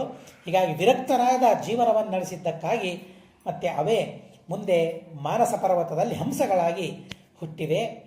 ತಿರ್ಯಗ್ಯೋನಿಯಲ್ಲಿ ಅವು ಹೀಗೆ ಪರಿಭ್ರಮಿಸ್ತಾ ಇವೆ. ಸುಮನ, ಶುಚಿವ, ಕ್ಷುದ್ಧ, ಪಂಚಮ, ಛಿದ್ರದರ್ಶನ, ಸುನೇತ್ರ, ಸ್ವತಂತ್ರ ಅಂತ 7 ಪಕ್ಷಿಗಳು ಆ ಹಂಸ ಪಕ್ಷಿಗಳಾಗಿ ಆ ಮಾನಸ ಸರೋವರದಲ್ಲಿ ಹುಟ್ಟಿವೆ. ಇಂಥ ಮಾನಸ ಸರೋವರ ಸ್ವತಂತ್ರಶ್ಚ ವಿಹಂಗೋಸೌ ಸ್ಪೃಹಯಾಮಾಸ ತಂ ನೃಪಂ. ಅಲ್ಲಿಗೆ ಪಂಚಮಸ್ತತ್ರ ಸಪ್ತಜಾತಿ ಶ್ವಜಾಯಿತ, ಷಷ್ಠಸ್ತು ಕಂಡರೀಕೋಬುದ್ ಬ್ರಹ್ಮದತ್ತಸ್ತು ಸಪ್ತಮಃ. ಅಲ್ಲಿ ಒಬ್ಬ ರಾಜ ಬರ್ತಾನೆ. ಈ ಅಣುಹ ಅಂತನ್ನೋ ರಾಜ ಅಲ್ಲಿಗೆ ಬರ್ತಾನೆ. ಅಣುಹ ಅಂತನ್ನೋ ರಾಜ ತನ್ನ ಹೆಂಡತಿ, ಮಕ್ಕಳು, ಸೈನ್ಯ ಸಮೇತನಾಗಿ ಅಲ್ಲಿಗೆ ಬರ್ತಾನೆ. ವಿಭ್ರಾಜ ಅಂತ ಬಂದಾಗ ಆ ರಾಜನ ಅತ್ಯದ್ಭುತವಾದ ವೈಭವವನ್ನು ನೋಡ್ತಾನೆ. ಬಹುಶಃ ಪ್ರಮಾದೇನ ಸಮನ್ವಿತ. ಈ ಪಕ್ಷಿಯೊಳಗೆ ಒಂದು ಪಕ್ಷಿ ಸ್ವತಂತ್ರ ಅಂತನ್ನೋ ಪಕ್ಷಿ ಆ ರಾಜನ ವೇಷಭೂಷಗಳು, ರಾಜನ ವೈಭವ ಅದನ್ನೆಲ್ಲ ನೋಡಿ ನನಗೂ ಇಂಥ ಒಂದು ಜನ್ಮ ಸಿಕ್ಕಿಬಿಟ್ಟಿದ್ರೆ ಆರಾಮಾಗಿರಬಹುದಾಗಿತ್ತು ಅಂತ ಮನಸ್ಸಿನಲ್ಲಿ ಅಂದುಕೊಳ್ಳುತ್ತದೆ. ಅಂದುಕೊಂಡಾಗ ಮತ್ತಿನ್ನೆರಡು ಪಕ್ಷಿಗಳು ಅಂತವಂತೆ ನೀನು ಮತ್ತು ಆ ರಾಜನಾಗೂ, ಆ ರಾಜನ ಆಜು ಬಾಜು ಇದ್ದಾರಲ್ಲ ಇಬ್ಬರು ಮಂತ್ರಿಗಳು, ಆ ಮಂತ್ರಿಗಳು ನಾವಾದರೆ ನಾವು ಸುಖವಾಗಿರ್ತೇವೆ ಅಂತ ಹೇಳಿ ಅವರಂದುಕೊಂಡಾಗ ಉಳಿದ 5 ಜನ ಅಂತಾರೆ, ನೀವು ಮರ್ತ್ಯಧರ್ಮರಂತೆ ಮನುಷ್ಯರಂತೆ ಆಲೋಚನೆ ಮಾಡ್ತಾ ಇದ್ದೀರಿ. ನಾವು ಪಾಪ ಮಾಡಿದ್ದಕ್ಕಾಗಿ, ತಪ್ಪು ಮಾಡಿದ್ದಾಗ ಇಷ್ಟೆಲ್ಲ ಯೋನಿಗಳನ್ನು ಅನುಭವಿಸ್ತಾ ಬಂದಿದ್ದೇವೆ. ಮತ್ತೆ ಹುಟ್ಟಬೇಕು ಅಂತ ನೀವು ಅಪೇಕ್ಷೆ ಪಡ್ತಾ ಇದ್ದೀರಲ್ಲ, ನೀವು ನಮ್ಮ ಜೊತೆಗಿರಬೇಡ್ರಿ, ನಿಮ್ಮ ಸಹವಾಸವೇ ಬೇಡ ಅಂತ ಹೇಳಿ ಪರಿತ್ಯಾಗ ಮಾಡಿಬಿಟ್ಟಿದ್ದಾರೆ. ಆವಾಗ ಪಶ್ಚಾತ್ತಾಪವೈತಿ, ಇಲ್ಲೇ ನಮ್ಮ ತಪ್ಪಾಯಿತು, ಏನಾದರೂ ಮಾಡಿ ನಾವೆಲ್ಲರೂ ಸೇರಿ ಮುಕ್ತರಾಗಬೇಕು, ಎಲ್ಲರೂ ಸೇರಿ ಸಾಧನೆ ಮಾಡಬೇಕು. ನೀವು ಅಪೇಕ್ಷೆ ಪಟ್ಟಿದ್ದೀರಿ, ಆದ್ದರಿಂದ ಮುಂದಿನ ಜನ್ಮದಲ್ಲಿ ರಾಜ ಮಂತ್ರಿಗಳಾಗಿ ಹುಡ್ತೀರಿ. ಆದರೆ ಆಗ ಹುಟ್ಟಿದಾಗ ನಾವು ಒಂದೇ ದೇಶದಲ್ಲಿ ಹುಟ್ಟುತ್ತೇವೆ. ಆವಾಗ ನಿಮ್ಮ ಕೊನೆ ಕಾಲದಲ್ಲಿ ನಾವು ಸಾಧನೆಯಿಂದ ಮುಕ್ತರಾಗಬೇಕಾದ್ರೆ ನಿಮಗೊಂದು ಸೂಚನೆಯನ್ನು ಕೊಡ್ತೇವೆ. ನೀವೆಲ್ಲರೂ ಬಂದು ಸೇರಿದರೆ ಎಲ್ಲರೂ ಸೇರಿ ಮುಕ್ತರಾಗಬೇಕು, ಮುಕ್ತರಾಗೋಣ ಅಂತ ಹೇಳಿಬಿಡ್ತಾರೆ. ಸರಿ, ಹಾಗೆ ಆಗಲಿ ಅಂತ ಅಲ್ಲಿ ವಿಚಾರವಾಗಿ ಬಿಡುತ್ತದೆ. ಅಣುಹೋ ನಾಮ ತಸ್ಯಾಸೀತ್ ಪುತ್ರ ಪರಮಧಾರ್ಮಿಕ ಅಣುರ್ಧರ್ಮರತಿರ್ನಿತ್ಯಂ ಅಣುಂಸೋದ್ಯಗದಾತ್ಪದಂ ಪ್ರಾದಾತ್ ಕನ್ಯಾಂ ಶುಕಸ್ತಸ್ಮೈ ಕೃತ್ವೀಂ ಪೂಜಿತ ಲಕ್ಷಣಂ. ಆ ವಿಭ್ರಾಜನ ಮಗನೇ ಅಣುಹ. ಆ ಅಣುಹನಿಗೆ ಶುಕಾಚಾರ್ಯರು ತನ್ನ ಮಗಳಾದ ಕೃತ್ವಿಯನ್ನು ಧಾರೆ ಎರೆದು ವಿವಾಹ ಮಾಡಿ ಕೊಡ್ತಾರೆ. ಅಣುಹ ಮತ್ತು ಕೃತ್ವಿ ಅವರಿಬ್ಬರ ಮಗನೇ ಬ್ರಹ್ಮದತ್ತ. ಈ ಪಕ್ಷಿಗಳಲ್ಲಿ ಒಂದು ಪಕ್ಷಿ ರಾಜನಾಗಬೇಕು ಅಂತ ಅಪೇಕ್ಷೆ ಪಟ್ಟಿದ್ನಲ್ಲ, ಅವನೇ ಬ್ರಹ್ಮದತ್ತ ಅಂತ ರಾಜನಾಗ್ತಾನೆ. ವಿಭ್ರಾಜಸ್ತ್ವಣುಹಂ ರಾಜ್ಯೆ ಸ್ಥಾಪಯಿತ್ವಾ ನರೇಶ್ವರ ಆಮಂತ್ರ್ಯ ಪೌರಾನ್ ಪ್ರೀತಾತ್ಮ ಬ್ರಹ್ಮಣ ಸ್ವಸ್ತಿ ವಾಚಜ. ಅವನು ತನ್ನ ಮಗನನ್ನು ಅಣುಹನನ್ನು ರಾಜ್ಯದಲ್ಲಿಟ್ಟು ತಾನು ಕಾಡಿನಲ್ಲಿ ಹೋಗಿ ತಪಸ್ಸನ್ನು ಮಾಡಿ ಸಿದ್ಧಿಯನ್ನು ಪಡಿತಾನೆ. ಜಾತಾಸಪ್ತ ಮಹಾತ್ಮಾನಃ ಸರ್ವೇ ವಿಗತ ಕಲ್ಮಷಾಃ ಪಾಂಚಾಲೋ ಬಹುರಸಸ್ತ್ವಾಸೀತ್ ಆಚಾರ್ಯತ್ವಂ ತಥಾ ಚ ದ್ವಿವೇದ ಕಂಡರೀಗಸ್ತು ಛಂದೋಗಃ ಅಧ್ವರ್ಯುರೇವ ಚ. ಆಮೇಲೆ ಬ್ರಹ್ಮದತ್ತ ಇಬ್ಬರು ಪಕ್ಷಿಗಳು ಕೂಡ ಇಲ್ಲಿ ಮಂತ್ರಿಗಳಾಗಿ ಹುಟ್ಟಿದೆ. ಅಸಿತಸ್ಯ ಹಿ ದುರ್ಧರ್ಷಾಂ ಸನ್ನತಿರ್ನಾಮ ನಾಮತಃ. ಆ ಅಣುಹನ ಮಗನೇ ಬ್ರಹ್ಮದತ್ತ, ಬ್ರಹ್ಮದತ್ತನ ಹೆಂಡತಿ ಸನ್ನತಿ ಅಂತ. ಅಸಿತರ ಮಗಳವಳು ಸನ್ಯತಿಯನ್ನು ವಿವಾಹ ಮಾಡಿಕೊಂಡಿದ್ದಾರೆ. ಅವರಿಬ್ಬರು ಸುಖವಾಗಿ ಮತ್ತೆ ಸಂಸಾರವನ್ನು ಮಾಡ್ತಾ ಇದ್ದಾರೆ. ಒಂದು ದಿನ ಆ ಬ್ರಹ್ಮದತ್ತ ಅಂತನ್ನೋ ರಾಜ ಅವನು ಕಾಡಿಗೆ ಹೋಗಿದ್ದಾನೆ. ಹೆಂಡತಿ ತಾನು ವಿಹಾರ ಮಾಡೋದಕ್ಕೆ ಕಾಡಿಗೆ ಹೋಗಿದ್ದಾನೆ. ಕಾಡಿಗೆ ಹೋದಾಗ ಅವನಿಗೆ ಪಶು ಪಕ್ಷಿಗಳ ಭಾಷೆ ಗೊತ್ತು. ಅವನಿಗೆ, ರಾಜನಿಗೆ, ಬ್ರಹ್ಮದತ್ತನಿಗೆ. ಒಂದು ಕಡೆಗೆ ಒಂದು ಇರುವೆ ಮುಂದೆ ಓಡ್ತಾ ಇದೆ, ಇನ್ನೊಂದು ಇರುವೆ ಹಿಂದೆ ಓಡ್ತಾ ಇದೆ. ಮುಂದೆ ಓಡುವ ಇರುವೆ ಹೆಣ್ಣು ಇರುವೆ, ಹಿಂದೆ ಬೆನ್ನು ಹತ್ತಿದ ಇರುವೆ ಗಂಡು ಇರುವೆ. ಆ ಇರುವೆಯನ್ನು ನೋಡಿ ನಕ್ಕು ಬಿಡ್ತಾನೆ ಬ್ರಹ್ಮದತ್ತ. ಯಾರೂ ಇಲ್ಲ ಅಲ್ಲಿ. ಹೆಂಡತಿ ನೋಡ್ತಾಳೆ, ನನ್ನನ್ನೇ ನೋಡಿ ನೀವು ನಕ್ಕಿದ್ದೀರಿ ಅಂತ ಅವಳು ನ್ಯಾಯ ತೆಗಿತಾಳೆ. ಏನಿದೆ ನನ್ನಲ್ಲಿ ಅಂಥ ದೋಷ ಏನಿದೆ, ನೀವ್ಯಾಕೆ ನಕ್ಕ್ರಿ ಅಂದಾಗ ಬಹಳ ತ್ರಾಸಾಯ್ತು ಅವನಿಗೆ. ಏನು ಹೇಳಬೇಕೀಗ? ಆ ಇರುವೆಯ ಮಾತನ್ನು ಕೇಳಿ ನಾನು ನಕ್ಕೆ ಅಂತ ಹೇಳಿದರೆ ಒಪ್ತಾರ? ಯಾರಾದರೂ ಒಪ್ಲಿಕ್ಕೆ ಸಾಧ್ಯವಿದೆಯಾ? ನನಗೆ ಇರುವೆ ಭಾಷೆ ಬರ್ತದೆ ಅಂತ ಹೇಳಿದ್ರು ಒಪ್ಲಿಕ್ಕೆ ಸಾಧ್ಯವಿದೆಯೇ? ಇಲ್ಲ. ಆದರೂ ಹೇಳ್ತಾನೆ, ಇಲ್ಲ. ತತಃ ಪಿಪೀಲಿಕ ಋತಂ ಸಸುಶ್ರಾವ ನರಾಧಿಪ ಕಾಮಿನೀಂ ಕಾಮಿನಸ್ತಸ್ಯ ಯಾಚತಃ ಕ್ರೋಶತೋ ಭೃಶಂ. ಅಲ್ಲಿ ಆ ಗಂಡು ಇರುವೆ ಏನೋ ತಪ್ಪು ಮಾಡಿದೆ. ತಪ್ಪು ಮಾಡಿದ್ದಕ್ಕಾಗಿ ಹೆಣ್ಣು ಬೇಡ, ನಿನ್ನ ಸಂಘವೇ ಬೇಡ ಅಂತ ಹೇಳಿ ಅದು ಹೊರಟು ಹೋಗ್ತಾ ಇದೆ. ಬೇಡ ಬೇಡ, ನನ್ನ ತಪ್ಪಾಯಿತು, ಇನ್ನೊಂದು ಸಲ ಹಾಗೆ ಮಾಡೋದಿಲ್ಲ, ಎಲ್ಲಿಗೂ ಹೋಗಬೇಡ, ನಿನ್ನ ಜೊತೆಗೆ ನಾನು ಇರ್ತೇನೆ ಅಂತ ಹೆಣ್ಣು ಇರುವೆ ಗಂಡು ಇರುವೆ ಹೆಣ್ಣು ಇರುವೆ ಅಂತ ಬೆನ್ನತ್ತಿದೆ ಅಂತೆ. ಇದನ್ನು ನೋಡಿ ನಕ್ಬಿಟ್ಟದ್ದು, ಓ ಇರುವೆಯಲ್ಲಿಯೂ ಇದೇ ತರಹದ ಪರಿಸ್ಥಿತಿಯಾ ಅಂತ ಹೇಳಿ ನಕ್ಬಿಟ್ಟಿದ್ದಾನೆ ಒಂದು ರಾಜ. ಆದರೆ ಇದನ್ನು ಹೇಗೆ ತಿಳಿಸಿ ಹೇಳೋದು ತನ್ನ ಹೆಂಡತಿಗೆ? ತಿಳಿಸಿ ಹೇಳಿದ, ಆದರೂ ನಂಬಲಿಕ್ಕೆ ಸಾಧ್ಯವಿಲ್ಲ. ನಿನಗೆ ಆ ಭಾಷೆ ಗೊತ್ತಿದೆಯಲ್ಲ, ನನಗೆ ಕಲಿಸು ಅಂತ ಹೇಳಿಬಿಟ್ಲಕ್ಕಿ. ಭಾಷೆ ಗೊತ್ತಿದ್ರೆ ನನಗೆ ಕಲಿಸು. ಅವನು ಹೇಳ್ತಾನೆ, ಇದು ಕಲಿಸೋ ಭಾಷೆ ಅಲ್ಲ, ಕಲಿಸ್ಲಿಕ್ಕೆ ಬರೋದಿಲ್ಲ, ಅದೇನೋ ಪೂರ್ವ ಪ್ರಾರಬ್ಧದಿಂದ ನನಗೆ ಬಂದಿದೆ ಅಷ್ಟೇ, ಗೊತ್ತಿದೆ ಅಷ್ಟೇ, ಇದನ್ನು ಯಾರಿಗೂ ಆಗೋದಿಲ್ಲ ಅಂತಂದರೆ ನನ್ನನ್ನೇ ನೋಡಿ ನಕ್ಕಿದ್ದೀರಿ ನೀವು ಅಂತ ಹೇಳಿ ಜಗಳಾಡಿಬಿಡ್ತಾಳೆ. ಬೇಡವೇ ಬೇಡ ನಿಮ್ಮ ಸಂಘ ಅಂತ ಅವಳಂತಾಳೆ. ಆದರೂ ಇಬ್ಬರು ಸೇರಿ ರಾಜ್ಯಕ್ಕೆ ಹೋಗ್ತಾರೆ. ಅವಳೊಂದು ದಿಕ್ಕು ಇವನೊಂದು ದಿಕ್ಕು, ಹೀಗಾಗಿಬಿಡ್ತದೆ. ಆವಾಗ ಬ್ರಹ್ಮದತ್ತ ಅಂದ್ಕೊಳ್ತಾನೆ, ನಿತ್ಯ ತನ್ನ ಹೆಂಡತಿಯನ್ನು ಸನ್ನತಿಯನ್ನು ಸಮಾಧಾನ ಮಾಡಲಿಕ್ಕೆ ಹೋಗೋದು, ನಿತ್ಯ ಹೋಗೋದು. ಎಷ್ಟೋ ದಿವಸಗಳು ಕಳೆದು ಹೋಗ್ತದೆ. ಕೊನೆಗೆ ಅಂದ್ಕೊಳ್ತಾನೆ, ಅವಳನ್ನು ಸಮಾಧಾನ ಮಾಡಿದ್ನಲ್ಲ, ಅಷ್ಟೊತ್ತು ನಾನು ದೇವರ ಸ್ಮರಣೆ ಮಾಡಿದರೆ ದೇವರೇ ಪ್ರತ್ಯಕ್ಷವಾಗಿಬಿಡ್ತಾ ಇದ್ದ. ಬರೀ ಅಂದ್ಕೊಳ್ಳಿಲ್ಲ, ತಪಸ್ಸಿಗೆ ಹೋಗ್ತಾನೆ ಕಾಡಿಗೆ. ತಪಸ್ಸಿಗೆ ಹೋಗಿ ತಪಸ್ಸು ಮಾಡಿ ದೇವರನ್ನು ಒಲಿಸಿಕೊಳ್ತಾನೆ. ದೇವರನ್ನು ಒಲಿಸಿಕೊಂಡು ಅವನ ರಾಜ್ಯಕ್ಕೆ ಬರ್ತಾ ಇದ್ದಾನೆ. ರಾಜ್ಯದ ಜನರಿಗೆ ಗೊತ್ತಾಗಿದೆ, ದೇವರನ್ನು ನೋಡಿ ನಮ್ಮ ರಾಜ ಬರ್ತಾ ಇದ್ದಾನೆ ಅಂತ ಅನ್ನೋ ಸಂತೋಷ. ಅಂಥ ರಾಜನಿಗೆ ವೈಭವದ ಸ್ವಾಗತವನ್ನು ಕೋರಬೇಕು ಅಂತ ಹೇಳಿ ಎಲ್ಲರೂ ಸಿದ್ಧರಾಗಿ ಹೋಗ್ತಾ ಇದ್ದಾರೆ. ಅದೇ ಸಂದರ್ಭದಲ್ಲಿ ಅಲ್ಲಿಯೇನೆ, ಆ ರಾಜ್ಯದಲ್ಲಿಯೇನೆ ಈ 5 ಜನ ದರಿದ್ರ ಬ್ರಾಹ್ಮಣರಾಗಿ ಹುಟ್ಟಿದ್ದಾರೆ. ಇವರೆಲ್ಲ ತಾವು ಸಿದ್ಧಿಯನ್ನು ಪಡೆದು ಸಾಧನೆಯನ್ನು ಮಾಡಿಕೊಂಡಿದ್ದಾರೆ. ವೃದ್ಧರಾದ ತಂದೆ ತಾಯಿಗಳು ಪೋಷಣೆ ಮಾಡಬೇಕು, ಮತ್ತೆ ಮಾಡ್ತಾ ಇದ್ದಾರೆ. ಆದರೂ ಸಿದ್ಧಿಯನ್ನು ಪಡಿಬೇಕು ಅಂದರೆ ಕಾಡಿಗೆ ಹೋಗಬೇಕು, ತಪಸ್ಸು ಮಾಡಬೇಕು. ತಂದೆ ತಾಯಿಗಳನ್ನು ಬಿಟ್ಟು ಹೋಗ್ಲಿಕ್ಕೆ ಸಿದ್ಧರಾದರು ಇವರು 5 ಜನ ಸಿದ್ಧರಾದರು. ಆದರೆ ತಂದೆ ತಾಯಿಗಳಂದ್ರು, ನಾವು ವೃದ್ಧರಾಗಿದ್ದೇವೆ, ನಮ್ಮನ್ನು ಹೀಗೆ ಆಕಾಶಕ್ಕೆ ಬಿಟ್ಟು ಹೋದರೆ ನಮ್ಮ ಗತಿ ಏನು ಮುಂದೆ? ಮಕ್ಕಳ ಧರ್ಮ ಏನು? ತಂದೆ ತಾಯಿಗಳನ್ನು ನೋಡ್ಕೊಳ್ಳೋದು. ಅದನ್ನೇ ನೀವು ಮಾಡೋದಿಲ್ಲ ಅಂತಂದರೆ ಬರ್ತದೆ ನಿಮಗೆ ಧರ್ಮ, ಏನು ಪುಣ್ಯ ಬರ್ತದೆ ಅಂತಂದಾಗ ಅವರಂದರು, ಹೌದಾ, ನಿಮ್ಮ ವ್ಯವಸ್ಥೆ ಆಗಬೇಕಲ್ಲ, ನಾವು ವ್ಯವಸ್ಥೆ ಮಾಡ್ತೇವೆ ಅಂತ ಹೇಳಿ ತಂದೆ ತಾಯಿಗಳ ವ್ಯವಸ್ಥೆ ಮಾಡೋದಕ್ಕಾಗಿ ಒಂದೆರಡು ಶ್ಲೋಕಗಳನ್ನು ಬರೆದು ಕೊಡ್ತಾರೆ. ಈ ಶ್ಲೋಕವನ್ನು ರಾಜ ಮತ್ತು 2 ಮಂತ್ರಿಗಳಿದ್ದಾಗ ಈ ಶ್ಲೋಕಗಳನ್ನು ನಿಮ್ಮ ಎಲ್ಲ ವ್ಯವಸ್ಥೆಯನ್ನು ಅವರು ಮಾಡ್ತಾರೆ. ಬರೀ ಹಣ ಕೊಡೋದಲ್ಲ, ನಿಮ್ಮ ಎಲ್ಲ ವ್ಯವಸ್ಥೆಯನ್ನು ಮಾಡ್ತಾರೆ ಅಂತ ಹೇಳಿದಾಗ ಅವರಂದರು, ಸರಿ, ಇವರೇನು ಸಾಧನೆ ಮಾಡಲಿಕ್ಕೆ ಹೊರಡ್ತಾ ಇದ್ದಾರೆ, ನಮ್ಮನ್ನು ಬಿಟ್ಟು ಅವರೇನು ಮಜಾ ಮಾಡಲಿಕ್ಕೆ ಹೋಗ್ತಾ ಇದ್ದಾರೆ? ಇಲ್ಲ, ಸಾಧನೆಗೆ ಅವರು ಹೊರಡ್ತಾರೆ, ನಮ್ಮ ವ್ಯವಸ್ಥೆ ಆಗ್ತದೆ, ಅವರ ಸಾಧನೆಗೆ ನಾವು ಯಾಕೆ ಅಡ್ಡಿ ಆಗಬೇಕು ಅಂತ ಹೇಳಿ ತಂದೆ ವೃದ್ಧ ಹಾಗೆ ಆಗಲಿ ಅಂತ ಹೇಳಿ ಆ ಶ್ಲೋಕವನ್ನು ತೆಗೆದುಕೊಂಡು ಹೋಗಬೇಕು. ಇದೇ ಪ್ರಸಂಗ. ರಾಜ ಬರ್ತಾ ಇದ್ದಾನೆ, ಮೆರವಣಿಗೆ ಆಗ್ತಾ ಇದೆ.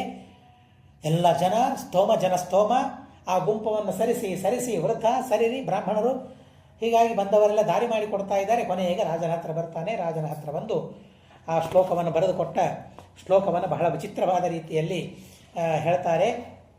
ಹೇಳಿದಾಗ ಮತ್ತೆ ನಾವೇನೇನಾಗಿದ್ವಿ, ಸಪ್ತವ್ಯಾಧಾಹಾದ ಶಾರಣೇಶು ಮೃಗಾ ಕಾಲಂಜರೇಗಿರವು ಚಕ್ರವಾಕಾಶರದ್ದೀಪೆ ಹಂಸಾಸರಸಿ ಮಾನಸೆ ಯಸ್ಮಿನ್ ಜಾತಾ ಕುರುಕ್ಷೇತ್ರೆ ಬ್ರಾಹ್ಮಣ ವೇದಪಾರಗಾ ಪ್ರಸ್ಥಿತ ದೀರ್ಘಮಧ್ವಾನಂ ಯೂಯಂ ತೇಭ್ಯೋ ವಸೀಧತ. ನಾವು ದೀರ್ಘ ಮಾರ್ಗ ಅಂದರೆ ಮೋಕ್ಷ ಮಾರ್ಗವನ್ನು ಹಿಡಿದು ನಾವು ಹೊರಟು ಬಿಟ್ಟಿದ್ದೇವೆ. ಆದರೆ ನೀವು ಮಾತ್ರ ಇನ್ನೂ ವಿಷಾದಕ್ಕೆ ಒಳಗಾಗಿದ್ದೀರಿ, ಸಂಸಾರದಲ್ಲಿ ಏನೇ ನೀವಿದ್ದೀರಿ ಅಂತ ಅರ್ಥ. ಆ ಶ್ಲೋಕವನ್ನು ಕೇಳಿದ ಕೂಡಲೇ ಮೊದಲಿಗೆ ರಾಜ ಮೂರ್ಛಿತನಾದ. ಆಮೇಲೆ ಆಚೆ ಈಚೆ ಇದ್ದ 2 ಮಂತ್ರಿಗಳು ಮೂರ್ಛಿತರಾಗಿ, ಒಬ್ಬರು ಛತ್ರ ಹಿಡಿದಿದ್ದ, ಇನ್ನೊಬ್ಬರು ಬೀಸಣಿಕೆ ಹಾಕ್ತಾ ಇದ್ದ, ಚಾಮರ ಹಾಕ್ತಾ ಇದ್ದ. ಅವರಿಬ್ಬರೂ ಕೆಳಗೆ ಬಿದ್ದುಬಿಟ್ರು. ಜನ ಎಲ್ಲ ಹಾಹಾಕಾರ ಮಾಡ್ತಾ ಇದ್ದಾರೆ. ಶ್ಲೋಕ ಕೇಳಿದ ಕೂಡಲೇ ಕೆಳಗೆ ಬಿದ್ದರು. ಹಾಗಾದರೆ ಇವನು ಏನು ಹೇಳಿದ ಗೊತ್ತಿಲ್ಲ.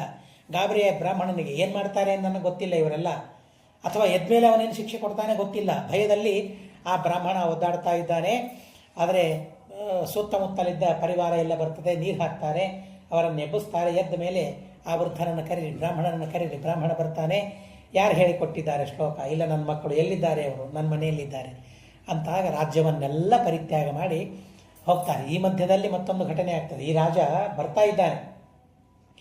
ರಾಜ ಬರ್ತಾ ಇರಬೇಕಾದ್ರೆ ಆವಾಗ ಹೆಂಡತಿಗೂ ಅನ್ನಿಸ್ತದೆ, ನಾನು ತಪ್ಪು ಮಾಡಿದ್ದೇನೋ ಅಂತ ಅನ್ನಿಸ್ತದೆ. ಅನಿಸಿ ರಾಜನ ಹತ್ರ ಹೋಗಿ ಹೇಳ್ತಾಳೆ, ಇಲ್ಲ, ನಿಮಗೆ ಇರುವೆಗಳ ಭಾಷೆ ಬರ್ತದೆ ಅಂತ ನನಗೆ ಗೊತ್ತಿದ್ರೂ ಸಹ ನಿಮ್ಮನ್ನು ಮತ್ತೆ ಈ ಮಾರ್ಗದಿಂದ ಬಿಡಿಸಬೇಕು ಅಂತ ಅನ್ನೋ ಉದ್ದೇಶದಿಂದ ನಾನು ಆ ರೀತಿಯಾಗಿ ನಿಮಗೆ ಪೀಡೆ ಕೊಟ್ಟೆ ಹೊರತು ಬೇರೆ ಏನೂ ಅಲ್ಲ. ನಾನು ಯಾರು ಗೊತ್ತಾ? ನೀವು 7 ಜನ ಸಂಹಾರ ಮಾಡಿದ್ರಲ್ಲ, ಆಕಳು, ಆ ಹಸುವೆ ನಾನು. ಹೀಗಾಗಿ ನಿಮ್ಮನ್ನು ಉದ್ಧಾರ ಮಾಡೋದಕ್ಕಾಗಿ ನಾನು ಬಂದಿದ್ದೇನೆ ಅಂತ ಅವಳು ಹೇಳಿದಾಗ ಪರಮ ಸಂತೋಷವಾಗಿ ಎಲ್ಲರೂ ಸೇರಿ ಅವರು ಮುಕ್ತಿಯನ್ನು ಪಡೆದಿದ್ದಾರೆ ಅಂತ ನಾವು ಕಥೆಯನ್ನು ಹೇಳ್ತಾರೆ. ಇಮಂ ಶ್ಲೋಕಂ ಮಹಾರ್ಥಂ ತಂ ರಾಜಾನಂ ಸಹಮಂತ್ರಿಣಂ ಶ್ರಾವರೇಥಾ ಸಮಾಗಮ್ಯ ಬ್ರಹ್ಮದತ್ತಂ ಅಕಲ್ಮಷಂ. ಅದನ್ನು ಕೇಳಿ ಮತ್ತೆ ಬಹಳ ಸಂತೋಷವಾಗಿ ಬಿಡ್ತದೆ ಅವರೆಲ್ಲರಿಗೂ. ಎಲ್ಲರೂ ಸೇರಿ ಮುಕ್ತಿಯನ್ನು ಪಡಿತಾರೆ ಅಂತ ನಾವು ಕಥೆಯನ್ನು ತಿಳಿಸ್ತಾರೆ. ಶ್ರಾದ್ದಸ್ಯ ಫಲಮುದ್ದಿಶ್ಯ ಸೋಮಸ್ಯ ಆಪ್ಯಾಯನಾಯ ವೈ ಸೋಮೋ ಹಿ ಭಗವಾನ್ ದೇವಃ ಲೋಕಸ್ಯ ಆಪ್ಯಾಯನಂ ಮಹತ ವೃಷ್ಟಿವಂಶ ಪ್ರಸಂಗೇನ ತಸ್ಯ ವಂಶಂ ನಿಬೋಧಮೆ. ಯಾದವರ ವಂಶವನ್ನು ನಿಮಗೆ ವರ್ಣನೆ ಮಾಡಬೇಕು ಅಂತ ಹೇಳಿದ್ದೀರಿ. ಹಾಗಾದರೆ ಯಾದವರ ವಂಶವನ್ನು ವರ್ಣನೆ ಮಾಡಬೇಕಾದರೆ ಮೊದಲಿಗೆ ಸೋಮೋತ್ಪತ್ತಿಯನ್ನು ಹೇಳಬೇಕು. ಚಂದ್ರನ ಉತ್ಪತ್ತಿಯನ್ನು ಕುರಿತು ನಿಮಗೆ ಹೇಳಬೇಕು. ಆದ್ದರಿಂದಾಗಿ ಚಂದ್ರನ ಉತ್ಪತ್ತಿಯನ್ನು ಹೇಳಿ ಆಮೇಲೆ ಸೋಮವಂಶದ ವರ್ಣನೆಯನ್ನು ಮಾಡ್ತೇನೆ ಅಂತ ತಿಳಿಸ್ತಾರೆ. ಇತಿ ಶ್ರೀ ಮಹಾಭಾರತೆ ಅಖಿಲೇಶು ಹರಿವಂಶ ಪರಮ ಪಿತೃಕಲ್ಪ ಸಮಾಪ್ತಿರ್ನಾಮ ಚತುರ್ವಿಂಶೋಧ್ಯಾಯ ಅಸ್ಮದ್ಗುರುವಂತರ್ಗತ ತಾತ್ವಿಕ ದೇವತಾಂತರ್ಗತ ಭಾರತೀಯ ರಮಣ ಮುಖ್ಯ ಪ್ರಾಣಾಂತರ್ಗತ ಶ್ರೀಕೃಷ್ಣಾರ್ಪಣಮಸ್ತು. ಅಕ್ಷರಂ ಕರ್ಮ ರಸ್ಮಿನ್ ಪರೇ ಸ್ವರ್ಪಿತಂ ಪ್ರಕ್ಷರಂ ಯಾಂತಿ ದುಃಖಾನಿ ಯನ್ನಾಮತಃ ಅಕ್ಷರೋಜೋ ಅಜರ ಸರ್ವದೇವಾಮೃತಃ ಕುಕ್ಷಿಗಂ ಯಸ್ಯ ವಿಶ್ವಂ ಸದಾ ಅಜಾದಿಕಂ ಪ್ರೀಣನಾಮೋ ವಾಸುದೇವಂ ದೇವತಾ ಮಂಡಲ ಖಂಡಮಂಡನಂ ಹರಿ ಓಂ ಅನೇನ ಭಾವಿಯತ್ ಪುಣ್ಯಂ ತದಾಪ್ನೋತು ಗುರುಂ.